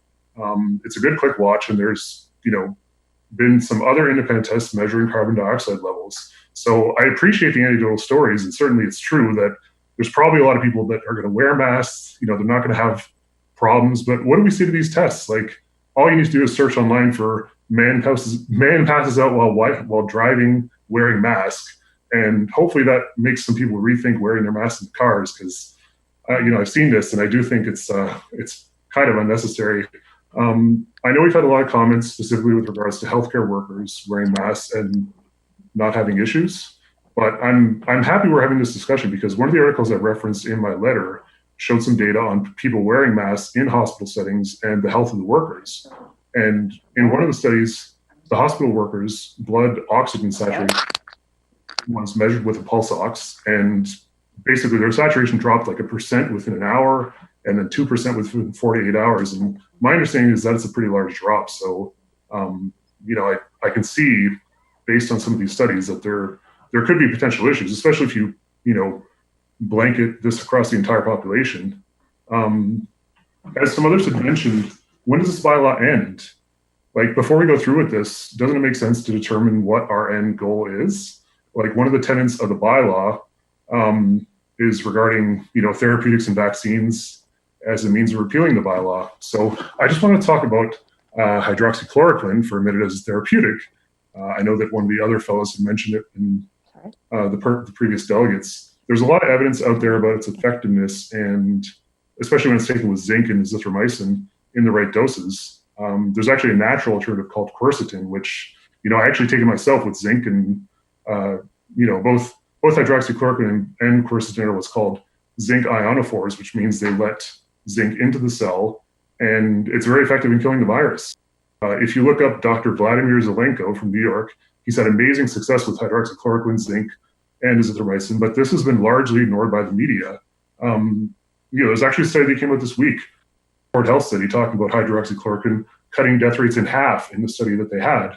Of course, again, that's an observational study. It's not double-blind, placebo-controlled, but, you know, they didn't even use zinc in this one. So I just wanted to mention that, as it's been shown to be what seems to be a pretty effective therapeutic. And I just, you know, I echo the previous statement to say, is there anybody in the region who's doing any research or testing on it? Just to wrap up, basically, I'm obviously against this bylaw. Based on all the information out there, I do think that it's going to do more harm than good. And just where we're at in terms of the numbers in the region, like, why are we doing this now? If you have symptoms or are a confirmed case, stay home or wear a mask if that's what makes you feel safe. I mean, I think I would suggest that anybody who's a confirmed case not go out in public, but having a broad strategy for every single person to wear a mask, and the fear that we have for this virus just doesn't make sense. You know, how will it look if you guys vote on the mandate without substantive research to back it up? Like, and will you become liable for the health risks? Unfortunately, a lot of the health risks we're probably not going to be able to prove. So, we're attacking this problem from the wrong side. I don't want to get too idealistic here, but instead of mandating masks, council should really mandate keeping our bodies healthy as an essential part of public policy. I really think we need to help people in our community to improve their health, not to enact policies that are rooted in fear and give us potentially an illusion of protection. That's basically it. Thanks for letting me speak. I really think the best way forward is to have more conversation about this, ask questions, and really nothing should be off the table. I'm open to any questions you might have. So thank you, Blake, and thank you for all your investment in communicating your thoughts to the regional councillors and for coming in tonight. Councillor McGarry has a question. Yes, thank you very much, Blake, for coming in and giving your presentation. And you're quite right. All thoughts are on the table tonight, and that's what we're discussing. I did want to sort of talk a little bit about my experience in the oxygen saturation that you're talking about and measuring oxygen levels of people coming in. And I can tell you from one that actually was one of the ones that started doing that for the hospital for sick children many years ago. It's something that really is a good tool to ensure that somebody's well oxygenated, and those that aren't, that we take immediate steps to rectify that. And I know that during the time that I wore N95s for 12 hours to 16 hours a day when I was on SARS, occasionally would check our own saturations, which were maintained with no other health issues at certainly high levels. And one of the reasons we're looking at instituting a mandatory mask bylaw is to ensure that those that are coming in with potential COVID positive symptoms don't deoxygenate to the point where it's life-threatening. And indeed, that's the symptom when people are coming in respiratory distress, and even previously healthy people. And in looking at why this is going on now, and you ask a very good question, when we've done a very good job in the region and in Ontario in keeping our numbers far lower than was originally thought. But there has been talk about a second wave, and certainly we're seeing that in jurisdictions that have opened up too early. So my question to you would be, would you consider a mandatory mask bylaw, at least for a short time, to help prevent a second wave, or at least sort of decreasing the chance of a resurgence in Waterloo region? Blake? I just don't know if we necessarily have all the data to justify that. And specifically with regards to the jurisdictions you're talking about, what jurisdictions would those be? The states were one of them. And yeah. some of the other territories and some of the other countries that have seen second waves and breakouts in certain areas. And we did hear from a delegation earlier that talked about the ones that are really struggling with a resurgence are the ones that didn't institute healthcare measures such as wearing a mask. Well, I think with the states, there's a lot going on there, and I do follow U.S. politics, so I find it interesting that people are talking about states opening up too early, but then you did have these massive protests happening, which then seemed to follow an increase in cases, specifically in people that were 20 to 30 years old, and nobody wants to talk about that specific fact. So it's it's sort of like you can cut the data any way you want and say, was this caused by reopening, or was it caused by massive protests in the streets? And I think it's interesting that there's only one sort of view on that from the media perspective. I don't know, the second wave, if it's going to come at all. I don't think anybody can predict that. And based on the fact that our cases are trending downwards, what's going to cause a second wave? Like, what's the straw that breaks the camel's back there? Councillor McGarry? I'm finished my questions. Thank you. Thank you. Thank you, Blake, very much. The next delegation is Gary Tomic. Gary, welcome. You have 5 minutes.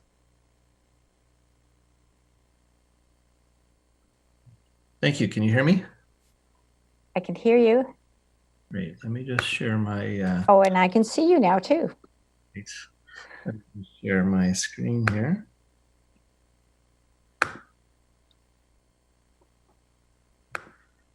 Can you see my screen? We can see your screen. Okay, let me start. Okay, so thank you for good evening, Regional Chair Redmond, councillors, mayors, fellow delegates, and observers. And I certainly count it a privilege to provide a perspective on the face mask bylaw from the standpoint of a house of worship. Just as an overview, I'm a lay pastor at the Apostolic Christian Church Nazarene in Kitchener, and the perspective that I'm presenting today is looking at it from the house of worship standpoint, as I've read through the bylaw, and Appendix A does include the house of worship as a public space that would be included as part of this bylaw. So to give a little bit of the house of worship context, we do take the 30% capacity seriously, along with the physical distancing requirements, the way we've set up the pews, and to ensure that the attendees are appropriately physically distant from each other. And generally, we're quite well regulated due to the seating arrangements. We don't have the same challenges around many businesses that have folks that walk into the business and generally randomly move about the business, like a grocery store, for example. The house of worship is generally more regulated, where the traffic comes in, finds a seat, is generally stationary through the service, and then exits and leaves, although some will, of course, stay around and socialize and fellowship within respecting the physical distancing rules. And what I found interesting on the second page of the proposed bylaw, there was a footnote from the Public Health of Ontario, and I appreciate the first page, which says what we know so far about wearing masks in public, and the acknowledgement that this is sort of a moving target and is being updated as society and experts learn more about that. A couple of things just from the key points from that Public Health Ontario, and again, this is done by experts. These are not my words. These are specifically quoted from that Public Health Ontario. The first 3 points are on page 1, where it basically says that really public mask wearing is likely a beneficial source, specifically when physical distancing is not possible. It does acknowledge some risks, possible risks from public mask use, including self-contamination, which I think is really interesting just from my own personal observation and use myself. I found myself also self-contaminating, not being a professional healthcare worker, and not deliberately, of course, but adjusting the face mask and other things when my hands were not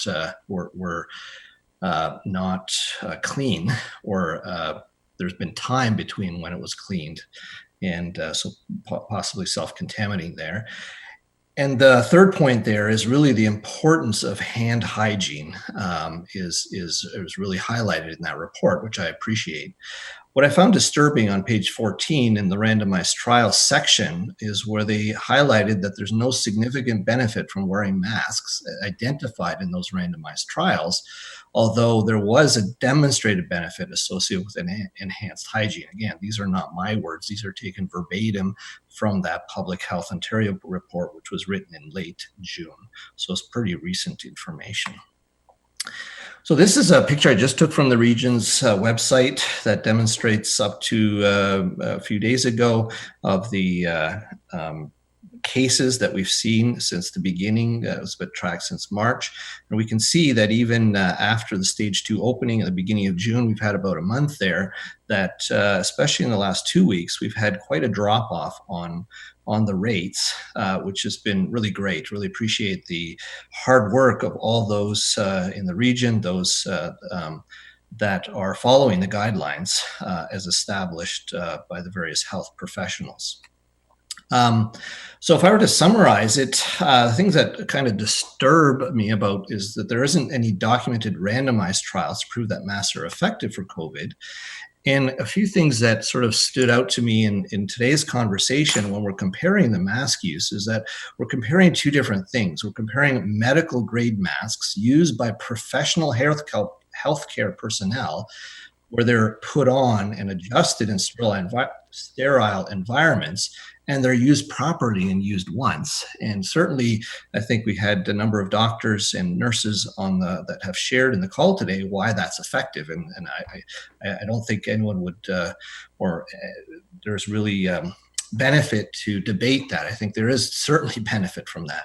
But what we're talking about here is non-medical grade masks used by non-professionals, adjusted in non-sterile environments, and used over and over again. And this is both my own personal concern, but also, I mean, from a pastor's perspective of how easily fear can become part of a person's in a person's emotional state, and somehow think that they're protecting themselves when they're using these things in a non-safe manner.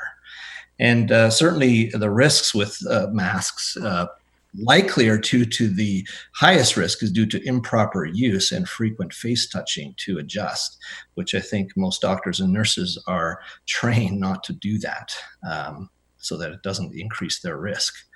And of course, we have doctors and virologists and professionals on both sides of the debate, and I'm certainly not a professional. The only things I'm quoting here are specifically from the paper that's cited by the bylaw itself from the Public Health Ontario, which is backed by experts, I assume.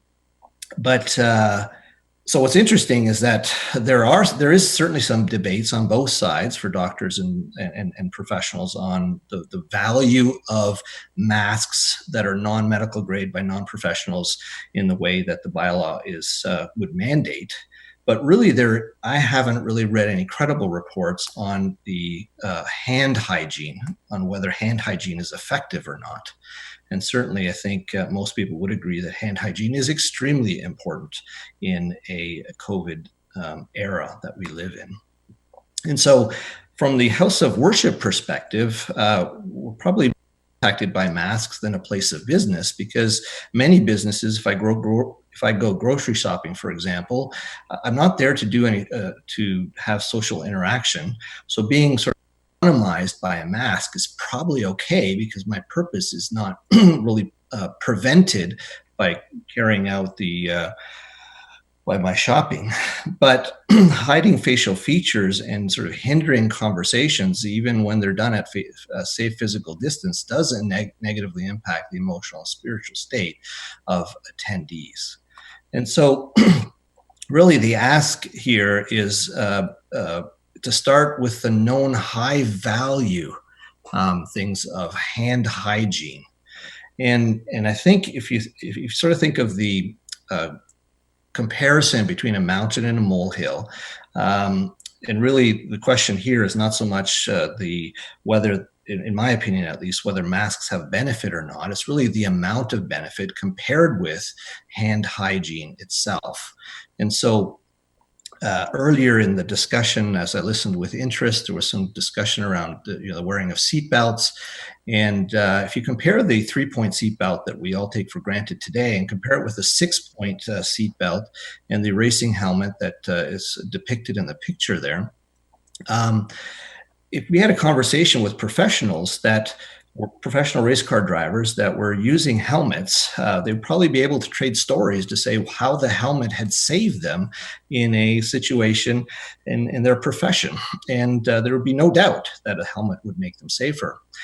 But without a discussion around seatbelts, discussing whether we should wear a helmet or not really would be the molehill in this discussion, and the mountain would be whether we're wearing seatbelts or not.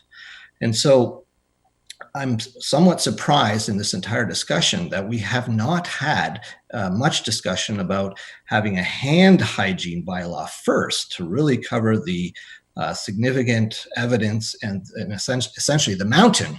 And let's deal with that first before we just try to deal with other potentially effective things like masks. And so what I'd like to ask. So Gary, I'm going to ask you if you can just finish up. You're way over time. Sorry, this is the last slide here. Okay. So what I'm asking is to consider a hand hygiene bylaw instead, and consider a mask bylaw if and when a second wave begins. So And if that's not possible, if a mask bylaw is passed, I'd like to ask if we could exempt places where physical distancing can be reasonably met and follow Guelph's lead of exempting house of worship in Appendix A for this particular bylaw. And that's where I'll conclude here. Thank you for your time. Thank you, Gary. First up questioning, I have Councillor Galloway. Go ahead, Councillor Galloway. Thank you, Madam Chair. Mr. Tomek, I still don't quite understand on the place of worship debate, and certainly we had a number of your parishioners contact us at your direction. And indeed, there were some that were very much in favor of the bylaw, but they did not want to be identified. So I'm still not sure what the issue is, because at my church, everybody wears a mask. They're still socially distanced. And nobody seems to have a problem with it. So I'm just not sure what's different. Maybe it's a different denomination. Maybe you do things differently. And so I'm curious as to what is the fundamental issue associated with your congregation wearing masks during a service. Mr. Tomek? Yes, yeah, great question. So certainly, I don't think that I represent all houses of worship. As you indicated in your experience, you had the opposite experience, which is fine. And so I wouldn't want to say mandate that house of worship must not wear a mask. As if some do find it useful, that would be fine. I would say that the majority of our parishioners, or those that attend, do not feel that a mask is the most appropriate. There are some that would. I would say it's probably the minority, on the order of 10%. And some of those do not attend in person. They will attend virtually. And there are some that do come and do wear masks, but that would be in the minority. And so we respect that. We respect those that do desire to wear a mask as much as we respect those that would not like to wear a mask. And so we're just asking if there can be exemption made and let each house of worship decide that for themselves. Are you concerned that those people, and there were a few of them that contacted us who do want us at your service, might not attend because they might not feel comfortable wearing a mask when it's been a rather vulnerable issue at your particular church?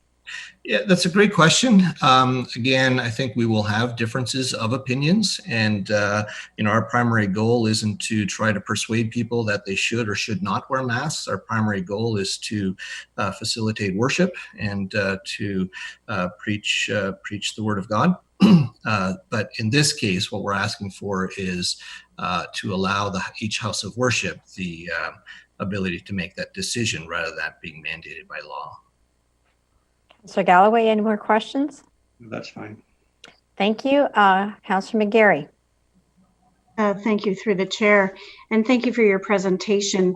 And it is good to see that people are out and able to attend places of worship again, and I appreciate that. I just wanted to make a couple of comments and just ask a couple of questions about mask wearing almost versus hand hygiene. And if you look to some of the public health measures that we've all been talking about, and many of us have that in our email signatures. It's something I say at the end of every one of my my videos that I'm doing online, and it's practice physical distancing, wash your hands frequently, and wear a mask if you can when out. And hand hygiene is certainly part of that. But what we have determined with this virus is that it's actually spread by droplet infection and potentially airborne, which personally I think it is. And the best way to sort of avoid that is to wear a mask. Hand hygiene is certainly part of that measure, but it's extraordinarily important to me as a long-term health professional who's had a child almost need a lung transplant way back when, and fortunately he avoided it. But I have long history in trying to prevent respiratory infections in my household and also in my ICU and emerge department in my role. And the number one issue is actually masks, because this is a respiratory virus. So I do agree that we should be continuing to practice all of the public health measures, but that for me includes masks because of the way this particular deadly virus is spread. So in saying that, is there a possibility then that you could look that in the future, if we do have a resurgence, that this would already have people wearing masks and could either reduce the number of people that might be ill from a resurgence of this virus? And if so, would that help to have you look to seeing at masks as one of those prevention measures? Mr. Tomek? Yeah, that's a great question. So I think that if a resurgence would take place, that there would be probably additional justification where people will understand why potentially masks would be helpful, even though, again, Public Health Ontario that I was quoting there is saying hand hygiene is absolutely essential, versus they're saying on the mask thing, they're sort of less definitive on that. Again, that's not my opinion. This is coming from the Public Health Ontario most recent document there. And so what I would say is if you just look at the conversation the last several hours here, 95% of it has been on masks. There's been virtually no conversation on hand hygiene. And this is my concern, that with the mask takes the oxygen literally out of the room, because that's the focus, and nobody's talking about hand hygiene, when as far as I can tell, that's really the first place to start, is we should have the hand hygiene, which there is little controversy about and is extremely effective in that. So or at least both of them or something, because right now it seems that the focus is on masks and not on hand hygiene, even though I appreciate what you're saying. That's not practically what's happening, and this council meeting is a good example of that really not happening. And there's no discussion on the importance of hand hygiene. Councillor McGarry, any further questions? Yeah, if I could just follow up there. I've noted that when I'm out in public, that when I've entered a grocery store, a pharmacy, or some other place, it's hand hygiene as you come in, and many of our grocery stores, for instance, are already swiping down the cart before you receive it, and you go in actually performing some hand hygiene with the alcohol gel. The issue before us again is mandatory masks, because that's the way this virus is transmitted. And I know that we've talked again before about recommendations versus mandatory. Seatbelts were a good example. We had a delegation earlier that said 5% compliance ahead of the seatbelt law, 90 to 95% compliance after a mandatory law. So would you think that even for a short time right now that it might be helpful to try and prevent a second wave and try and protect the health of our community? Certainly, if it was for a short time, I think most people are patient for that. My worry is, of course, is this mandate this bylaw is passed, and then it drags on for months and months. There is no second wave, and a lot of people become complacent. And if a second wave should happen, we've already sort of burnt that bridge. And, it'd be a lot harder to convince people to start wearing the mask again, just because of that complacency. And so we really want to use the tool rather than, proactively having people need to wear it for the next year, which would be very hard to do. Councillor McGarry, are those your questions? They are. Thank you very much. Thank you. Thank you, Mr. Tomek. You're welcome to stay. I believe the next delegation, Philip Petromnak, is not with us. Is that correct? Is he?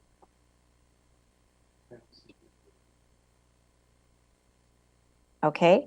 So Chanakaya Ramdev? Yes, that is me. Okay. Did I butcher your name? I apologize. No problem. I'm just glad to be accommodated, and I know people are waiting for dinner, so I apologize for keeping you any longer. I was involved in UW Student Union, so I've had some of these long council meetings, so I have empathy for what all you guys are going through. Well, you're very kind. I think Jeff is the only one who's starving to death here, so you have the floor in 5 minutes. Perfect. So first of all, I wanted to thank the Kitchener Mayor as well as the Kitchener Council for I would say actually having the courage to take this head on. Like, I know passing this bylaw is controversial, there is backlash, people get upset, but it is the right thing to do, and you guys decided to do it. So I want to thank you for your courage on taking this on. And like there was mentioning of the seatbelt, and I kind of agree that is the right metaphor we should go for. Wearing a mask is like wearing a seatbelt. So if you are not wearing a mask, then you are not just unbuckling your seatbelt, but you're unbuckling the seatbelt of everyone else around you. And like, in what world is that a smart idea? In what world is that a safe idea? In what world is it not a idea? Like, you can tell me. And seatbelts are not the only example. We smoke outside to make sure other people, especially with respiratory conditions, can breathe comfortably. We already do that. It's not controversial. And this is very similar to what we are already doing. Finally, there has been conversation regarding frontline medical workers. Like, I would love to bring up non-medical frontline workers in the picture as well. Luckily for frontline medical workers, they actually have training to do that. But imagine someone in your grocery store who had no idea you have to even wear a mask when they started. Like, we call them heroes, we try to give them respect, but if you actually ask them, they feel like hostages. They feel they are stuck there just so that they can get a paycheck. So if we can provide them masks to make them feel more comfortable, isn't that the right thing to do? Like, why shouldn't we do it? And I also heard previous speakers talk about percentages, studies, bodies of research. So until this research is done, until this scientific evidence is collected, should we just let people die? Should we not do anything? Should we practice inaction? Like, how is that the right thing to do? And finally, I heard there have already been deaths in Waterloo region because of this. So if there is one more death that is caused by people not wearing a mask who would otherwise be alive, then that is, according to me, one death too many. So this bylaw is literally about life and death, not percentages, bodies of research, or any of the studies. So my request to the council is not just to pass this bylaw, but to pass this bylaw unanimously so that it sends a strong signal throughout the region as well as Canada. Region of Waterloo is already famous and leads Canada in innovation. It's about time we start leading Canada in citywide COVID preventing solutions. Thank you. Thank you very much. You were concise and right to the point, and it's a nice punctuation point for many delegates. So thank you very much for taking the time. I don't see any questions. So colleagues, as we look back on the agenda, I would point out we have correspondence starting at A and going to XX. So we've gotten lots of correspondence from community people on both sides of the debate. And I would go to reports, and we're dealing with PDL-LAG-20-33, and this is draft bylaws that require face coverings on Grand River Transit in certain enclosed spaces. I would call on Mike Murray and Deborah Arnold for an overview of the report and to answer discussions before we deal with the bylaw. So, and in the interest of time, I'll turn it over directly to Deborah. Oh, thank you, Mr. Murray. You're welcome. This is better. So yes, you have the report before you. It attaches as appendices draft bylaws that staff drafted in reference to Council's resolution of June 24th. So walking through the bylaw itself, the first bylaw deals with enclosed public places. So it's important to note that it only applies to indoor places, indoor parts, not outside, not on patios or elsewhere outside. And it only applies to those portions of indoors where the general public is admitted, where the general public has accessibility. The second draft bylaw deals with regional facilities and GRT vehicles, both buses and light rail vehicles, as well as bus shelters and platforms at transit stations. And it would require face covering in those locations as well. The start date, effective date of the both bylaws has been left blank, so that we're in council's hands to determine when an appropriate start date would be for the bylaw to take effect. Staff is recommending July 13th, as that would give staff an opportunity to roll out communication materials and for GRT staff to implement throughout their system. And then in terms of the repeal date, there again, we're in council's hands. There is some guidance provided in the report with regard to criteria that might be helpful to council to consider in determining when an appropriate repeal of the bylaws is appropriate, and with the potential consultation with the regional medical officer of health. So those are my comments, subject to any questions councillors may have. Thank you very much. I see lots of hands. I do have a mover and a seconder. It's moved by Councillor Vrbanovic and seconded by Councillor Jowett.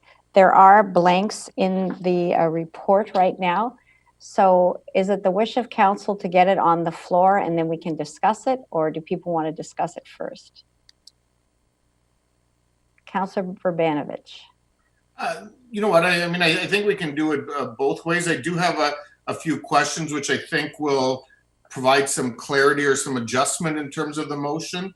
And so it may be helpful to wait just a little bit, if that's okay. Okay, I would ask Councillor Jowett, who is the seconder, if you're agreeable to that. But also point out that I know Councillor Harris has indicated that he wants to move an amendment. So we can discuss it and then go back and put it on the floor if that's the wish of council. Sure. I don't see anybody jumping up and down. Okay. So Councillor Vrbanovic, do you want to make your comments now as the mover? Sure. Well, yeah, and I think there's a number of things that will actually perhaps amend the bylaw slightly. So on the issue of start date, I concur with staff's suggestion around July the 13th. On the issue of end date, we have heard from a variety of people that having some sort of end date with a renewal mechanism, if it's required, would be beneficial. I believe staff was trying to put their heads around that issue over the last little while this evening, and I'm wondering if Ms. Arnold or Mr. Murray have a recommendation in that regard. Okay, Ms. Arnold? Yeah, so thank you, Chair Redmond. So some potential wording that council may wish to consider would be as follows. This bylaw shall be deemed repealed and no longer in force and effect at 12:01 a.m. on September 30th, 2020, unless extended by council. Okay, and I think that's certainly, I think that's a reasonable time frame. That's not unlike what the City of Toronto, I believe, has used, and also it's not too far out, but it's also recognizing that it can't be 2 weeks from now either, like the provincial emergency orders as an example. So I'm certainly comfortable with that sort of being part of the motion. The second piece had to do with the issue that we heard from Kimberly and one other delegation, and it was how to acknowledge, reference the needs in particular of those who are deaf and hard of hearing and accommodating that circumstance. I'm wondering if staff have any thoughts in terms of wording that can be added to accommodate that, or is it wording even that you can adjust afterwards if we essentially, approve the bylaw with the concept around that today? Ms. Arnold? Yes, so if I understand correctly, then the objective would be to exempt a person while that person's acting in a position of assisting a person with a hearing disability. Is that council's intent? I think that's what we were hearing from Kimberly and so on, because of some of the difficulties, obviously, that when they can't lip read, that are associated with communicating. Right. Okay. So in section 1 sub 3, there are a number of persons who are exempt from the bylaw. So, for example, persons who have a disability. So if it's council's wish, we could add another exemption. If I understand correctly, it's for persons who are assisting someone with a hearing disability. So they are the ones hearing, and then the person with the hearing disability would be lip reading that companion or person who's with them. Is that the thinking of council? That's where where I'm going. Okay. And maybe Councillor Foxton, who sits on GRAC, may have some specific thoughts on.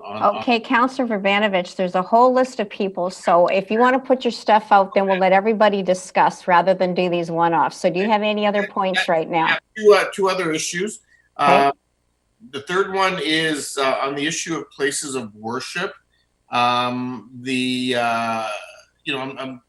my concern is, there are some faiths where the consumption of food and or drink is part of the rituals. I think with some of the Christian faiths, for example, that utilize bread and wine as part of their ritual, and other faiths may also have a food component to that. Is that something that somehow could be accommodated? And then I'll throw out the other one on the table right now. On the issue of businesses, and I would reference on page 42, sections 9 and 10 in particular. And I guess I'd be looking to staff for some feedback. But section 9 references the obligation of the business to do signage, and maybe we could add some wording around, providing information to customers or something along those lines. But I'm questioning around number 10 actually being in there, and putting the onus on the business operator to actually physically not let somebody into the business. And I'm thinking that it may be more appropriate when you look at our bylaw to focus on the individual as we've done, and then focus on the awareness raising, the obligation of the business to A, make sure their employees wear one where they need to, and B, to inform through signage and or a flyer or whatever the customer coming in, but not actually to ban them from coming in, unless of course that's their choice or prerogative as a business. So could we remove number 10 is my question to Ms. Arnold. Yes, if council does not want to include any part of this bylaw, that's absolutely within council's discretion to decide that. Absolutely. I don't know, Mr. Murray, did you want to make a comment? No, I was going to say exactly the same thing, but it would probably need an amendment and, council vote on, do you want that in or out? It's a pretty fundamental issue. So I'm going to clarify for council that nobody has passed the bylaw right now. The bylaw is up for discussion. So these are Councillor Vrbanovich's comments on it. But I don't think anyone should look at this bylaw as amended at this point in time. So we're now having a discussion before we actually move the bylaw. So I would go to Chair Redmond, I'll save my actual comments until later. These are our questions / possible amendments to the bylaw. Yeah, that's just fine. I'm going to go to Councillor Jowett, who was the seconder. As much as this hasn't been put on the floor, Helen, do you have any questions or comments that you want to add to this part of the discussion? Just that I want to reinforce that we have to be cognizant of the conflict points within the community and look for the best ways with which we can educate and raise awareness. We aren't trying to be punitive here. We're using compliance psychology 101 and know that most people will step up. But if we can be cognizant that business is in a very fragile state and our economic recovery requires us to be empathetic to that. So as much as we can do to support businesses in this would be very important. That's about it for me. Thank you, Chair Redmond. Okay, Councillor Strickland. Thank you, Madam Chair. First of all, I'd like to thank everyone who came out this evening as delegations. What a very articulate and informed community we have. The length and breadth of those presentations for those for and against the bylaw was quite impressive. So I thank everyone who came out tonight. I have a couple of comments and a couple of questions. In terms of an end date for the bylaw, I think that's critical. So if the bylaw is going to pass tonight, I would support that wording that was suggested by our solicitor, Ms. Arnold, and was mentioned in our previous discussion around this bylaw. I think that's critical that we have an end date in sight, because right now it's open-ended as well. So having an end date of September 30th, and then having council decide on whether we're going to extend it or not, I think is the right way to go, and I would support such an amendment when it comes forward. The second thing I'm wondering about is in terms of, for Ms. Arnold, a lot of our electorate aren't overly familiar with bylaws and how they work, and this relates to enforcement. So the bylaw talks about being enforced on a complaint basis. So could you maybe just expand on that a little bit more, what a complaint basis means? Ms. Arnold? Yes, thank you, Chair Redmond. To enforce a bylaw on a complaint-only basis is actually the norm of bylaw enforcement. And it means that staff aren't going out proactively, patrolling, looking to see firsthand if there are violations of a bylaw, but rather if a call came in from someone with a complaint that there was non-compliance with a bylaw, then staff would go and investigate the allegations of that complaint. So that's what's meant by a complaint-only enforcement basis. Okay. Councillor Strickland? Thanks. And then through to Mr. Murray, I know when this was introduced in late June as a possibility, you had some comments about enforcement as well. Does the region have the resources to adequately enforce this bylaw? Mr. Murray? I guess it depends on what's meant overall by enforcement. So it depends how many complaints we get. We would probably have the ability to respond to a minimal number of complaints. If we get hundreds or thousands of complaints in a day, we absolutely do not have the resources to respond to hundreds or thousands of complaints in a day. We may look to Ms. Fletcher. We probably have the ability to respond to, in the order of dozens of complaints a day. So that would be the ability we've got. And I think we've been pretty clear that initial response to a complaint would be education and awareness, would be to advise, remind, reinforce whoever we're interacting with that there is a bylaw, the sense of the bylaw. Our initial approach would not be to issue summonses or fines. Okay. Councillor Strickland? Thank you. And those lack of resources to respond to potentially a large volume of complaints, Is that one of the reasons why Section 10 of the bylaw is, as it's written now, is asking for businesses to enforce that bylaw to whatever ability they're able to? Mr. Murray or Ms. Fletcher? Yeah, I think either Deborah or Chris may be able to answer that. I think the short answer is yes. We believe by taking this two-pronged approach that we would maximize the ability to both raise awareness, which is really the fundamental goal of this whole undertaking, is to raise awareness about mask wearing and increase compliance with mask wearing. It's not to enforce a bylaw and issue fines or charges. And by doing this dual two-pronged approach, put the onus on individuals and put the onus on businesses, we think we maximize the ability to raise awareness and gain compliance with mask wearing.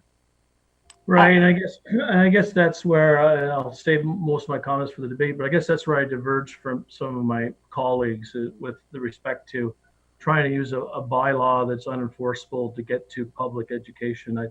I'd much rather prefer using the resources for public education rather than through a bylaw. So thank you very much for that. Appreciate that. So Ms. Fletcher, do you want to comment on the enforcement, or did Mike cover it off? Mr. Murray covered it off appropriately. Thank you. Okay. Councillor Clark. Thank you. I wasn't initially going to speak on this. I was going to wait till we got to that stage of the discussions. But further to what Councillor Strickland said, I understand that we don't want to increase burden on businesses, and we've certainly heard from some businesses that this is not something that they relish taking on. But it seems to me that in theory, we may have enough staff to respond to a couple of dozen complaints. But in fact, if what we're going to be responding to is individuals in stores calling us and saying there's somebody in the store not wearing their mask, we are not actually going to be responding to any complaints, because by the time our staff get out to deal with that, that person's going to be long gone. So there won't even be an opportunity for education. That being said, that wasn't actually the point that I had a little blue hand up to make. I was going to speak about number 10, or sorry, 9. One of the things that we heard today, and certainly heard lots of over our hundreds of emails we've received, is concerns from people around feeling ostracized, bullied about the fact that they're not wearing masks. And I heard from a mom this morning who has a 22-year-old son who has autism. And she advised that while she wears a mask and has no problem with that, her son can't wear a mask. And also, he can't deal with somebody challenging him about not wearing a mask.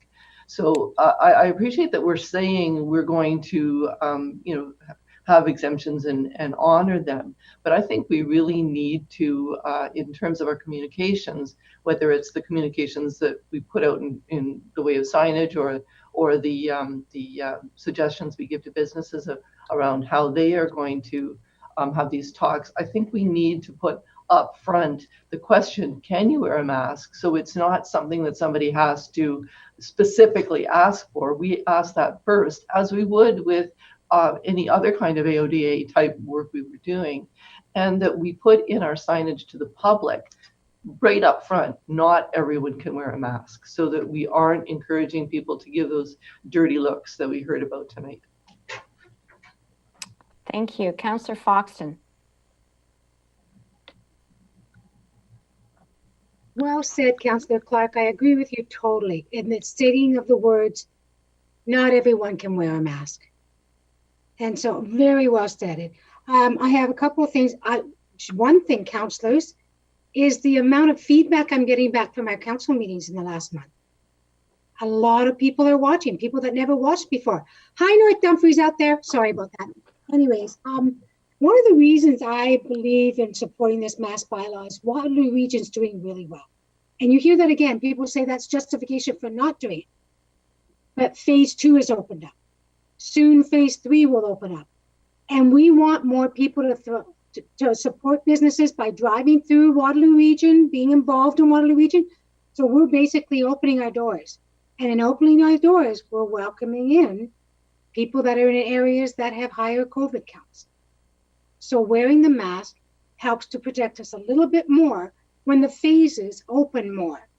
The other thing I was going to talk about was getting back to Barry's point about the deaf woman that is on GRAC.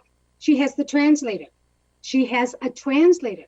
It's not just that they read each other's lips so that the translator speaks, but in a way that the deaf woman can understand what's being said. She also explains to the people what the deaf woman wants to portray. So if she's ordering a meal, the deaf woman would do it to the translator. The translator would turn to the waitress and say, she wants this, this, and this. So it's essential that we work out those details. And I don't know what other disabilities may fall into a category where they have an assisted person.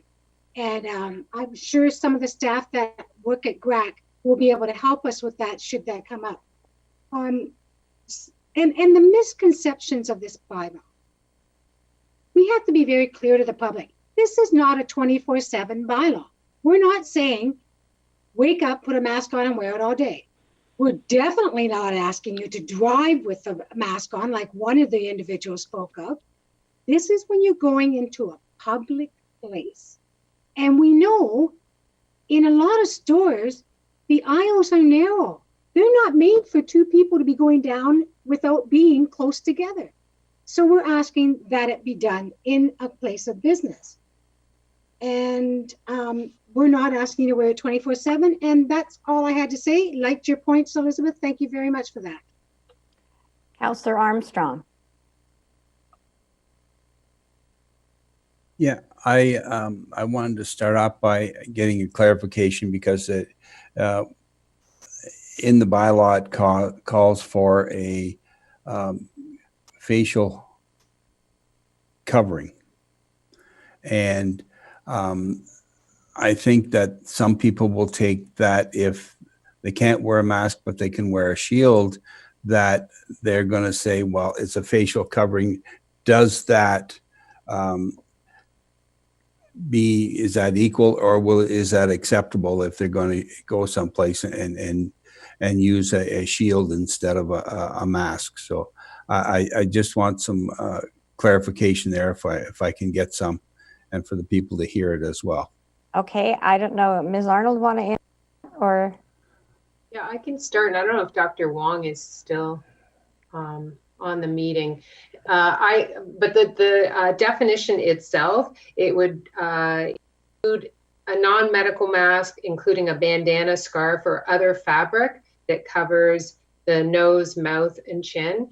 So it has to be a fabric. A face shield would not be included in the definition of the face covering. And I understand, and maybe Dr. Wong could elaborate, that a face shield is not as effective as a face covering in achieving the objective of the bylaw, which is to limit the droplets from being expelled. Dr. Wong? Yes, that's correct. Thank you, Councillor Armstrong. So a face shield would not be an equivalent alternative to a face covering or non-medical mask because it wouldn't be able to catch the droplets of the nose and mouth, which is what the face covering would be intended to do. So it's not one of the accepted coverings under the definition of face covering. But if somebody cannot wear a mask for whatever reason, then wearing a face shield would be better than wearing no face covering. Yes, thank you. I was just asked that question if it was a legitimate alternative, but obviously it's not. But if they're have medical reasons or whatever that they can't wear the mask, then they can go with that. I appreciate that. Thank you very much. And I just had a couple of comments as well. I think, this isn't something that is a prevention. It's something that a slowdown. We're trying to slow it down. We know it doesn't prevent COVID-19 or cure it or anything. It's just something to slow it down. And I think what we have to learn, and hopefully we can get it across to people, that those who cannot wear the masks for whatever reason, as our earlier discussion, especially with Kimberly, and that is that people have to learn to be a little kinder. We always talk about the fact that we don't know where a person's been or what's happened to them or what's happened to them or what their health is. So for people, as Kimberly was confronted by that woman, to abuse when you don't know or know the answers, I think that we just need to hopefully have a better, kinder world out there. So thank you. Thank you, Councillor Armstrong. Councillor Shantz.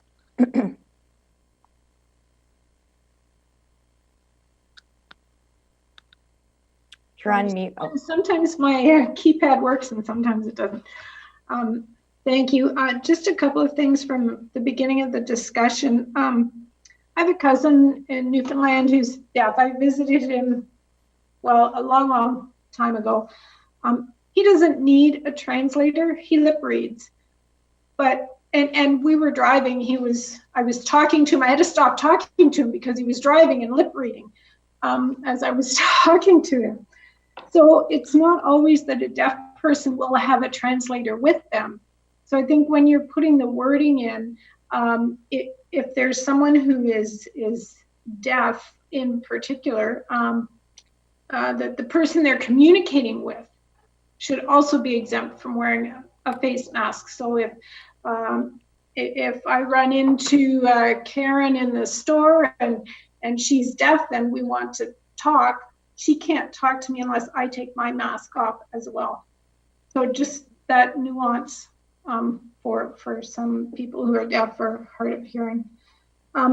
Also, some of the other discussion, I agree with removing number 10. I think there are too many difficulties with putting the onus on the business owners and their staff to police the bylaw for us. So again, that kind of effort needs to go into education, and we can ask them to hand out information or something of that nature. But I agree on removing number 10. Also, I agree with the end date. I'm happy with the end date that is there. And of course, if there's some reason for us to repeal it earlier, we would always have that as our prerogative. I think that's all for now. Thanks. Thank you, Shantz. Councillor Harris.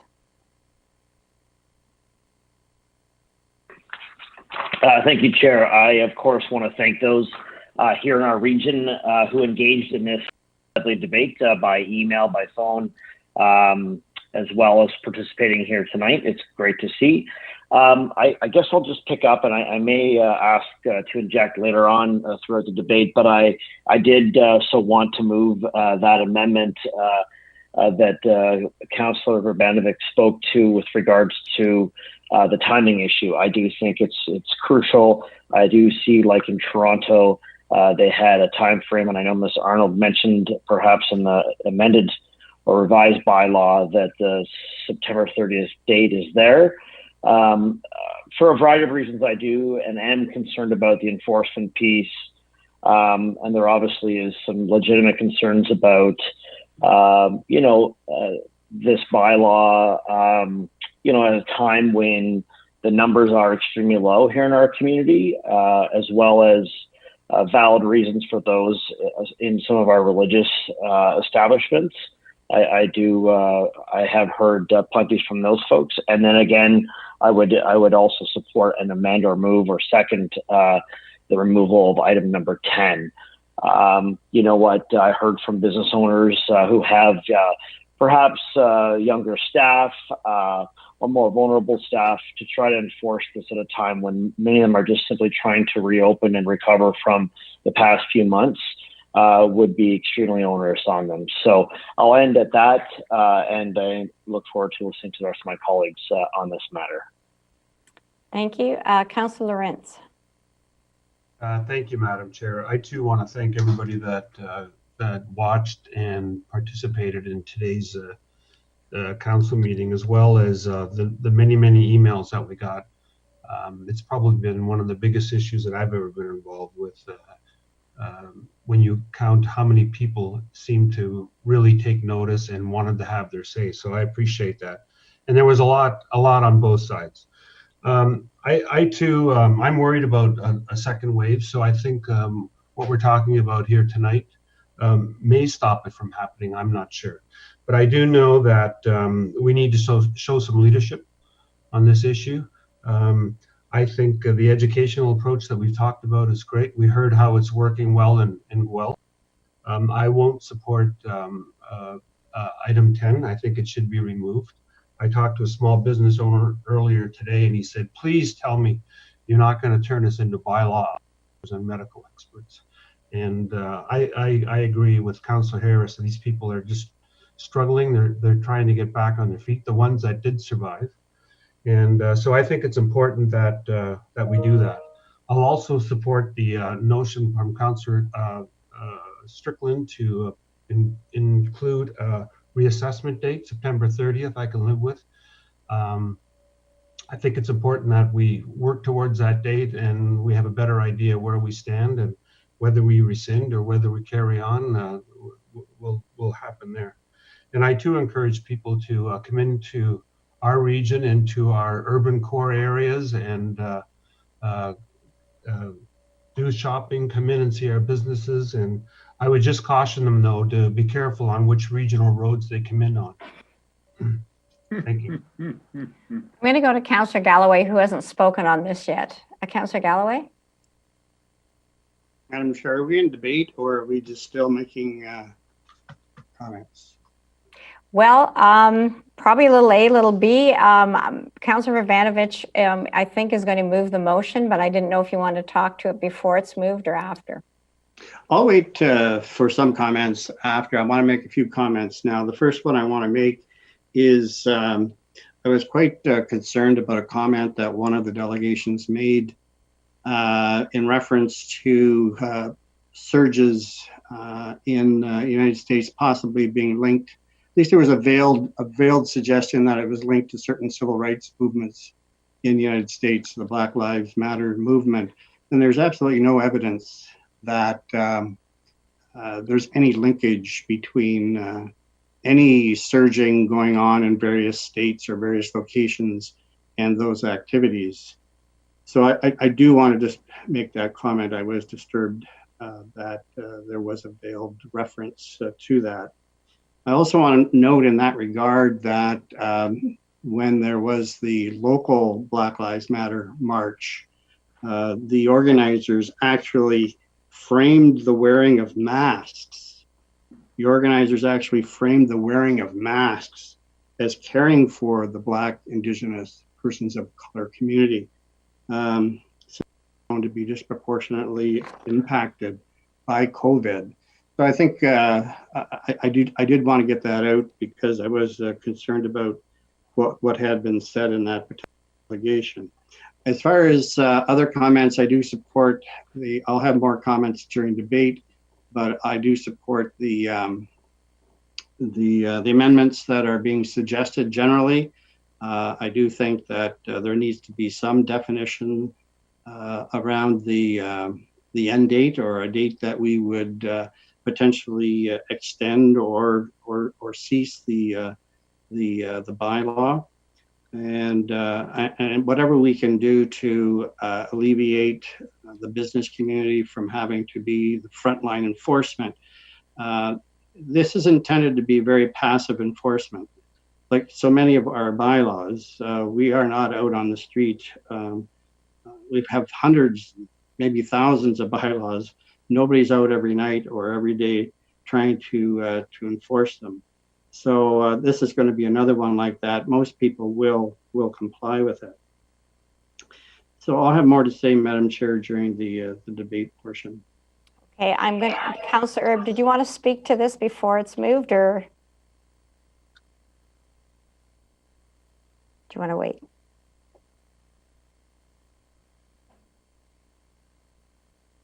Jib, you're still muted. Sorry.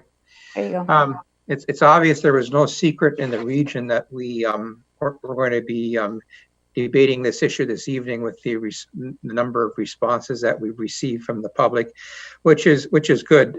This is an issue that obviously has strong importance to a lot of people, and to get feedback has been very, very important. I think it's important that we see this bylaw as a mechanism for education and to raise awareness. And I'm glad that there seems to be consensus that we're not going to be relying on those who operate the small businesses to be the enforcers. I think we need to give them as much opportunity to get back on their feet as possible, and not being bylaw officers. And I too think the end date suggestion is important, so it gives some sense of knowledge to the community that we're not in this hopefully for the long haul, and by doing this we're going to be able to flatten the curve a wee bit better and avoid hopefully a second wave. Okay, thank you. So Councillor Vrvanovich, do you want to move the motion as you suggested? Yes, so Chair Redmond, I'm going to move the motion with the following changes proposed as part of the main motion, and then the issue around businesses, I guess, is a separate amendment. So the things that I'll include as the main motion, based on my comments and what we've heard from everyone, is the start date of 12:01 on July 13th, the end date being September 30th at 11:59 unless extended by council. Some reference to the issue of the hard of hearing, as I've articulated, that staff can finalize the wording. Some reference around places of worship and the whole food and drink thing, and staff can finalize the wording on that. On section 9, some adjustment to the wording to reflect sort of the notions of be kind, not everyone can wear a mask, as Councillor Clark spoke about, and also that to hand out some literature that will provide sort of a document that they can print off to people who are coming in who aren't wearing a mask. And then so that's what I'm moving, if that's amenable to Councillor Jowett as a seconder. And then as a separate amendment or a separate piece, I will suggest that we remove section 10 and deal with that separately. And if I can make my comments, once you sort of formally get the seconder, I will do that. So in essence, you're moving the motion, but you, in that motion, are taking out section 10, correct? I'm not taking it out.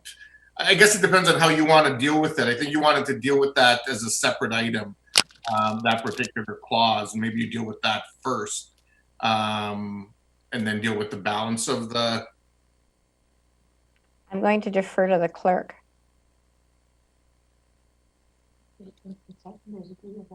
Okay, so Helen, if you're agreeable. I am, Chair Redmond, thank you. So then we're moving it without section 10, right? We can include section 10 removal in the main motion. So the main motion can move it with the without including section 10, so it's not an amendment. Okay. Okay. Yep. So if I can just make my comments, Chair Redmond, at the outset, I really want to thank all of our staff who've worked quickly to bring this report together. It is unlike anything we've dealt with before, as we've learned throughout this pandemic. There isn't like a Pandemic 101 course or here's a manual for a municipality to go through and deal with the pandemic. And I want to thank staff for their collective leadership on bringing this forward. I also want to thank my colleagues on Regional Council for supporting this coming forward tonight, as well as my Kitchener City Council colleagues who felt very strongly about the issue, who advocated on it and unanimously put their signature to a letter on mandatory masks, and who supported the need for a collaborative regional approach, which has been the consistent way we've taken in terms of our overall community response to this pandemic. I would be obviously want to thank everyone who shared their thoughts with us tonight and the many who wrote us on both sides of the argument. It's clear that there's a lot of passion on this issue. I think it's important for us to recognize that this has been a challenging time for everyone. Dealing with this pandemic has fundamentally transformed each of our lives, those of our loved ones, our communities, our country, and indeed our planet. And getting us through the last 3.5 months really has been the collective efforts of our healthcare workers, our public health teams, our critical workers in our municipalities and throughout our community. And it's those same people who are going to continue to get us through the coming months, including any second wave that might happen. The proposal before us tonight is a bylaw that's looking at this from a public policy point of view, unlike a health order. And I strongly believe that that is the right way for us to do it. Because number one, it's looking at a variety of factors, the science and the public health advice, critical in this issue, but also a variety of other socioeconomic impacts that need to be considered, including the impact of prolonged lockdowns on people's mental health, the economic impact of continued closures or secondary lockdowns, the reality that we know that in the fall we will likely see a second wave and will need to be part of the solution as we deal with this overall issue. And I think most importantly, out of the three methods for dealing with the bylaw, I believe this is the right one because it's the most democratic. It's putting the decision in the hands of the people who were elected in this community to make these kinds of hard decisions from time to time. For me, this bylaw is about care and respect. It's doing what this community is known for, and that's looking out for each other. Cloth masks, as we've heard, are very different than medical masks and PPE. PPE protects me if I'm wearing it. But talking about cloth masks, me wearing a mask, as we've heard, protects you. You wearing a mask protects me. Both of us wearing one protects our community. In speaking with members of our business community, we've heard from business owners that they're in favor of mandating the wearing of cloth masks in indoor public spaces. And this bylaw would ensure that all businesses are on a level playing field. The decrease in transmission will benefit our local economy by allowing increased use of our excellent local establishments and greater customer comfort. We believe that one of the many ways to support local businesses is to do whatever we can, such as wearing a cloth mask, to help them stay open. But it's also important to not put an undue burden on them when they're already struggling, and an undue burden on often young part-time staff that if Section 10 were included, would make it really difficult in those circumstances. In addition, I think we strongly believe that the benefits of widespread cloth mask use will set us up better for a transition into stage 3 that we know is coming up, and we want to make sure we continue to protect our residents. COVID-19 is unprecedented and has impacted the way we live, work, and play. And information about the virus continues to evolve, and that's why we're looking at this decision today, and we're really in a position to look at it previously. We're not unique to this. There's many other jurisdictions who are looking at this in its various forms, Guelph, Windsor, Essex, who have done it, Kingston, Ottawa, the whole eastern side of the province, Toronto, Brampton, Mississauga and Peel region are coming up, York region is coming up. There's a whole list of them. And we also know that in addition to everyone we heard from tonight and the emails we received, a recent CTV Nanos poll showed that 80% of Canadians support masks, the numbers being highest in Ontario. I think the last couple points I want to make is the changes we're talking about are challenging and change for all of us. What's important is that we're patient. It's important that we're kind to ourselves and others. Wearing a cloth mask in indoor public spaces is going to be new to many of us and will be an adjustment. We're all in this together, and by continuing to protect the people who live in our region, we're going to save lives and reduce the spread of COVID-19 going forward. And so I'm hopeful that the motion can be supported, that as we heard from a delegation, it may even be unanimous.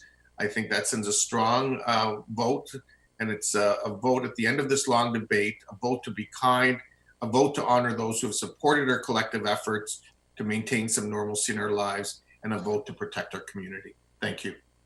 So I have a whole bunch of speakers, but before we do that, I want to go to Mr. Murray and perhaps Ms. Arnold and just say, is there enough clarity and certainty in this motion as it's been proposed that it can be implemented? Mr. Murray?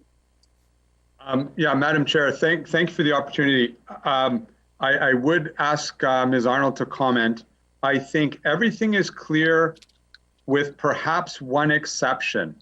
And the one exception perhaps is Councilor Verbanovic's idea, let's add something to Section 9 that would require business owners or operators to make educational material available to people who aren't wearing masks. I think what's in Section 9 right now is crystal clear. Every person who is the owner operator of an enclosed public space shall post clearly visible signage, et cetera, et cetera. Crystal clear. You need to post signage if you're a business owner or operator. I just think going the next step and saying in the bylaw, and we require you to make educational material available to people who enter who aren't wearing masks, I think that gets a bit muddy, less clear, and much more difficult to enforce. I'm not the lawyer, so I'm going to ask Ms. Arnold to comment on that. Other than that, I think, subject to what Ms. Arnold or Ms. Fletcher may say, I think everything else is pretty clear.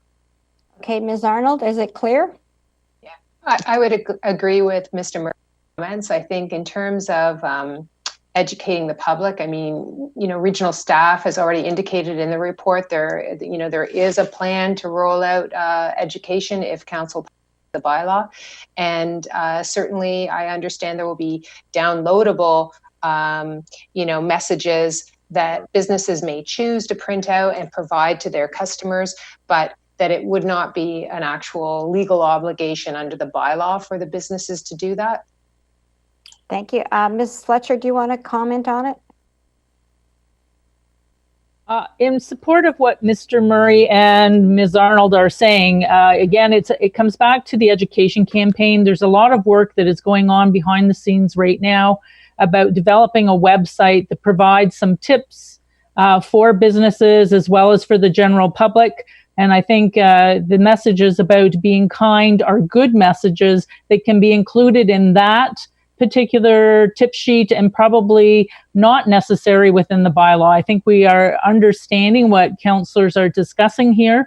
But as far as a bylaw, I think that's best left to the education material that will be made available to members of the public. Okay, so with that clarification, Councillor Foxton. Thank you, Chair. That's what I was hoping. Because you already put down protect each other, wear a face covering, cover your nose, et cetera. We were just hoping, I think what Elizabeth was getting at was wear a face covering and respect those who cannot wear one. That's all we were hoping that would be added. But if you have that message, staff, and you include that message and you send it out with your package, I'm more than happy. Thank you. Okay. Councillor Galloway.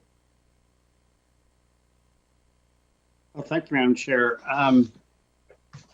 Well, I want to thank Councillor Verbanovic for bringing forward the ideal and the recommendation, and I concur pretty substantially with what he has said. I want to add, however, that I'm not particularly persuaded on this particular issue by the science. The science is kind of all over the place, and a lot of the science is still under review because we're doing this on the fly. We're not doing this, a year or two after the pandemic is over, and it's inconclusive. So we have to do the best that we have available to us, and I think the mask bylaw is certainly one of those tools. I think that I'm persuaded largely by the successes that we see around the world with mandatory masks or early adoption of masks in certain countries, South Korea, Vietnam, and others who have had very low incidence and very few deaths. And it seems completely attributable to masks. It's not perfect, this bylaw. There are going to be people who are going to have some difficulty with it, and I'm really looking forward to what staff are going to be able to do in terms of informing particularly the public about those people that have exemptions, and that an honor system, and people should not be questioned. And of course, businesses need to understand that as well. And any particular tools that we can provide to the community in terms of downloadables or to the businesses, I think it's something that we should be pursuing. And I know that staff already have some of that in mind. We've already agreed, and I think it's important to note that this is it's going to be enforced in a passive type of way. It'll be complaint only. There won't be masked police going around trying to catch people without masks in the circumstances that would put them in contravention to the bylaw. And this is not, this is more an educational opportunity to tell our community that the pandemic is not over.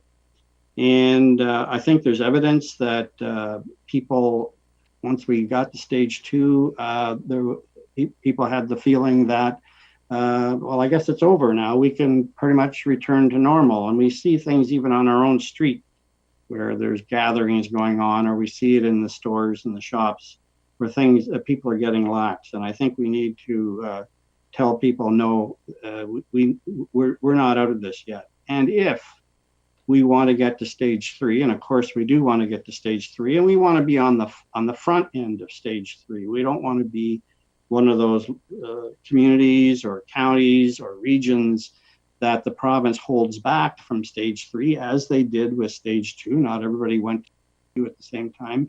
We want to be in the front of that line.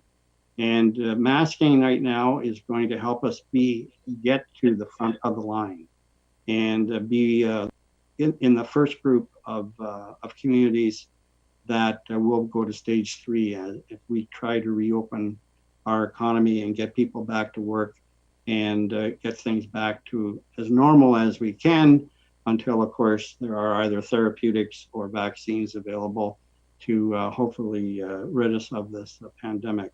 So I'm very much in support of this particular action. I'm not sure it's the last action that we'll be taking in terms of the pandemic and our response to it, but this is going to be a big piece in that puzzle. And I want to thank staff for the work they've done on a very short time frame.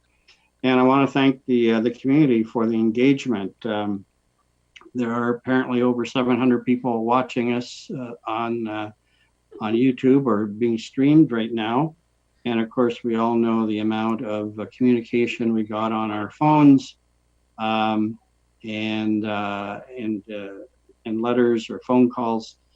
This is something that has really struck a chord with people. People are either for or against it. The vast majority of people that contacted me via email, I think it's probably 5 to 1 in favor of doing a bylaw. But there are certainly people who are opposed to it, and we have to acknowledge that and try to bring them along as well. So again, thanks to staff, particularly for the kind of Herculean effort that they put into this over the last just week or so. Thank you, Councillor Shantz. Thank you. And thank you, Councillor Galloway. You're always so articulate. I could just say ditto, but I'm going to add a few things anyway. And thanks to council and staff for being flexible and working this through the way you have, and also to the community. There's a ton of conflicting information out there, as we've heard tonight. We hear it in the media and on social media, and we're working with a moving target, and that's difficult. You know, I think I can say governments can be notoriously slow at making decisions, but we need to make decisions and make them quickly. So I think we're doing a good job of taking what we know today and making our decisions from that.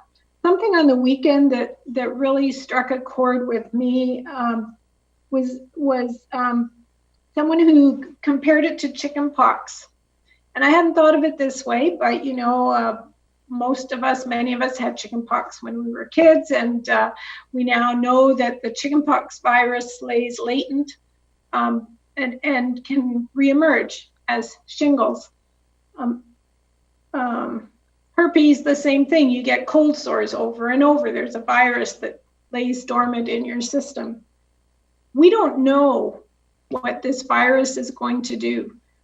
Even if we get a mild case today, we don't know 10, 20, 30 years from now if that's going to lay dormant in our system and what it's going to do. So we don't know what we don't know. So I think it's important to be cautious, and the masking is a way to protect us, to protect each other.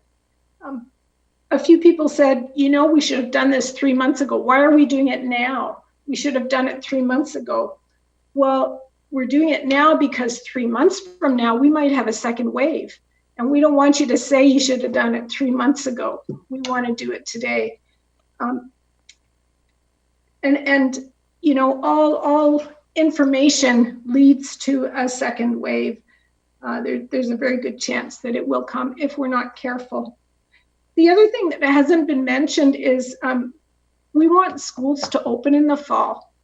And so we want to make sure that the community is safe and well protected, because we want our kids to be able to go, they need to be able to go back to school. So I think masking will help with that. And then the final thing is we can't afford another shutdown. So we need to be proactive. We need to take care of each other. And,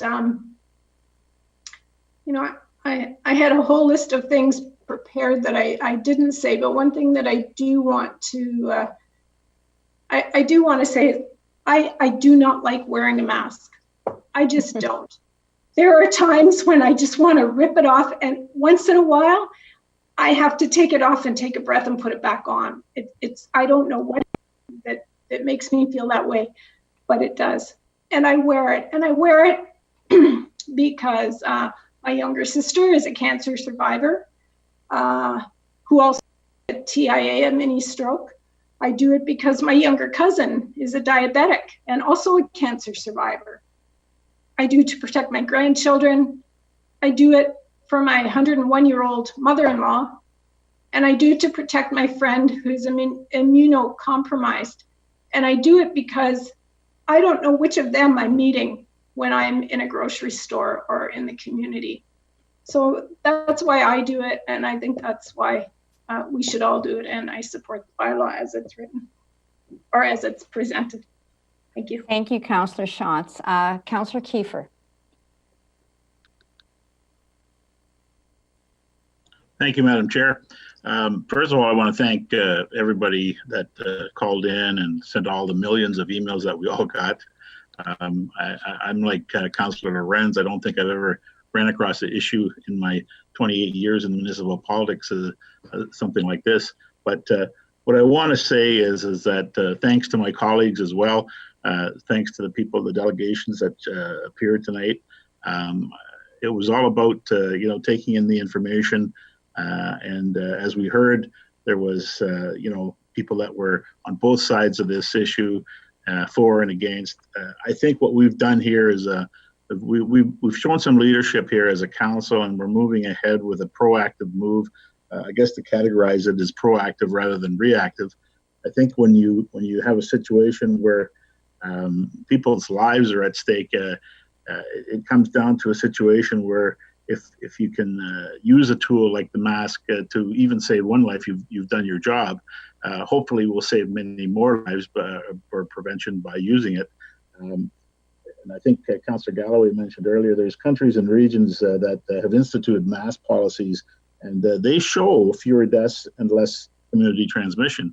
So I'm encouraged by what we're doing here. I think a lot of things that have been said earlier are accurate, and then I think we need to thank the staff for, you know, putting this together and working with us on it. Dr. Wong and her team, of course, as well. I'm I'm not sure that we won't have to tweak things, but if we do, we do, and hopefully we can prevent this wave or make sure that we're ready for it. So thank you. I'm supportive of it. Thank you. Councillor Strickland. Thank you, Chair.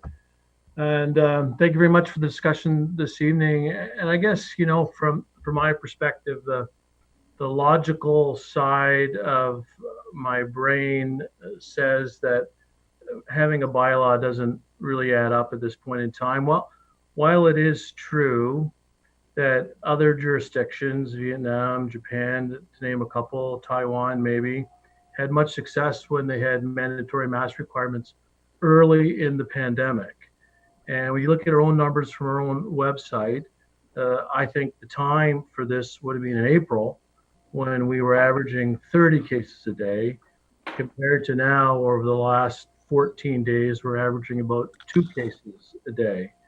So, when I look at those kind of numbers and I say, really, do we have to put into place a bylaw when we are at this stage in pandemic control? And we've all done a really good job, thanks to public health and following the lead of public health right across the nation. And the Medical Officer of Health for Canada, Ontario, and our own Medical Officer of Health are not recommending mandatory face coverings to prevent COVID. So when I look at all of that, the logical side of my brain and my municipal council experience also says that, we have to take the responsibility of passing a bylaw seriously. And some have argued, well, we have lots of bylaws that we don't enforce. Well, that's not a reason to put into place another bylaw that we don't enforce. I would call into question the efficacy of passing those other bylaws that aren't being enforced in the first place. So that's the logical side of my approach to this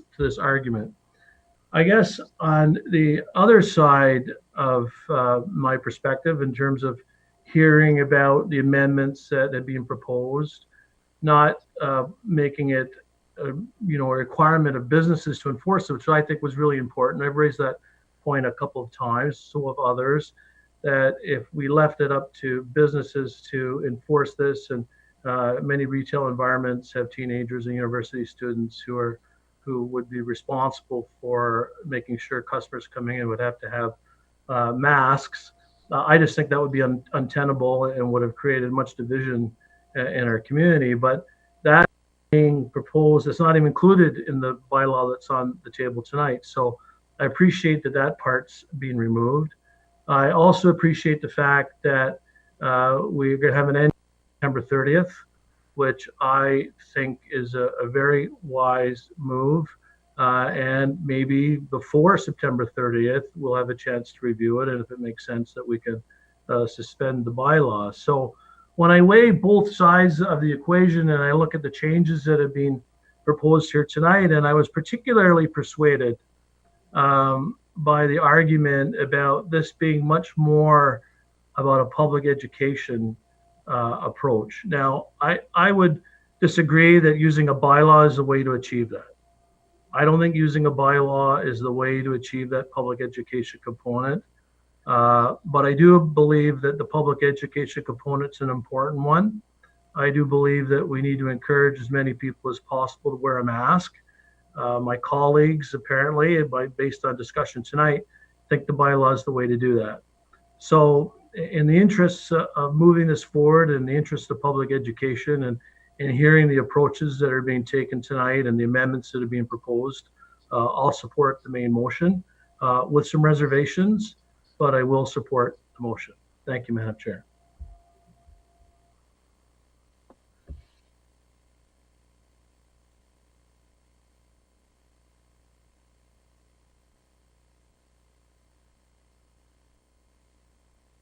Councillor Harris, you're on mute.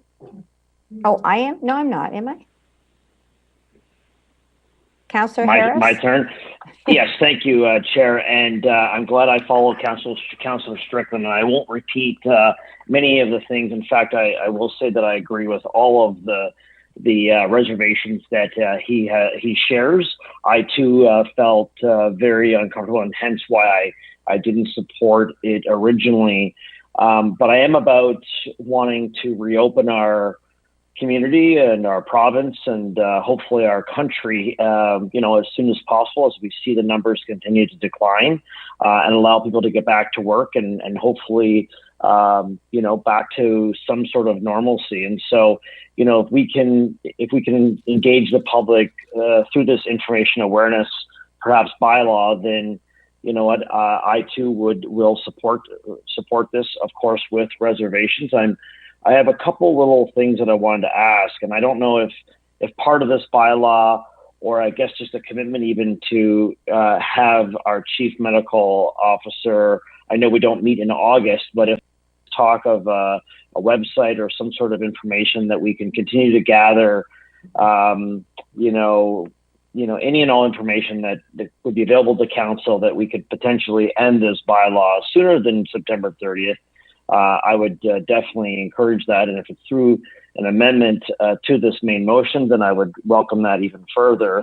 And then I guess just thinking more about Councillor Verbanovic's aspect or potential amendment on the religious component of it, the community gatherings, I guess, or places of worship.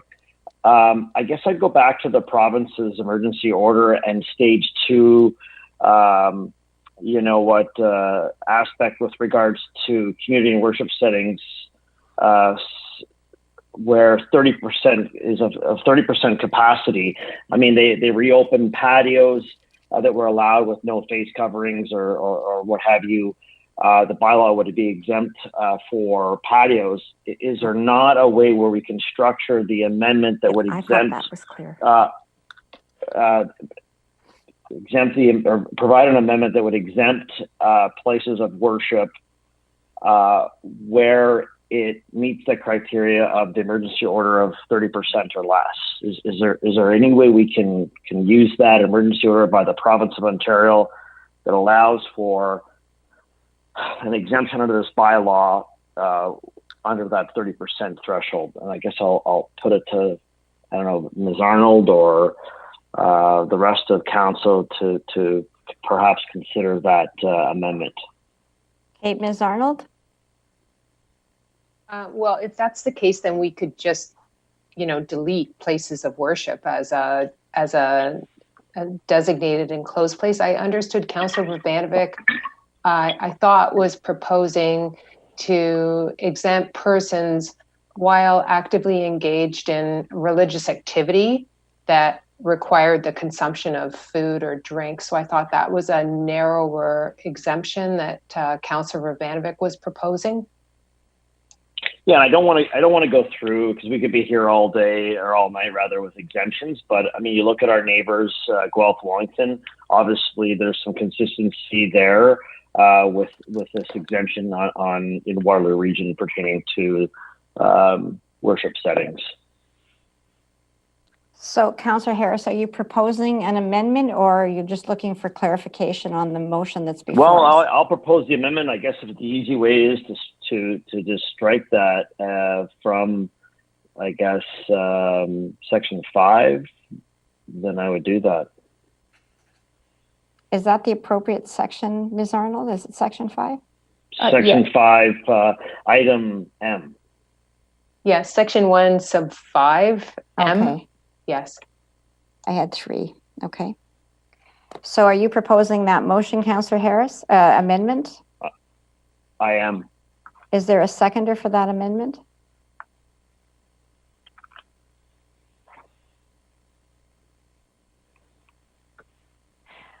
I'm not seeing a seconder, Councillor Harris. I don't either. Okay. So it fails for want of a seconder. Do you have any other further comments, Councillor Harris? No, not at this time. Thanks so much. I guess I don't, I mean, it's been a bit of a long day, but I want to point out we actually do meet in August, Councillor Harris. Well, that's great. Then we can perhaps include something specific to that. Should our numbers really dramatically decrease, as they already have and are, then maybe we can perhaps end this sooner, if there's good information collected between now and then. Okay. Councillor McGarry. Thank you, Madam Chair. At this time, I've observed that most of us, or many of us, feel that we are done with the COVID pandemic, but the COVID virus is not done with us. I think that the evidence speaks for itself as our southern neighbors and other countries are experiencing outbreaks again. As a critical care nurse, I've said many a time tonight that I've worn a mask to protect myself, protect my patients, protect my colleagues, and protect other staff. And it has protected me against some of the worst viruses and bacteria that we have had in this province over the last 35 years. And I also think that most of us feel that we do want to protect each other. My entire career has really been focused on keeping people as healthy and safe as possible, and it still is my top priority. We've all been affected by this deadly virus, lost jobs, lost incomes, lost loved ones, lost mental and physical health, and lost economy. Our economy has suffered as well. I believe that we have a responsibility to ensure a strong economic recovery and also to protect each other's health. And that also means our essential workers and our healthcare workers who we've asked so much. We want to make sure that the progress that we've made to date in flattening the curve in Waterloo region isn't in vain and that we don't see a strong resurgence in the virus. Wearing a non-medical face covering for those that can reminds us that the virus is still circulating broadly in our community, and it helps to decrease a second wave or at least maybe diminish that curve if it does come. And we've heard tonight that emerging evidence is showing that wearing cloth masks in indoor spaces is a necessary measure to keep our community safe. And indeed, it has been strongly recommended by our own public health team. Economic recovery is essential for all of us.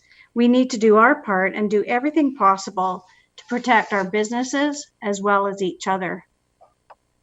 And I do recognize that there are people who are unable to wear a mask for whatever reason. And I think health privacy needs to be maintained. And this is where education is key.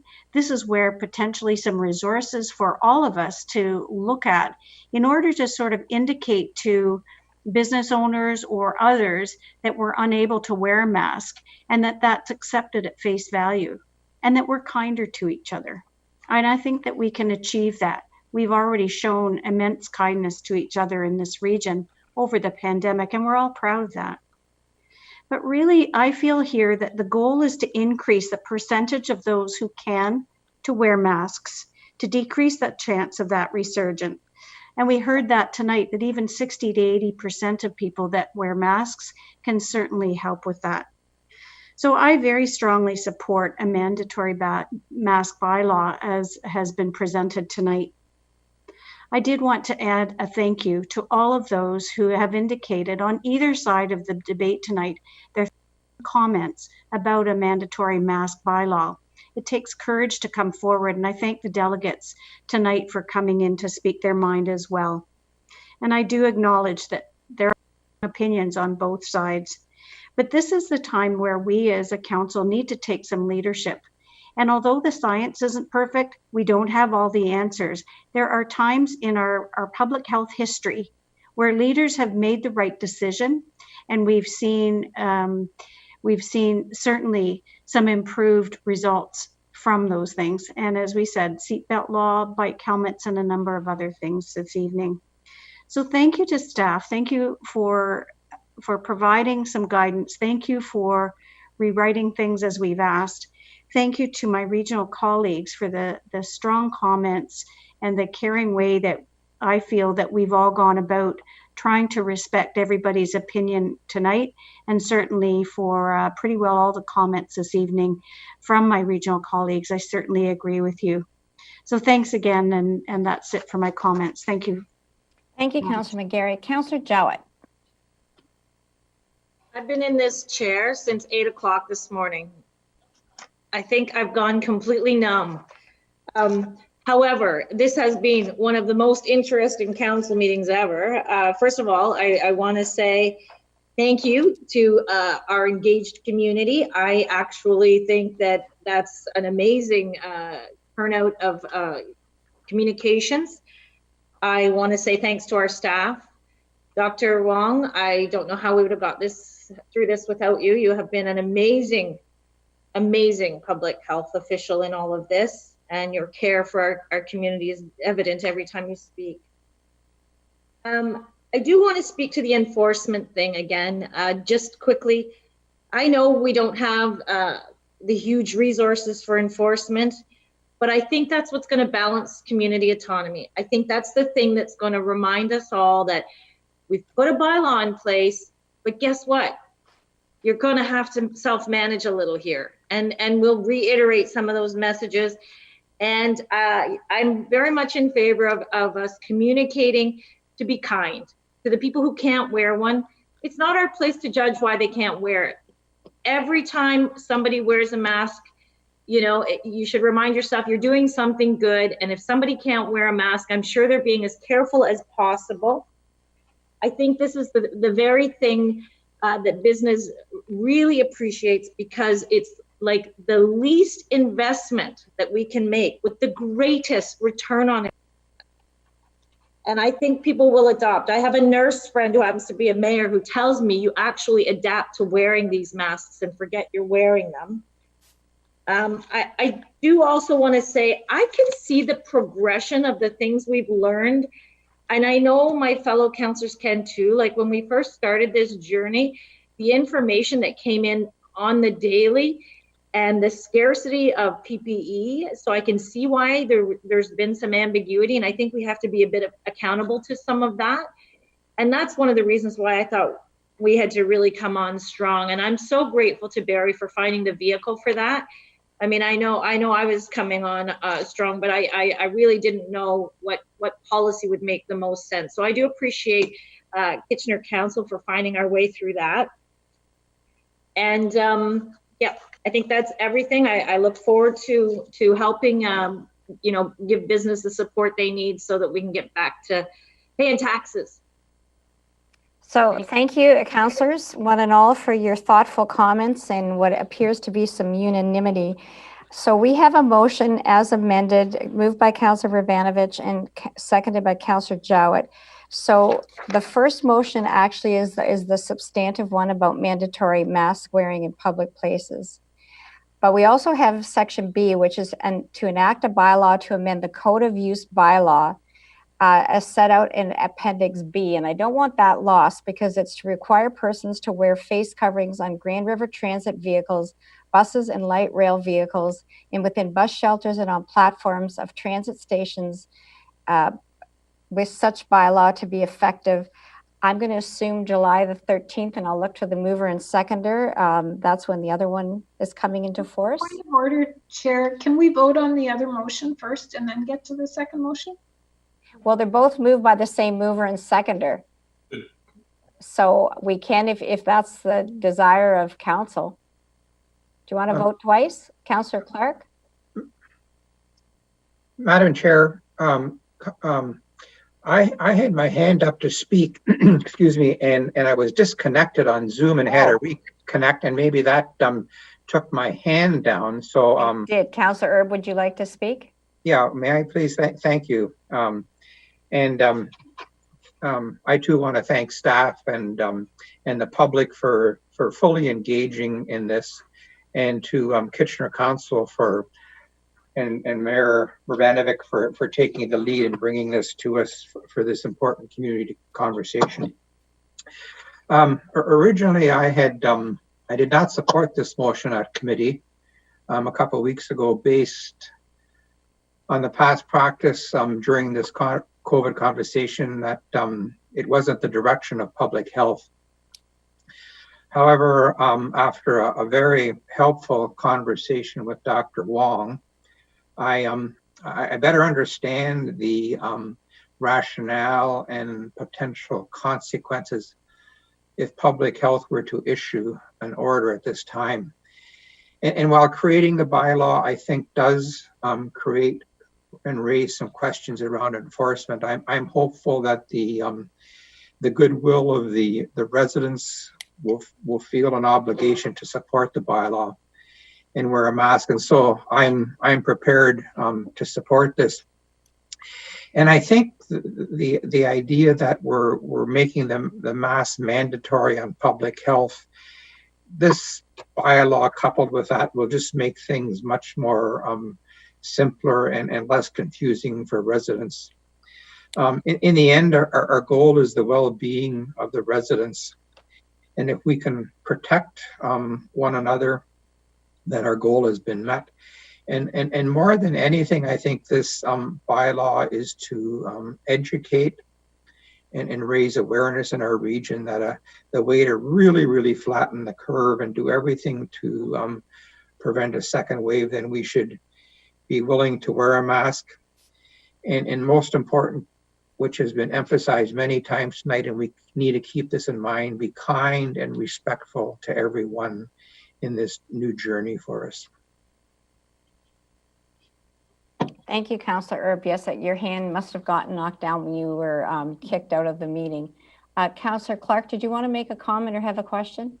I just wanted to make one quick comment. If we're moving on to the transit bylaw, I really just wanted to point out and indicate my gratitude for the fact that we are going to be providing masks to people who are unable to afford them, and so this will not be a barrier to them using our facilities. That's great. It's of council that we take that. So there are those two motions, and C is to waive its notice of policy in regard to the enactment of the aforementioned bylaws. So it actually is part A, B, and C. We didn't spend a lot of time on the changing, amending the code of conduct for public transit. So we can take all of those together if that's the wish of council. And Mr. Murray, do you want to jump in? Madam Chair, if it's appropriate, at some point before council wraps up, I just want to raise the issue about the question about whether council wants staff to seek set fine approval for the mask bylaw. And if council wishes, then I think Ms. Arnold or Ms. Fletcher have wording that council could direct staff to seek set fine approval. And if you don't want us to, that's fine. Okay, I'm going to take that. I don't want to lose sight of that issue. I got a note. Thank you. Okay, that's great. So I'm going to ask council. It's been moved and seconded by Councillor Vrvanovich and seconded by Councillor Jowett. So it is on part A, B, and C. I would ask you now to use your icons and vote. Can we make this a recorded vote, please? But we can still use the icons. They're all recorded, but sure.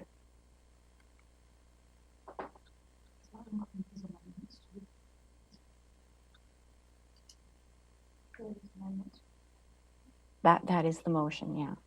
So just to clarify, it is the motion as has been discussed and amended.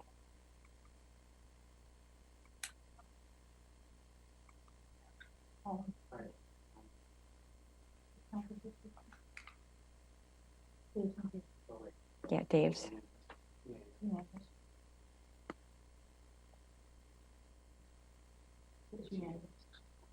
So colleagues, that is unanimous. So that's not a hard recorded vote to report out. I'm now going to entertain under other business Mr. Murray's comment. Is it the wish of council to pass a resolution to direct staff to seek a set fine approval for the bylaw? And Councillor Clark, do you want to, is your hand still up? It's up. Okay. Yeah, just a question, and I don't, sorry, my computer's gone to sleep. My understanding was that it would take about 3 months to get through that process. And if we're setting a deadline of, not a deadline, but, you know, sort of tentative closure date of September 30th, does that make any sense? Okay. Ms. Arnold, Councillor Foxton, do you want to speak specifically onto the set fine resolution? Yeah, I do. but I was just going to ask, this affects the provincial court one, is that correct? And if so, the courts aren't opening till September anyways.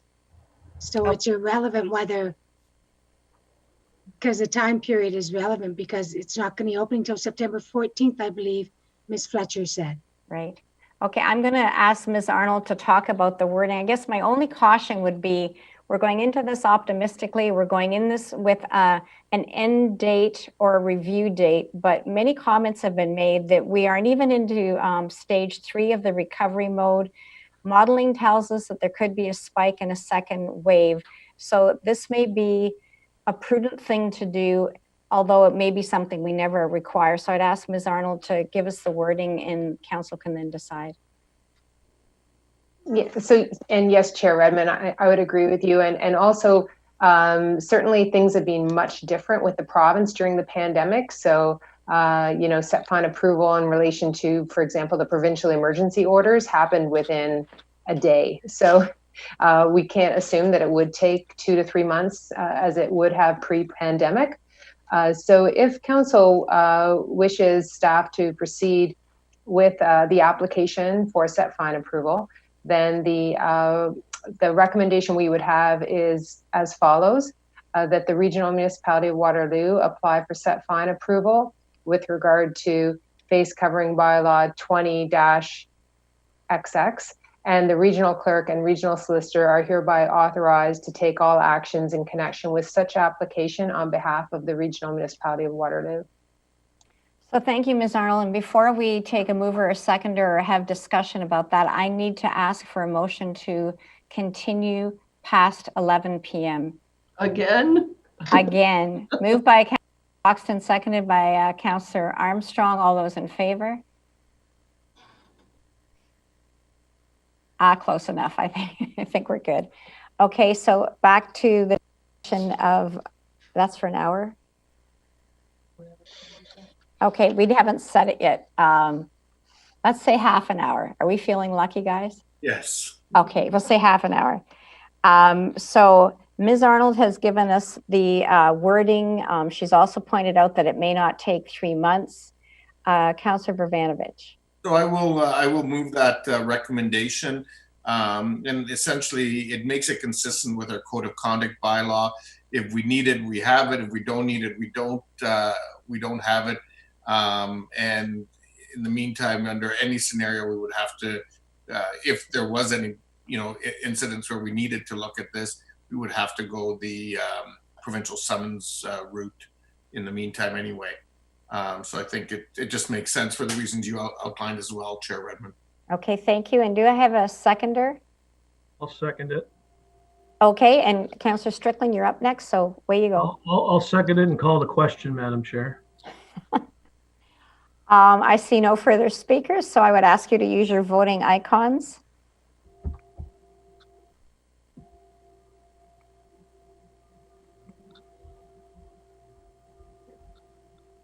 And colleagues, that is carried. Councillor Erb. Oh no, you're voting.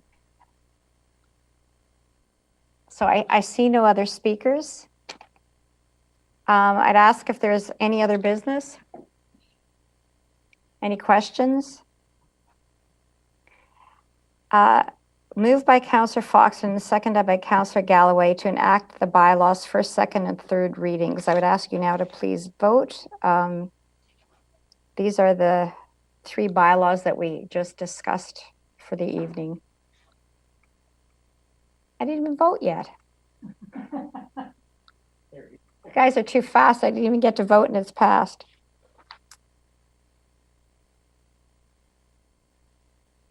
Okay, now before I take a motion to adjourn, I would just like to underscore once again, this is yet again Mike Murray's final special council meeting as CAO. Mike thought it was going to be last week, but here we are again. Mike, terrific. What can I say? Do you have any comments? My only comment is I feel like in the last 2 council meetings, it's been equivalent to about a year of council meetings. So yeah, I think you've given me a great bonus. Thanks so much to all of you. And Mike, take care. Yay! And I I have to say, I always tease Mike that we would work him to the last day, but it really didn't mean it to be a curse, Mike. I really didn't. I would now entertain a motion to adjourn, moved by Councillor Lorentz and seconded by Councillor Kiefer. I dare anybody to vote against this one. Never dare. Oh, wow. Oh. The lights are going out.